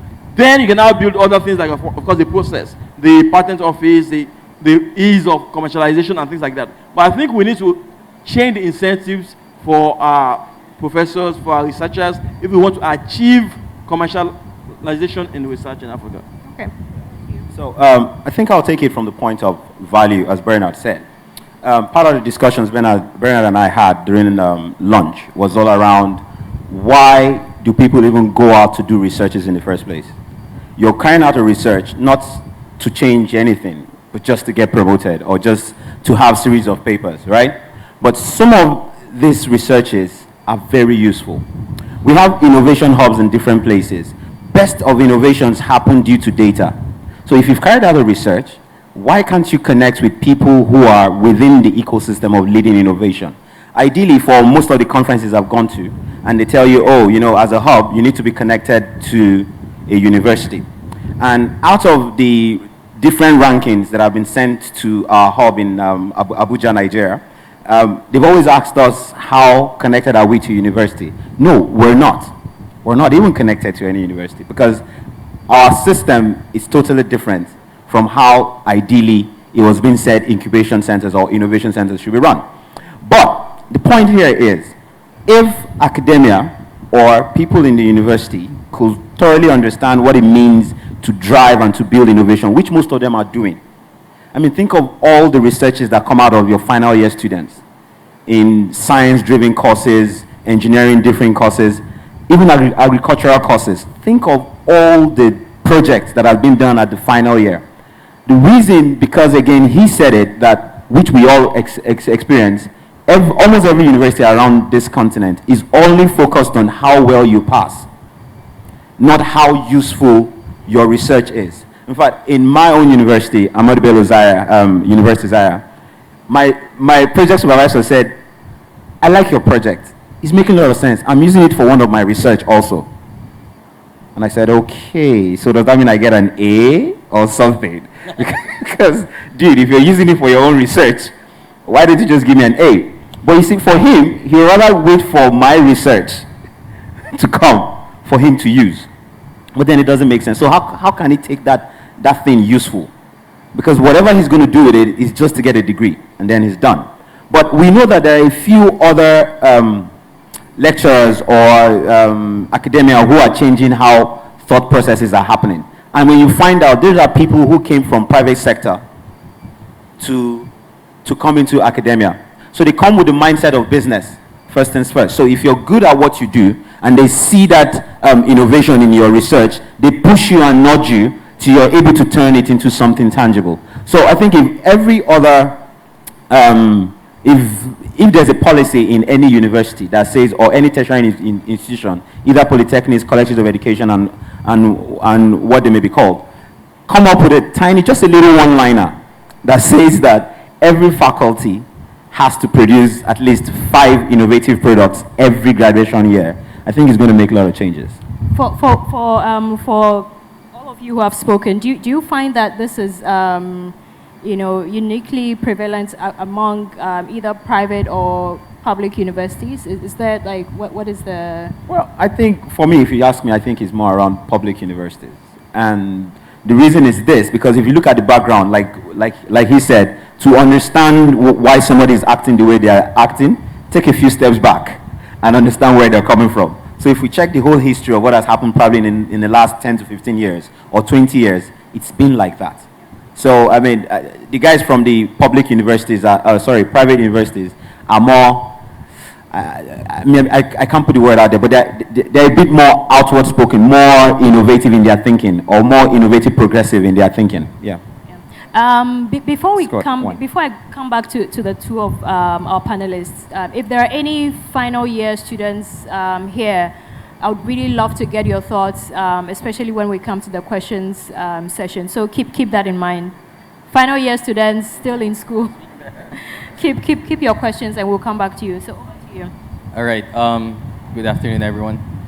I come from. Let me just give some sort of a background of where I come from. Well, obviously I come from Asia. I am from the Philippines, and the university where I come from, and the hub of innovation, or the innovation lab where I come from, is actually organic in nature in an academic setting, meaning it was not built as an innovation lab and then get connected with a university. but it was actually the university breaking out of the traditional shell and coming up with this space called the Hub of Innovation for Inclusion. Because there are two things that we have realized so far. First thing is that most of the projects and the researches that our students have done, even though they're really good, they're readily commerciable, always just end up in the archives of the library. Secondly, realized that research can actually be leveraged to have that value for it to be actually commercialized and for it to be actually become something that can be sold or used in other innovation projects. And thirdly, we realize also at the same time that researches like these can actually be part of a growing knowledge base of specific literature on different fields. And so, on the question of how can research be actually used to as something that can be used in social entrepreneurship, for example, in Africa, based on our experience in Asia, we use it as a leverage now.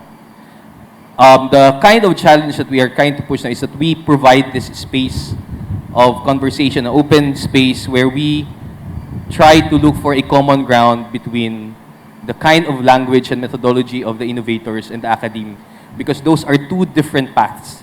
We understand that these are two different worlds that when you put together, they clash. And we have seen this.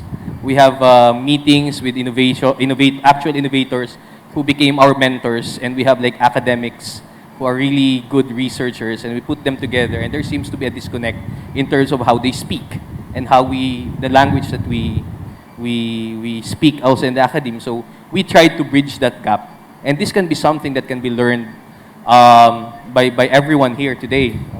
How might we be able to create that space, the methodology, and that language by which we can leverage the experience of innovators and the methodology of research and the rigor and the discipline of academic to create two things: value, that was said by Bernard, and secondly, the knowledge base that we need for future projects. That's all.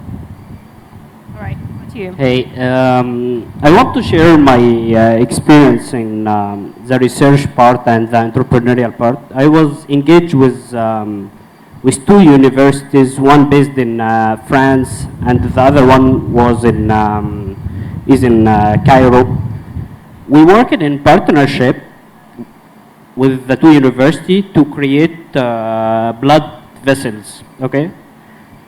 Out of my experience in this project, we did this blood vessels with nanotechnology materials, with nanomaterials. The idea is to create these vessels so that sick people can use it for like it has a lot of medical issues. This project, I started it 5 years ago, and it was in partnership between two universities. One, as I said, was in Africa, and the other one was in Europe. 5 years ago, after this project, today, the French side succeeded to make it commercialized and raise funds with 10 million euros.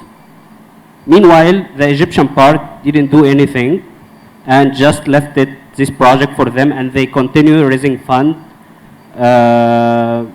just develop this project more and more without having this ecosystem in Egypt that try to turn this innovation into real money, which is one of the big problem we face in Africa, that we have a lot of innovation, but nobody is caring to commercialize this and make money out of it, because at the end of the day, for investors, they need money. And science without money means nothing, you know. Like the internet was basically created for military use, and then we converted this to use it as a the commercial part of it to make our life better. The same thing for for a lot of applications in our life today was for military use, but I think the developed countries succeeded to turn these applications into money, which is, I think it's the problem in Africa, that we don't know how to use these scientific researches or ideas and turn them into real projects. All right, thank you. So just a quick question to every one of you. For example, in Egypt, for the universities in Egypt, what are the opportunities that are available for final year students who do these kinds of research? What are the opportunities available for them to utilize these research data? Sorry, I can't hear. For the university students in Egypt, for example, Yeah. what opportunities are out there for them when it comes to utilizing their research data, for example? Yeah, actually, we do have a lot of education system in Egypt. Like, it's funny because we have the American University in Cairo, the French University in Cairo, the German University in Cairo, and any developed country in the world is having its own university inside just Egypt, which is very crazy and insane for me that the government accepts this variety of educations without putting in mind that we need those students, we need those doctors, we need those academic staff in order to make them stay in country and turn these projects and these people into our ecosystem that we need to be in Africa, not to go there or not to go, because most of my friends when we started like studying in France, like 80% of my friends didn't come back to Egypt, which is, I think it's Why is that? Because it's a better quality of life. It's a better quality of life. We are paid more there. It's probably it's safer for your future and your son, and you can turn your project into real money, which is a little bit risky now in Egypt. Like we do have a lot of projects, and entrepreneurship is as an opportunity, but most of people don't. So this entrepreneurial spirit should be developed inside the country. Thank you. And what's the situation in Malaysia, like? In the Philippines?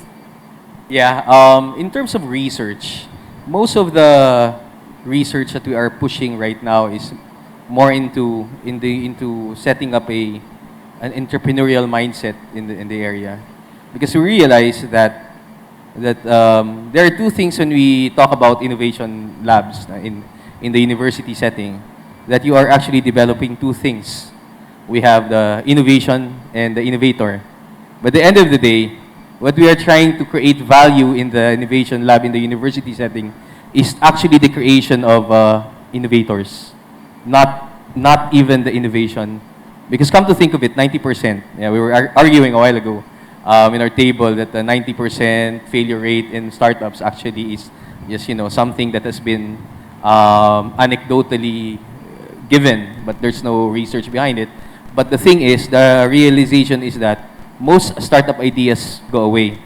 But when we are able to create a perfect setting for these innovators, and when we are able to train them into the proper mindset that is true, not with the ideas that we are, that we read on ProQuest, for example, in the West or in Europe, but something that is, endemic and culturally sound in our area, then we believe that we are able to push the development of more innovation in the future, because we are, starting with something that is we are starting with the people, with the children, with the students, who are going to be the primary catalysts for pushing innovation in the future.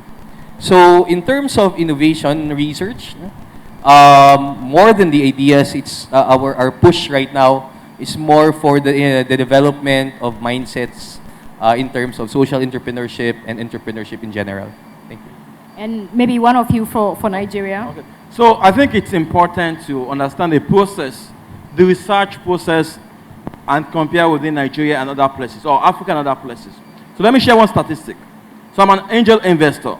Now, when I look at my portfolio, I look at the African companies there and the companies, say, from the US. 0% of the companies we've invested with on the African continent came from university research. 0. So it's been people in tech hubs or individually who we've invested in. Now, when you look at some of our portfolio companies from the US, I would say about 90% came from within the university system. We licensed the products, we licensed the inventions, right, from the university system. So why is this the case? So take a look at Nigeria, for instance. You spend 4 years, you're doing a 5-year course. You spend the first 4 years just memorizing formulas, doing all that sort of thing, writing notes. Then the 5th year, someone tells you you have to do a final year project. And you start running up and down. No one has trained you about research. You've never been part of any research group. Suddenly you have about 11 months to do a final year project. So what do? You go out to the library, you get past projects, and then you couple it together, and then you submit something. And that's why it dies. Now, on the other hand, so one of the projects, one of our portfolio companies in the US is around a new detonation engine for rockets. But if I look at the process, it's taking about 10 years. The initial funding came from NASA for the school. Then they built it, and then students came in, and they were part of the research team. So you had a professor who was working on it. They were PhD students working on the same research. You had undergrad students working on the same research over a series of years, to the point where it became an invention that could be commercialized and could now pass through the school commercialization process, and then we could come in and license it, and then still get part of the royalty back to the school and back to the professor. So we have to look at the entire process to understand why it works over there and why it does not work over here. So the big question on the platform tonight is, for all of you, if you had the opportunity and the power to influence what happens across the universities in Africa, what would be your top 2 recommendations for how the universities can work with the innovation hubs? For me, I think that it's all begin with a vision. I mean, we can do nothing if the government doesn't have the desire and the vision to turn these scientific researches or scientific papers to real projects. So I think a healthy environment to turn this innovation to real projects is having a vision, and this vision should be protected by the government and protected by whoever leads the country, because we could not work in this way, like every project is going to direction that he wants like this. It doesn't work like this. When we studied in France, like every regional in France was working in one specific scientific project. There is nothing called like a university is working like what they want without being aligned with the public vision of it. So for me, the first thing is having a vision for the government. The second thing is having the desire from the government. Over to you. When I first got invited to join this, the Afrilabs, I came not because I was required to, but I kind of became very interested at how you guys are able to come up with something like this. While they say that in Southeast Asia, there's been a huge jump in terms of innovation and innovation work and innovation ideation in that area. We have not been able to come up with the consolidated and solidified support for innovation labs like this. So I think there should be only one, for me, now I cannot speak, speaking as an outsider, someone outside looking in. And I think this is the biggest recommendation that I could say so far is for you to actually start.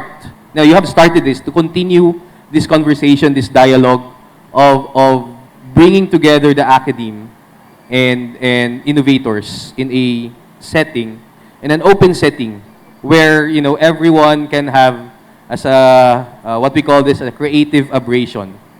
That's according to one of the writers in Design Thinking, Dunn and Martin, 2006, said that there should be some form of a creative aberration among different disciplines, among different people. And we say creative aberration is something that would make us uncomfortable in a creative way, where we don't have to punch each other out. But it is to create that open platform where we understand and we are able to sit down, talk, and being able to start with what he said, a vision of what we want it to become. And I really admire how this has come as being organized, putting people together. And for this to be able to translate to actually engaging properly and effectively the universities, I think it would be best if Afrilabs can actually extend the invitation to different universities to make them understand.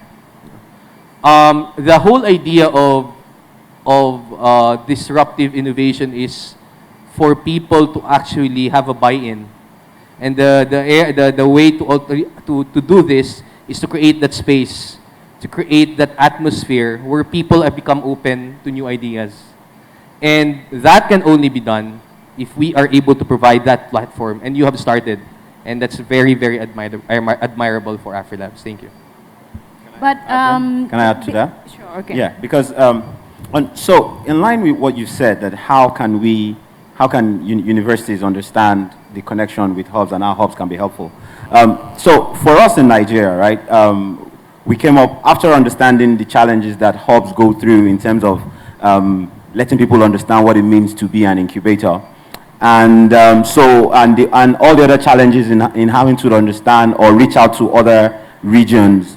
And so you don't rank me with hubs in Europe because we have different structures totally. So we came up with something called Network of Incubators and Innovators in Nigeria, which we try to work with Afrilab also. So we always like to pride ourselves as the Nigerian version of Afrilabs. And so what we did first, which we've started with Ken Saro-Wiwa Polytechnic in Port Harcourt, was we know that most of the universities don't understand, or the management of universities don't understand what it means to have a hub, or what impact hubs can do to their researchers and their students and all. And so we decided to start like a university tour to talk to university management and all. Not all really understand us. Only Ken Saro-Wiwa Polytechnic had one lecturer who have been coming for almost all of our talks, and he said, you know what, I really like to set a hub in our Polytechnic. How can you help me?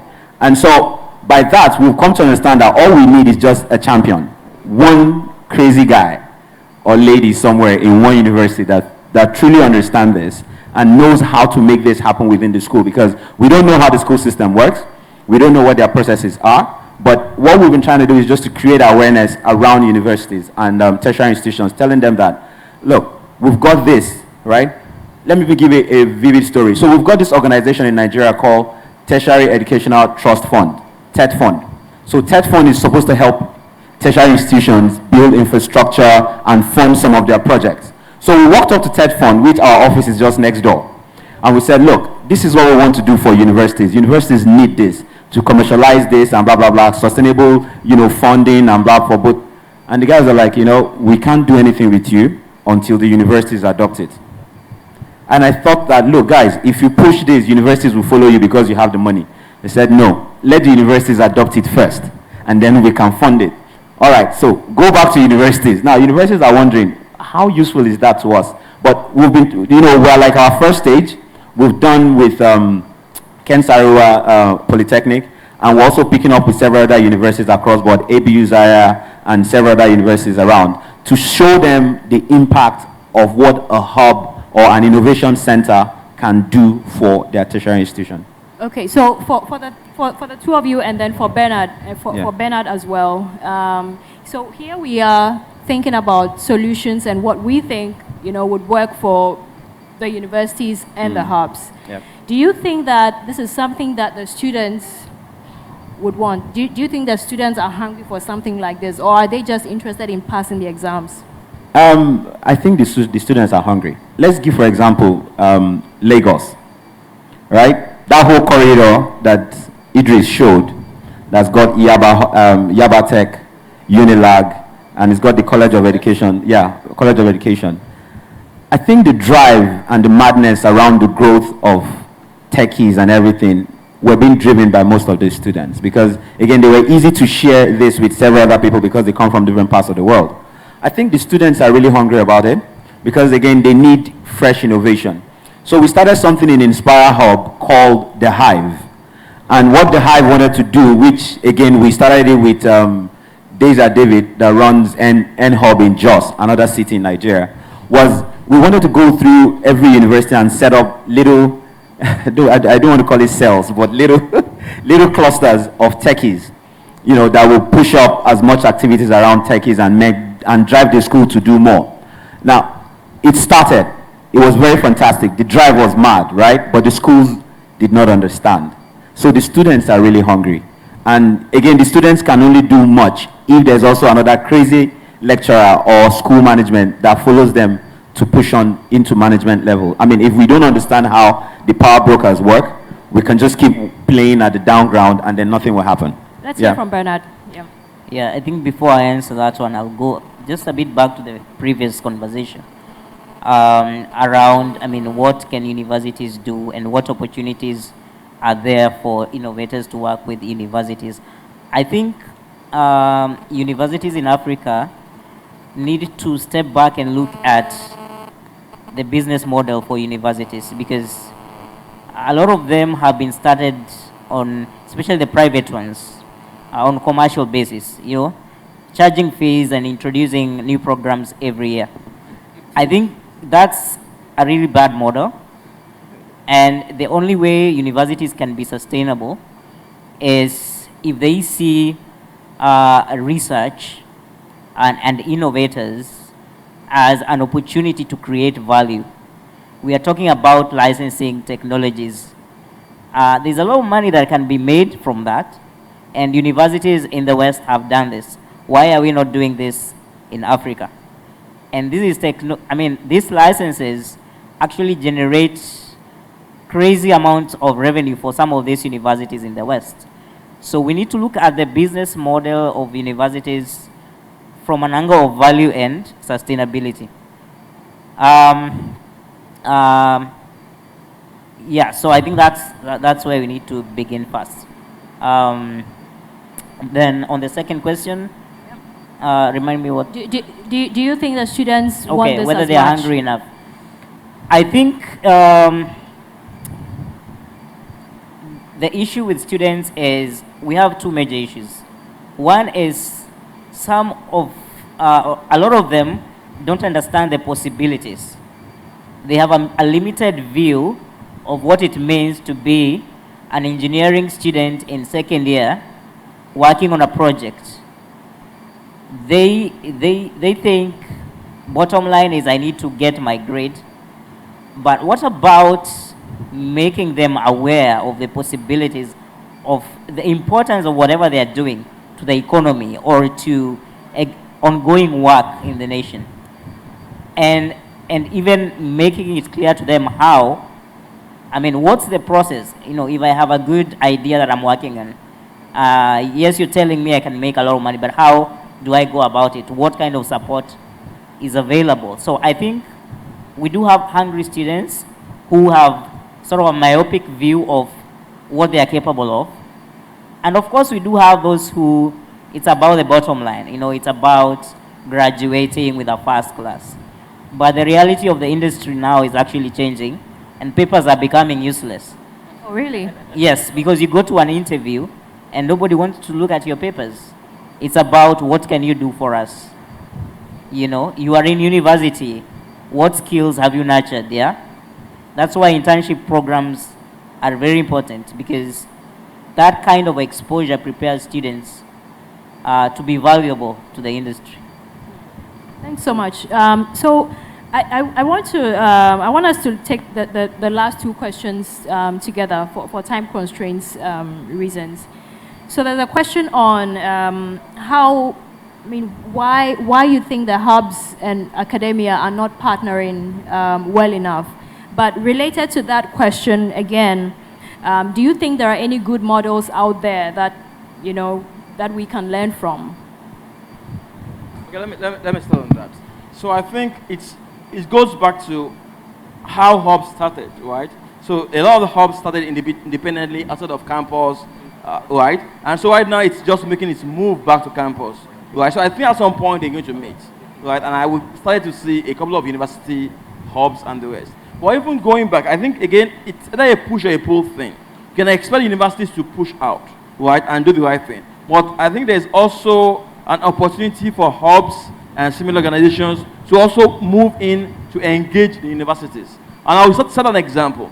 So when iDEAHub started in Nigeria, so what we saw was that we were spending so much time on training because you had these people who had graduated from the universities who were very smart but could not code, even though they finished computer science. And so lots of the time was being spent on even basic coding stuff, right?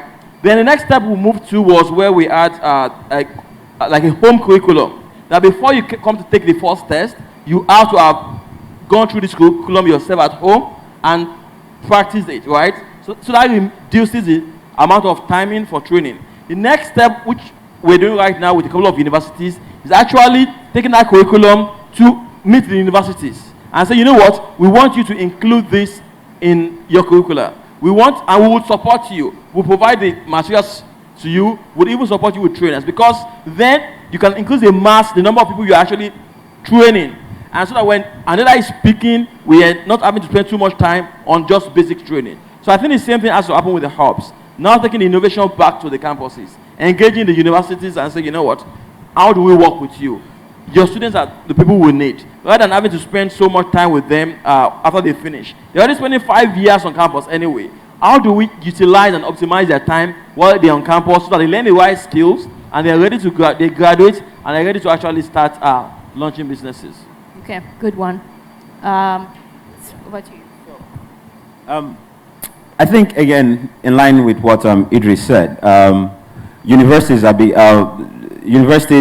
for me, I think, don't really understand what hubs are doing, because hubs came from the outside. So there are this bunch of cool kids who just came up with this technology computer thing that we don't understand what these guys are doing, probably because they couldn't get a job or something.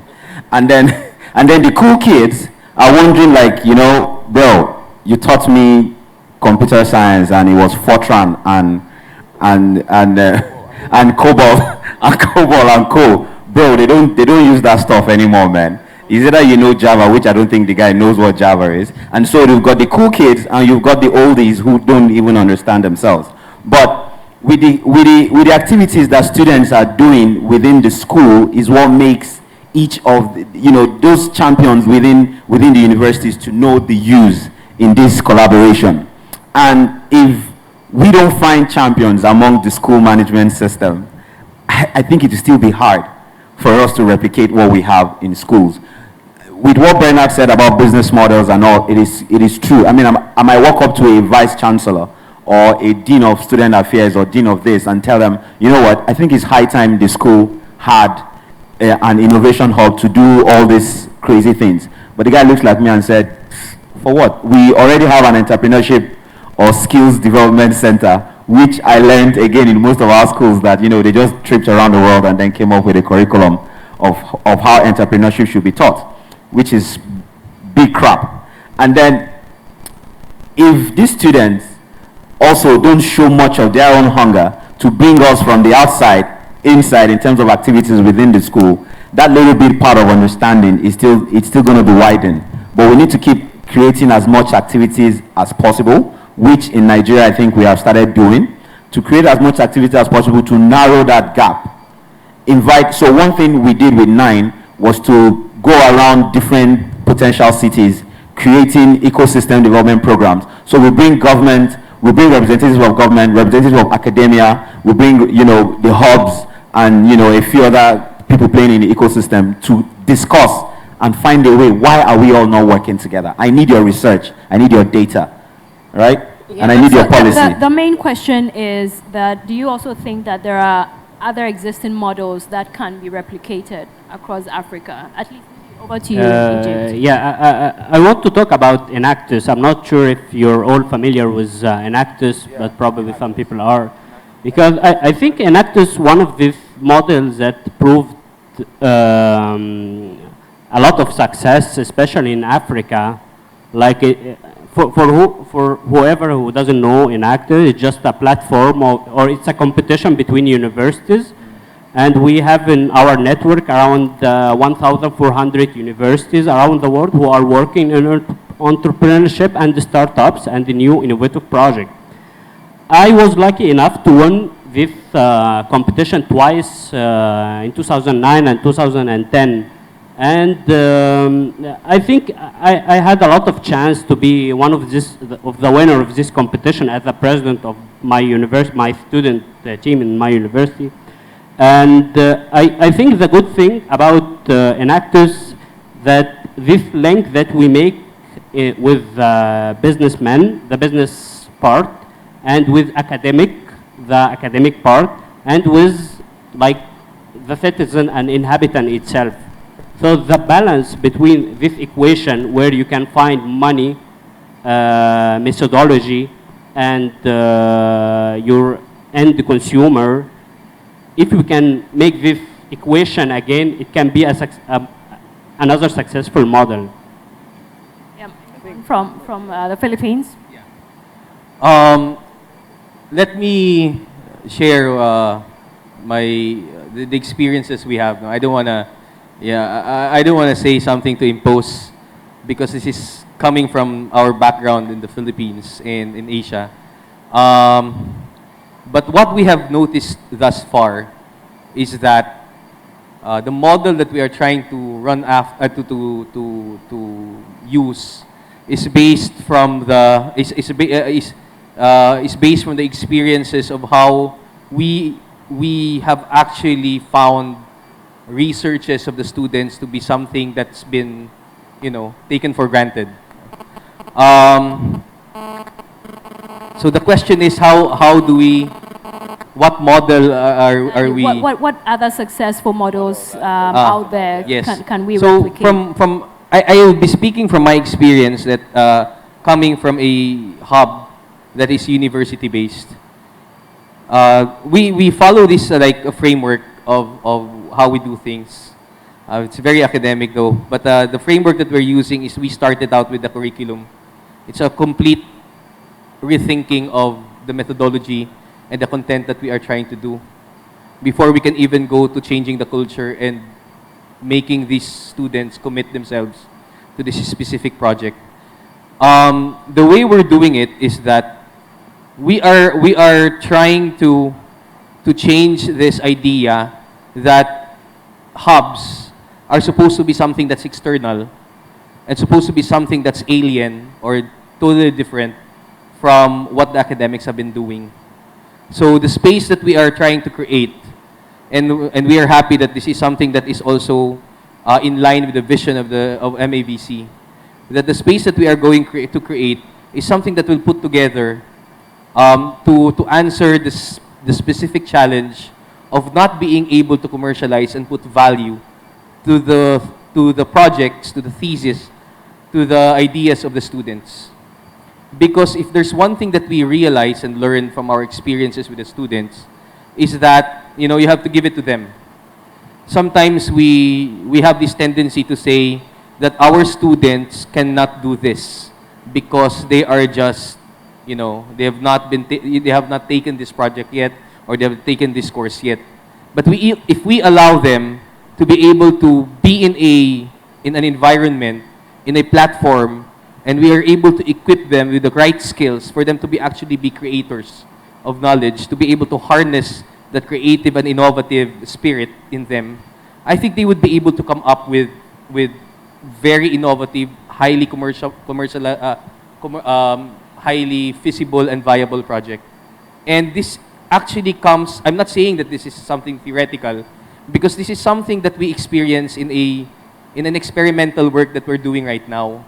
We put together 7 different departments We got students from teams from 7 different departments, from industrial design, from architecture, to computer application, business app, multimedia arts, app development, and business management.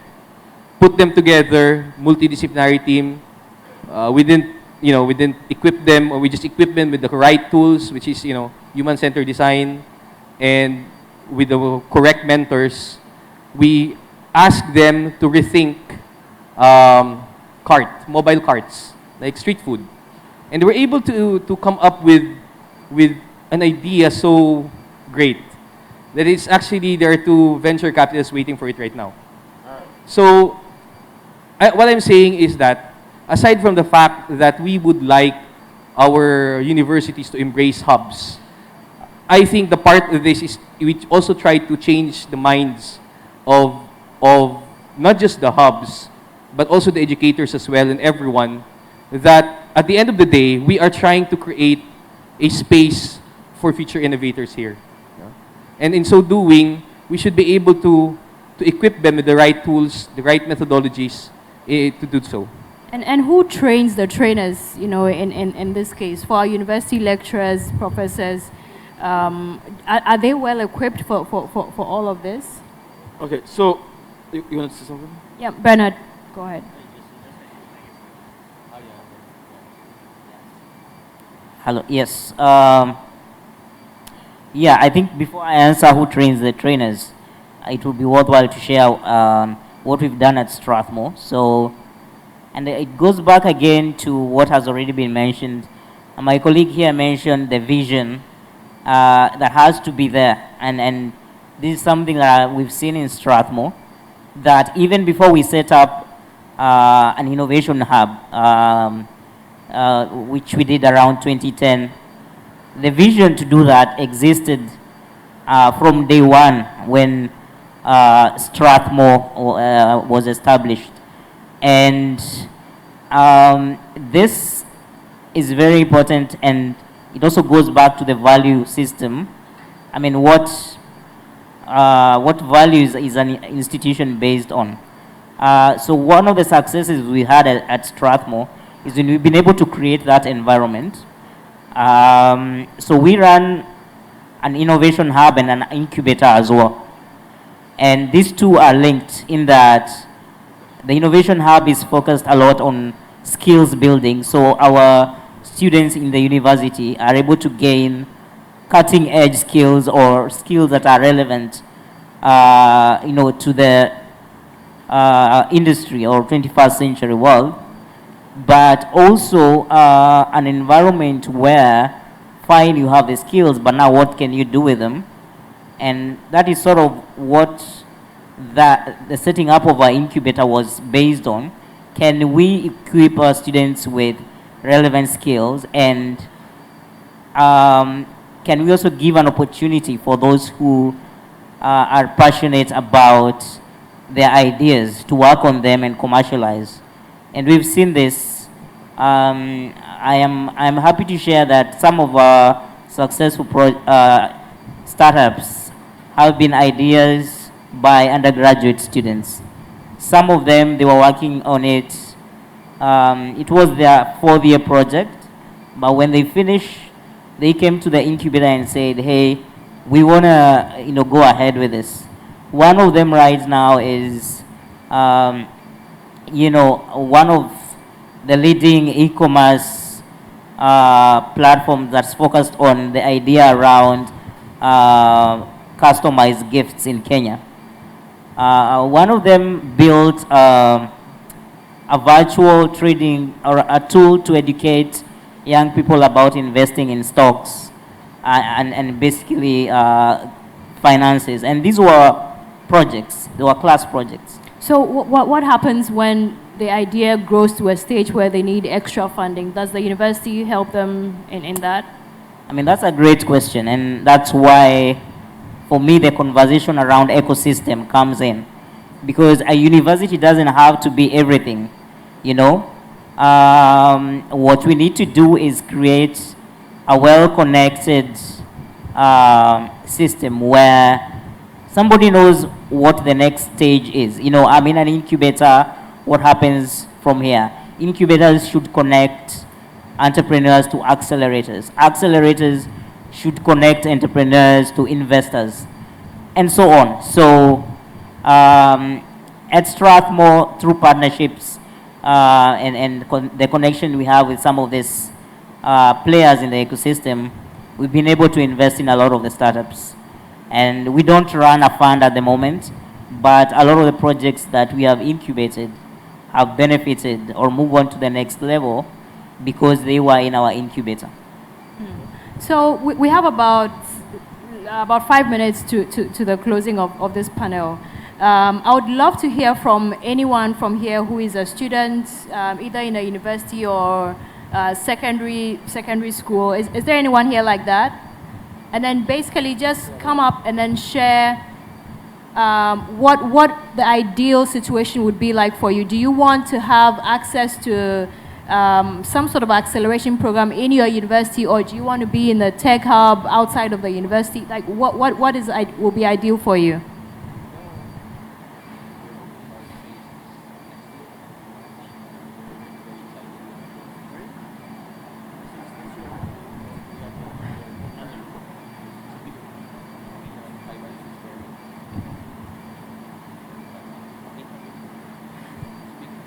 Thank you. I'm in University of Mines and Technology, Takwa. There are lots of tech hubs available in the universities, and most of them, like our panelists said, are championed by students. Inactus is in UMAT, and we go on a lot of projects. I want to know whether the various hubs available are willing and ready to partnership with the universities if they are really, as in they are open, to in order to support have a supportive collaboration between these two organizations to enable most of these projects that we all know that are lying dormant to come to life. We are really hungry for these innovations to come to life, so I want to know whether the hubs are also willing to collaborate with the universities if they are open, in order to get all these things come to reality. If you had the power today to influence your government's decision to make things happen, like in this space, what would be your top request? Basically, our educational system still has to be revised in order to probably get most of these ideas that we've been talking about over here to probably see reality. Like we said, it shouldn't just be focused on getting grades, because that is all that there is when you get to most of the universities. We hardly even have the time to fully participate in the various hubs that we join. Although we really have the desire to come up with innovative ideas, but you are always stacked up with a lot of academic work to the extent that you don't even have the time to even give full attention to the various projects that comes in mind. So if they are willing to incorporate all these things that we do into our curriculum, so that we are not just going to go through for academic purposes, but we are also going through and we are allowed to build projects and come up with products as if it's part of our curriculum or academic work. It will be very innovative, and also it will really help us come out. So more hands-on work for you. Thank you. Okay. We're running out of time. We want to carry on with the discussion. What we'll do is that right after this panel, the panelists will be around. Feel free to grab anyone, and then, let's continue the discussion from there. So thank you very much, panelists, and thank you as well.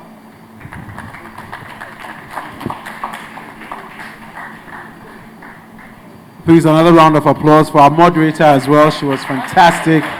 Thank you so much, Amma.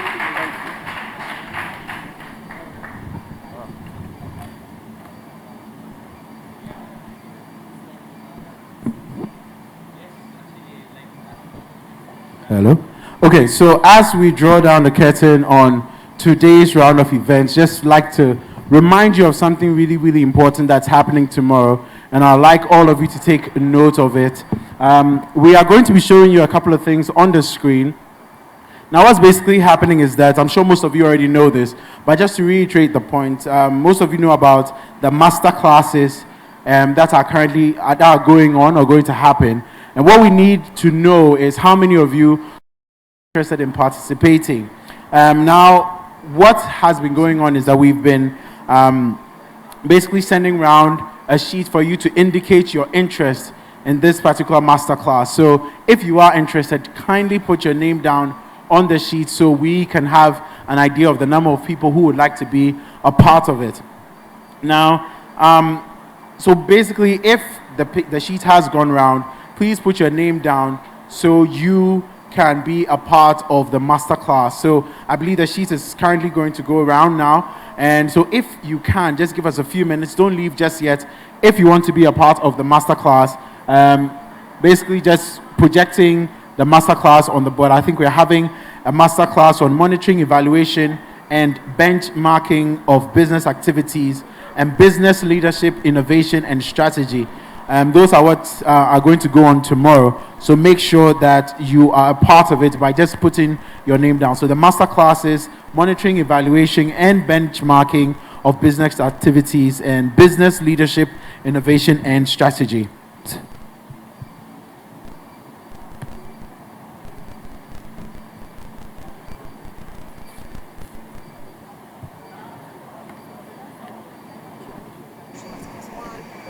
So, like I said, we have two master classes. There's monitoring, evaluation, and benchmarking of business activities as master class 1, and business leadership, innovation, and strategy as master class 2.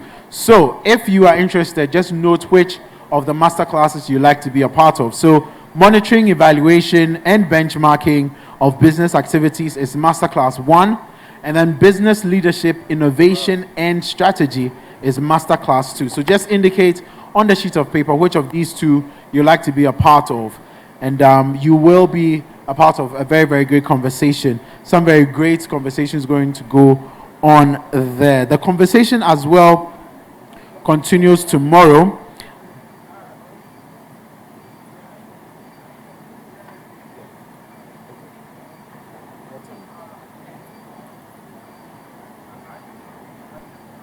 So the good thing is that they are happening at 2 different times. So some of you can actually attend both, and they are evening classes.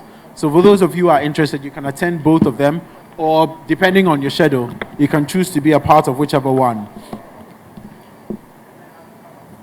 Now do remember also that the hashtag, of course, Afrilabs AG.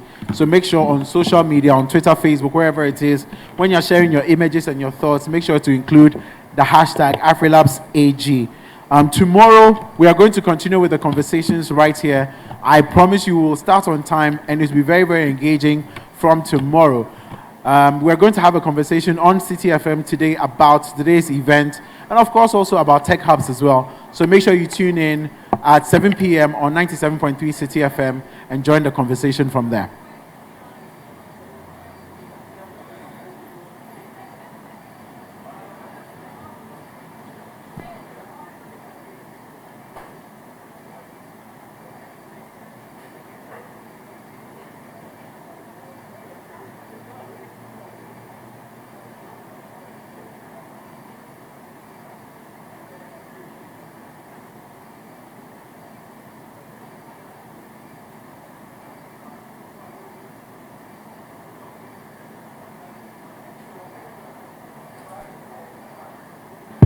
So as we said, the conversations are going on. Most importantly, the members of the sessions are still around. Some of them are still around, so you can catch up with them, ask them the questions that you need to ask them, inquire what you need to inquire, and then let us continue with that. Thank you so much for coming. We'll see you guys tomorrow.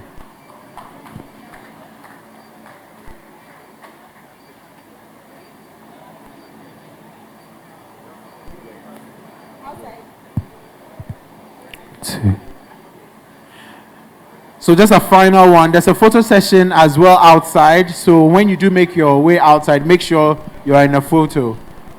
It's kind of nice to remember where you were on this day. So the photo sessions are going on outside. So don't forget to make sure you get yourself snapped before you take leave of us. Thank you so much.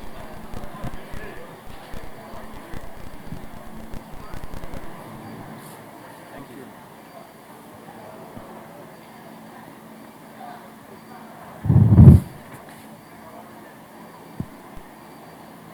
next?